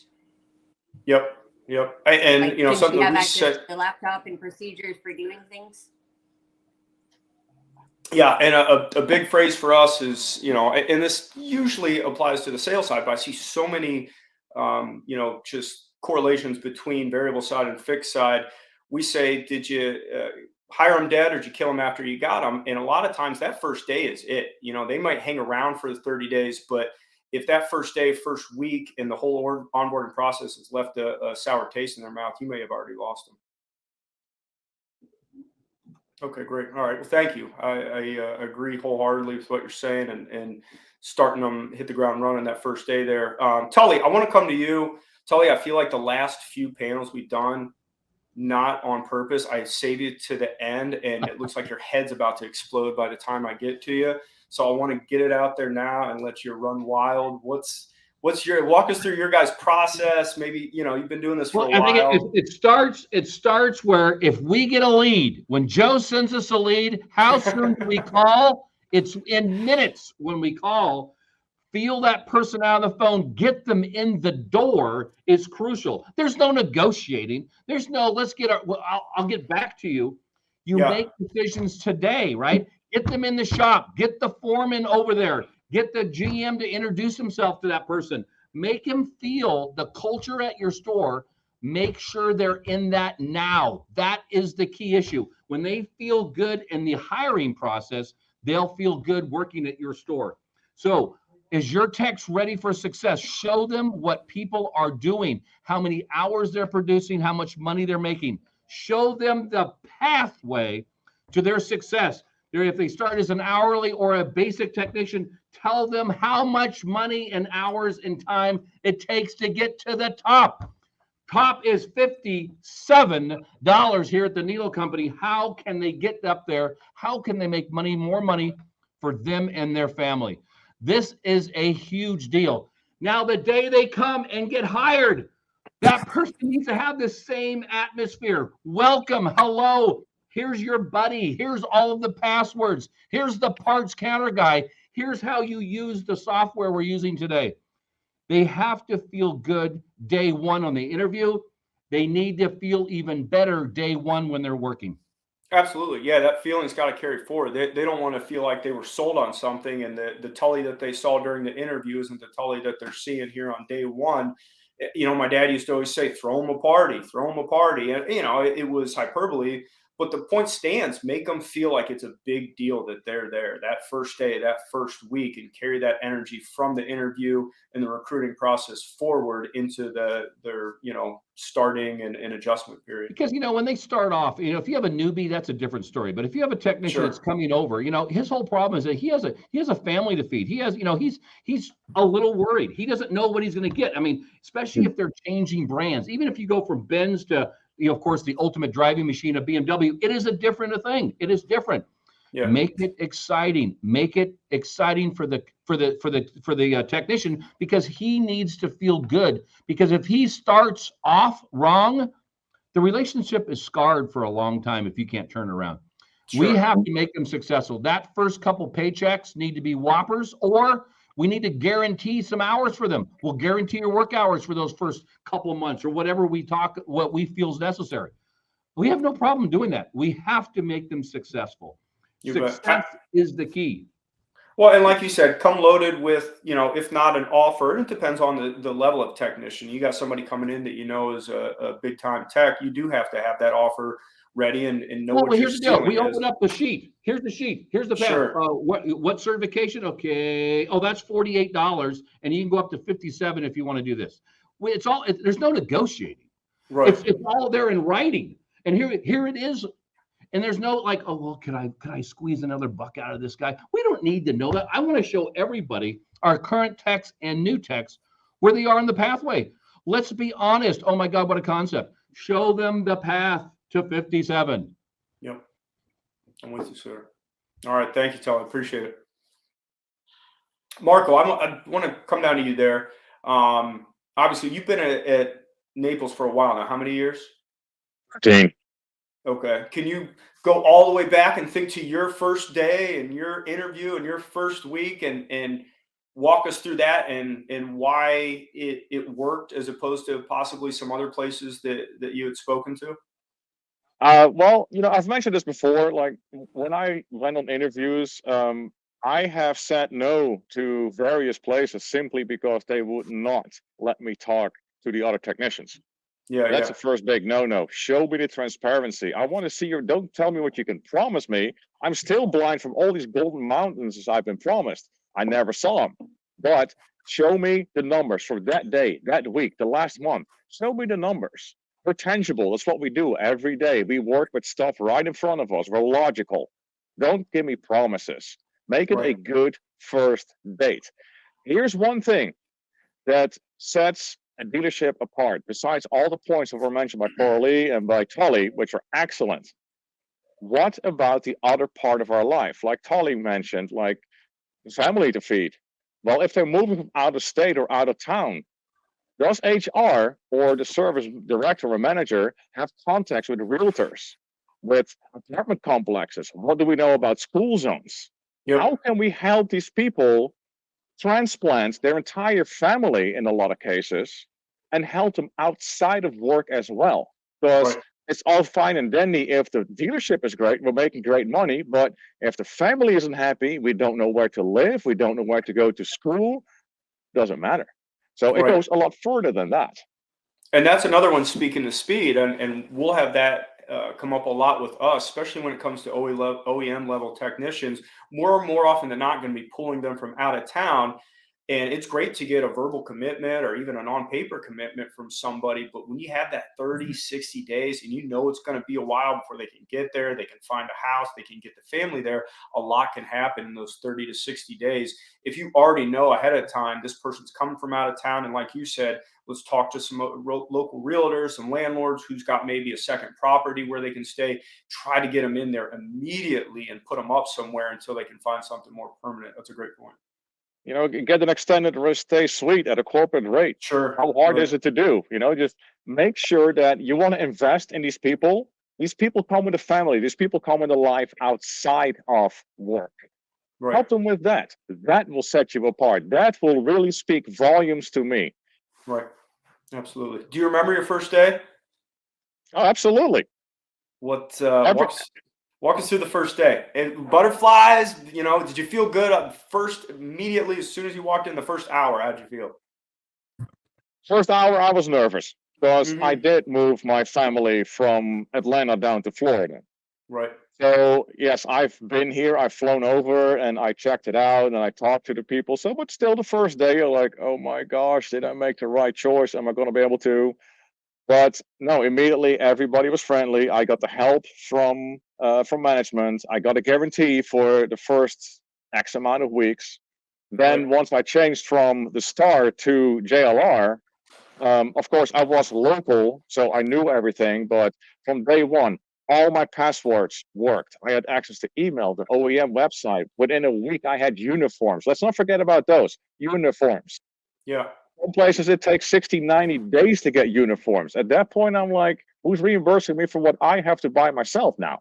Right. But and just feeling like you matter and feeling like you're part of the team. And that speaks, you were at that point already a very experienced technician. And even you are nervous on your first day on the job here. So going back to what Tully said about feeling, you want them to feel good about it. The job isn't done. You may have closed them on the interview. They may have accepted. They may have put the toolbox there. Feelings overcome all that. If it doesn't feel right your first week there, you could lose somebody in a hurry. So knowing that regardless of how experienced someone is, anytime you're starting at a new place of employment, a new career, just exploring, like you said, a new brand, it's going to be a transition. You're going to need support, and you're going to need to feel like you have some people behind you.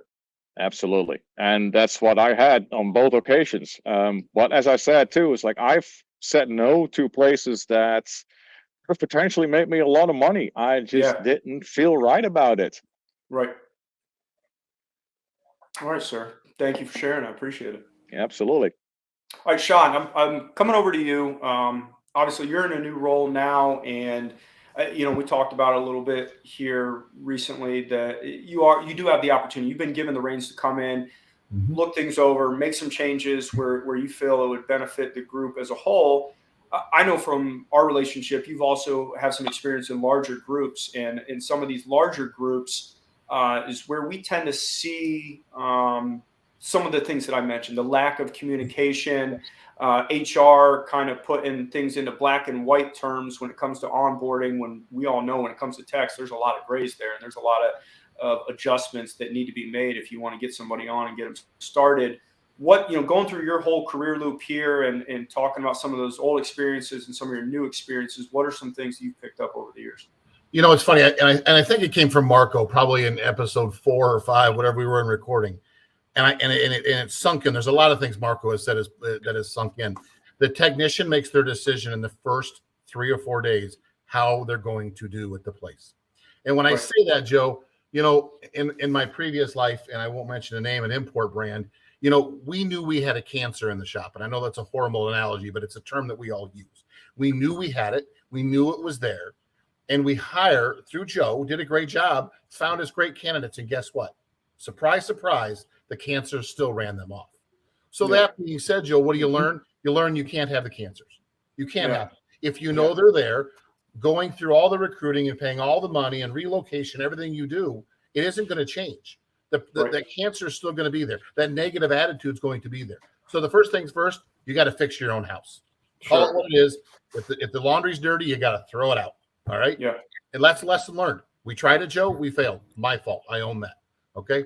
But as far as with the new one, and as we're moving forward to get together with you again, you're a new commodity for this group because they've never had that. They've never had to do that. Where I come to a group that has no turnover. They have 40-year technicians, but now they're starting to realize those 40-year technicians are starting to look a little bit like Marco. They're kind of getting older, right? I had to do it. Oh, man. But they're getting older, and we're getting there, and that's the point that we're at. Okay. And they're opening their doors, they're opening their eyes to changes and processes and everything else. You have to open your doors to it, and they're experiencing the same things. If you've got that old 40-year tech back there that's a problem, you got to address it first. Because no matter how good you are, Joe, you're going to bring in the next guy, and they're going to poison them, and you can't have it. Because again, Marco's taught us a lot. Tully, Robert, we've all talked about this, and I know Mike, you've been on a lot of these. Is everybody's got to be involved from the GM back, and I'm talking. I happen to work for 3 dealer principals that are extremely accessible. If you bring somebody new in, what's it cost to walk them through and say hello? Everybody's got to know everybody's name. They have to know that everybody's bought in. They have to know that they're valuable. And for God's sake, show them the career path on day one. Show them there is a career path. You're not just another number. I happen to work around a bigger group that's here where I'm in the Midwest, and they have a lot of stores. And, when I'm meeting these technicians that are coming in as the reputation is starting to change quickly and that we're paying a little more, the number one complaint, I have no career path. I'm stuck what I'm doing. I can't go anywhere. I'm doing the same thing every single day, and there's nowhere to go. Right. And we've talked about it repeatedly on here, and it's funny how it applies to so many things: recruiting, retention, and now talking about it with onboarding. You mentioned the veteran technicians, and you mentioned that where you're at now, they've been doing it right for so long, but it doesn't matter how long you do it right. At some point, there's going to be a changing of the guards, and you guys are if not in-store leaders, you're over the entire group leaders, but you've spent time in a shop, running a shop. And that your time is extremely precious and valuable and divided. It's invaluable to have vets that are 30 years bought into that group and want nothing more than to help see the group continue to succeed, and are going to spend time with new technicians and onboarding them. And it doesn't have to be green technicians. This could be, like I said, someone who's every shop is different. So it doesn't matter what certifications, what experience they have. You're going to be doing things a little bit different than what they're used to. And for them to spend some time the first week, the first month with someone who's been there for 30 years, I mean, like I said, invaluable. There's no substitute for that. God forbid in the first week you take them out for lunch. How's it going the first week? And they're going to tell you where the problems are, especially if they're a seasoned guy. Take them to lunch, get them out of the environment, take the shop foreman with you. Again, we've talked about, I think in session 1, I will never hire or fire a technician without the shop foreman being involved. They're working with that shop foreman day in, day out. They have to be integrated. Take them to lunch. Let's talk about it. If Billy in the corner is the cancer causing the problem, then go smack Billy right across the face and figure it out. Right. Yep. Absolutely. And you discover a lot bringing in, I know there's a lot of fear in bringing in new technicians. You can put all this money into training them and hiring them. But like you just said, you hear a lot. And I love the idea of first week check-in, first month check-in. You bring someone outside who hasn't been working in the shop and hasn't, kind of melded to the culture. And you're going to say, well, I noticed this. You guys do it this way. So I think it's very important to keep that line of communication open that first, trial period, if you want, the first week, first month. And I appreciate the kind words too. We're looking forward to get started for you guys. From what I hear, they're an exceptional group, and obviously with you in charge, I'm sure it'll be even better. Thank you. Yes, sir. And we come to you. Hello. Hello. What say you? What's your experience? You guys, we've talked, and we're all fixed ops people here, and we're talking fixed ops stuff. But the other side of this coin is HR, and they have HR stuff, and there's rules and there's regulations. There's things that need to be done. Yeah. What's your guys' relationship like with HR? So here's a huge frustration, especially in New York State, because in New York State, we drug test, and they made marijuana legal. So what happened is it slowed down the whole process. So you find a candidate you like. Step 1 is do a background check, do a DMV check, make sure we can insure them, and then do it, send them for a drug test. Well, those drug tests used to be quick. Well, now that New York State legalized marijuana, it takes several more days to send it back out and go through this whole panel. So sometimes I feel we wait a week and a half to get those results back. And I've got a technician who's chomping at the bit, wanting to come, and I need them to come. And HR, that whole process slows us down. Yeah. So, it's very frustrating. We've gotten better because we've changed to a different third party doing it. However, sometimes there's not a sense of urgency for our fixed ops.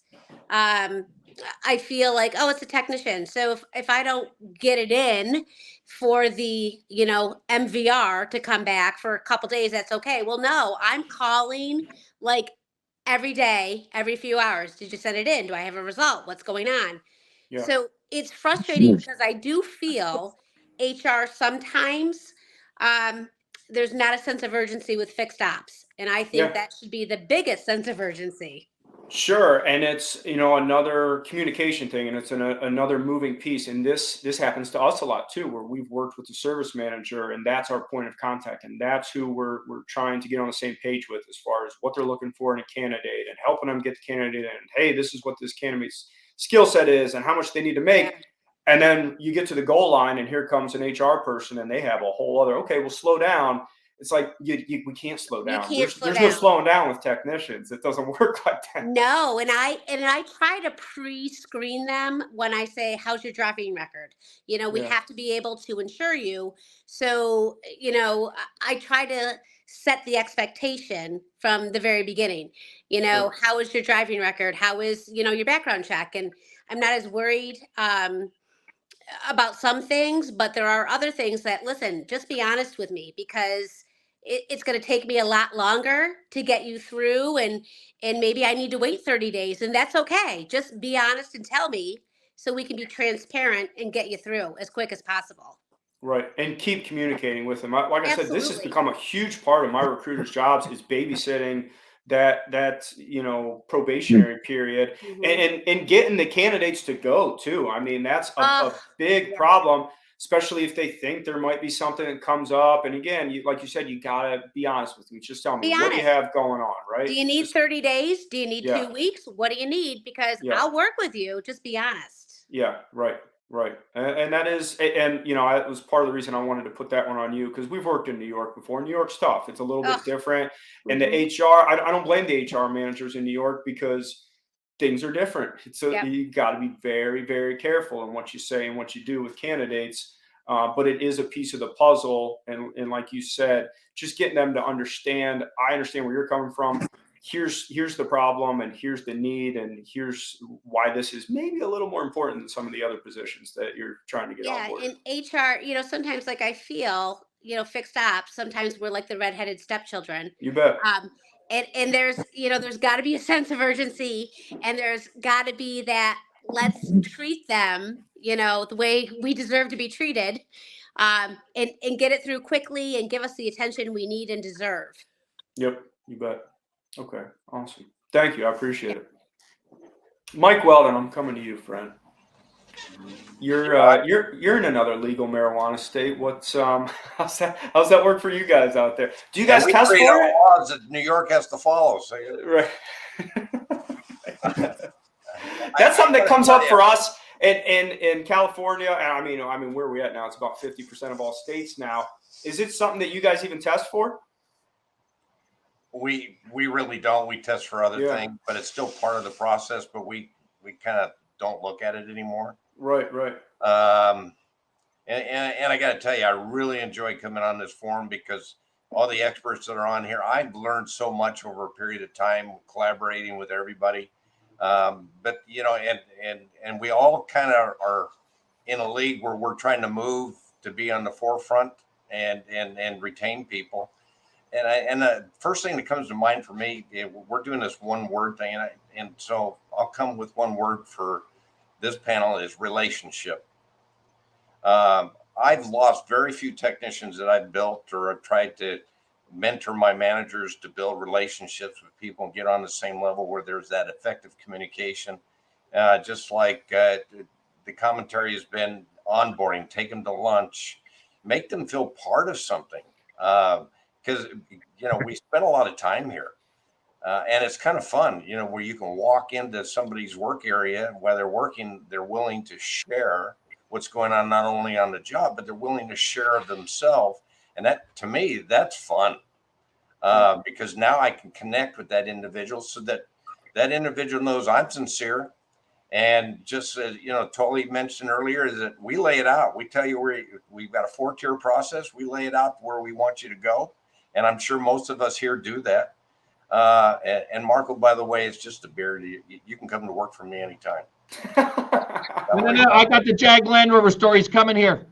Yeah, I'll get you some Epsom salts if you get a little bit sore. We'll get you through it. I'm sorry, guys, but a lot of it comes down to culture. The culture I have here is so enormous. I really have to thank my management that it's going to take a lot to pry me away from this store. So good luck, Joe. Good luck, Shawn. And good luck, Mike. There is a mandatory requirement each coming, Marco. I would never even try, my friend. I would never even try. And some of us have traveled from areas. Shawn just got into a new area. But I'm still friends with a lot of technicians that I had when I was in the city or down in the South Bay. And they would probably come up here, and I would hope that they would like to, if they weren't located and established in another area. But I stay in contact with them, because we truly built that relationship. But if they got any questions, I'll reach out and help them, or they'll reach out and help me. So, I can talk about this for hours, and it's tough. And it's tough getting we're not the largest company, but we're a large company. We've got over 700 employees. And you've got to do a good job in connecting with these people to retain that number and to grow your business. Yeah. Well, and you bring up a great point. So you talk about relationships and all these little inefficiencies that I brought up that, of course, you would like to be cleaned up. And Ann brought up one that is kind of outside your control, and you can do the best you can, but there's still going to be some slowdowns. There's still going to be some, hey, we still have this going, or this still needs done. If you've built a relationship, and if you've made a bond that in an interview, in a screening process, they're sold and they're bought in, and it won't matter. It'll overcome a lot of those inefficiencies if they feel good about you as a human being and feel like it doesn't matter. It could take them a month to get my drug test back. This is where I'm going eventually. Yeah, we had a recent experience where somebody was going to onboard. They decided the timing in which they wanted to onboard, but we failed to stay in communication with them during that period of time. Therefore, they somewhat got cold feet. Yeah. And, a lot of work and energy went into, everybody here, I'm sure, puts a lot of work and energy into encouraging people to come. So you give a part of yourself and they give a part of themselves. And, it's really deflating when you do that. So we work that much harder regardless what the employee is. And to everybody's point, I do it with anybody from a porter all the way up, because my today's porters are my tomorrow's techs. Yeah. Absolutely. You bring up a great point of that, and I've said a few times the communication and keeping in touch with someone. I've set up an automation workflow in our system to where if we have someone who's in a certain status of waiting for offer, 2 weeks, 3 weeks, 4 weeks until they're an actual hire, they're getting a text and an email just, hey, just checking in. Hope you're excited and see how you're doing. Just to hear from someone to make sure that they haven't just moved on. It's amazing with all the different points of communication we have these days. Sometimes you just whiff on all of them, and it absolutely makes a difference. Thank you, sir. I appreciate it, Mike. Mm-hmm. And last and certainly not least, I should bring up one point about jump. Sorry. No, get in there. Go ahead. About female technicians, as I've taken the Automotive Foundation and quite a few females at Independent. I keep tabs on them, going how many there are in classes. Like on average, there's 1 to 3 going through to get their first, second, and third year. So I'd say it's a big thing, making sure that we're equipped to have female technicians in, that they, have a washroom and we're referring to them as the right gender, just so that they feel comfortable in that environment. Sure. I don't know if we have as many female technicians or more in Canada than in the States, but it is a career for females. So Coralie, they are few as well. You bet. They are few and far between down here, and we certainly don't shy away from them when we're recruiting. And from our experiences, when we do place them somewhere, they do great. And we were talking about it in the world of advisors. I think before you kind of came into the waiting room, the female advisors that are in, some of your guys' shops, they kill it. They do a tremendous job. And I think there's a huge opportunity there. But like you said, it has to be an environment where they feel like, okay, this is a comfortable place for me to be. I'm going to be treated with respect. I'm going to be treated like a team member, et cetera. Agree, 100%. Robert, I want to kick it over. I want to kick it over to Robert real quick, and then we'll kind of do a group, last thoughts here. Robert Migliaccio, how are you, sir? I'm doing well, thank you. What I know that was a lot that we just threw out there. What you guys are a relatively, mid to large size group as well. What goes on in your world when you finally have somebody that you like and you want to get them going? Yeah, absolutely. I mean, we're about 1,000 associates. I think 1,100 associates right now is what we're at. 23, almost 24 stores that we're working with. So, CMA does a great job. One of the things we do, and everybody's kind of spoke on it. Communication, having everything ready for the technicians. If we're basing this solely on the technician scale of what we're looking at and the things that are there, a lot of it is our onboarding process is set up very, very intricate, where we're all involved, from our HR level to our office level to our managers and the hiring managers. So we're all included in the emails, the text threads, and everything that's going on to make sure that person is brought in and has everything they need. Just our basis of how our HR onboarding packet is requires me to fill out all program sources they're going to need access to, computer accesses they'll need if they need a computer, if they need a phone. So everything they need is kind of check and point that we have to put in play before we even hire that employee and get them rolling. And that stuff is emailed to me, ready to go in a folder for a copy for him and a copy for me. So that way, quick turnaround. If he loses his paperwork, I'm able to get it for him and hand it right back out and kind of keep them going. One nice thing we do kind of in the onboarding process is everybody that comes in gets a little care package from the ownership. So they get, being that we're an ESOP company, they get a packet saying that they're a future owner. They get a wrist sleeve. They get a T-shirt. They get a welcome letter from Liza, our president, and her dad, who is a former president of the company. So there's some history there and some stuff that really kind of comes through. And, just listen to everybody and what they're saying and whatnot. I think a big piece to all of that comes together to just being available and making yourself available to them. I think Shawn said that greatly, taking them out to lunch and stuff like that. You have to be available to these new members and making sure they're set up. Some of our newer staff, if they're a little in question on whether or not they're coming to the automotive industry from outside, we do a shadow day where we'll let them come in, spend a couple hours in the shop with the technicians, working with the people they're going to work with. They don't have to work. They're just there just to kind of get in there and see and talk and truly get the vibe of the culture that's going on there.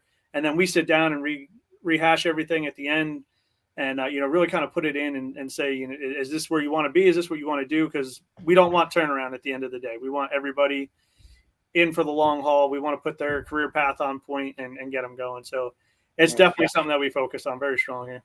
You used a great word there, intricate. And you just went through that process pretty quick. Attention to detail. Those little things matter. Being that organized down to just every cross your T's, dot your I's, that creates that feeling that I'm talking about. Mm-hmm. It's like, oh man, these people have their stuff together. This is official. This is real. I got a packet here. Liza sent me, that stuff matters. The little details absolutely matter, and they create that feeling when you're bringing on a new team member. 100%. Joe, I learned so much from this panel. I've taken so many notes. And Joe, you know what else is interesting is we're all learning from each other. Mike Weldon saying how much he's learned. Shawn Kingery, same thing. And just to see the growth in this panel. Robert Miggs, who joined us when, Joe, maybe two roundtables ago. Robert, this is your third, Robert? Second? Yeah, this is my third. It was two shows ago. Yep. Just to look at Robert, okay, and all the things that he shared with us then, and that he's talking now, and just amazing stuff. I mean, what a panel! And Tully, you sit on a lot of panels as well. I don't think there's anything better than the one we're on right now.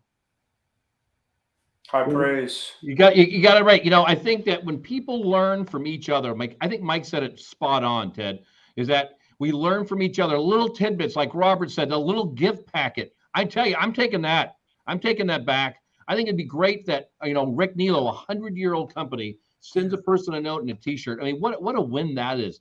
These little nuggets that we get from each other are what makes the Fix Ops Roundtable the best, Ted. I'm telling you. And Tully, Nilo could do that. I mean, that's right up your alley. That's perfect. Oh, wait, plan on that happening in February, my friend. So I love it. Marco, look at what you've created here, what you've got started. What did I tell you from the get-go, Todd? The industry needs this, peer to peer. And look what we did. Joe, second to none. Great job on moderating and bringing out the best in everybody, Joe. Yeah, I appreciate it, man. It's always fun. Like I said, this isn't even work. Joe, you work with a lot of groups around the country at AutoMax Recruiting. I know you're working with some of the groups that are here today as well.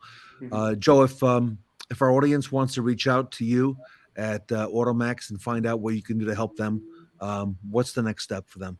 Yeah, sure. Our website is automaxrecruitingandtraining.com, the whole stinking thing. You can always find us easier on social media. I'm all over the place, Facebook, LinkedIn, etc. Or you can just call me on my cell phone, 609-705-8646. All right. Well, Joe, thank you for all you do for our industry. Great job with the panel. And Joe, just amazing, how it's getting better and better each and every time. Agreed. Appreciate it. Marco, Zwanenburg, Shawn Kingery, Sir Shawn Kingery, Robert Miggs, Sir Tully Williams. We got a lot of sirs on here. What do you have to do to get your knighthood? I'm curious. Is that just it comes with experience on the table, or cover of Fixed Ops Digital, right? Yeah, okay. Fixed Ops Magazine. Okay. Yeah. Good to know. Oh, he Fixed Ops Magazine, and that's no small feat, Tully. So for sure. You got that right, especially when it's the magazine that made it. You are correct. Mike Weldon, thank you so much for all you do. Great stuff as always. Ann Lister, wonderful stuff. Stay warm up there in New York State. Yeah, great to have you. And Coralie, welcome. Thank you so much. And thank you for being part of the panel. All right. The AutoMax TechVengers panel with Joe Lockhart here today at the Fixed Ops Roundtable. It used to be that finding the right talent for your car dealership could get a little hairy. Maybe you were just looking in the wrong places. But now that's all changed. At AutoMax Recruiting and Training, we've helped recruit, screen, and place over 180,000 retail automotive professionals in every department. Along with our robust in-person training programs, with AutoMax, you'll be pushing the hire button in no time. AutoMax Recruiting and Training. Any other retail automotive talent search is positively primitive.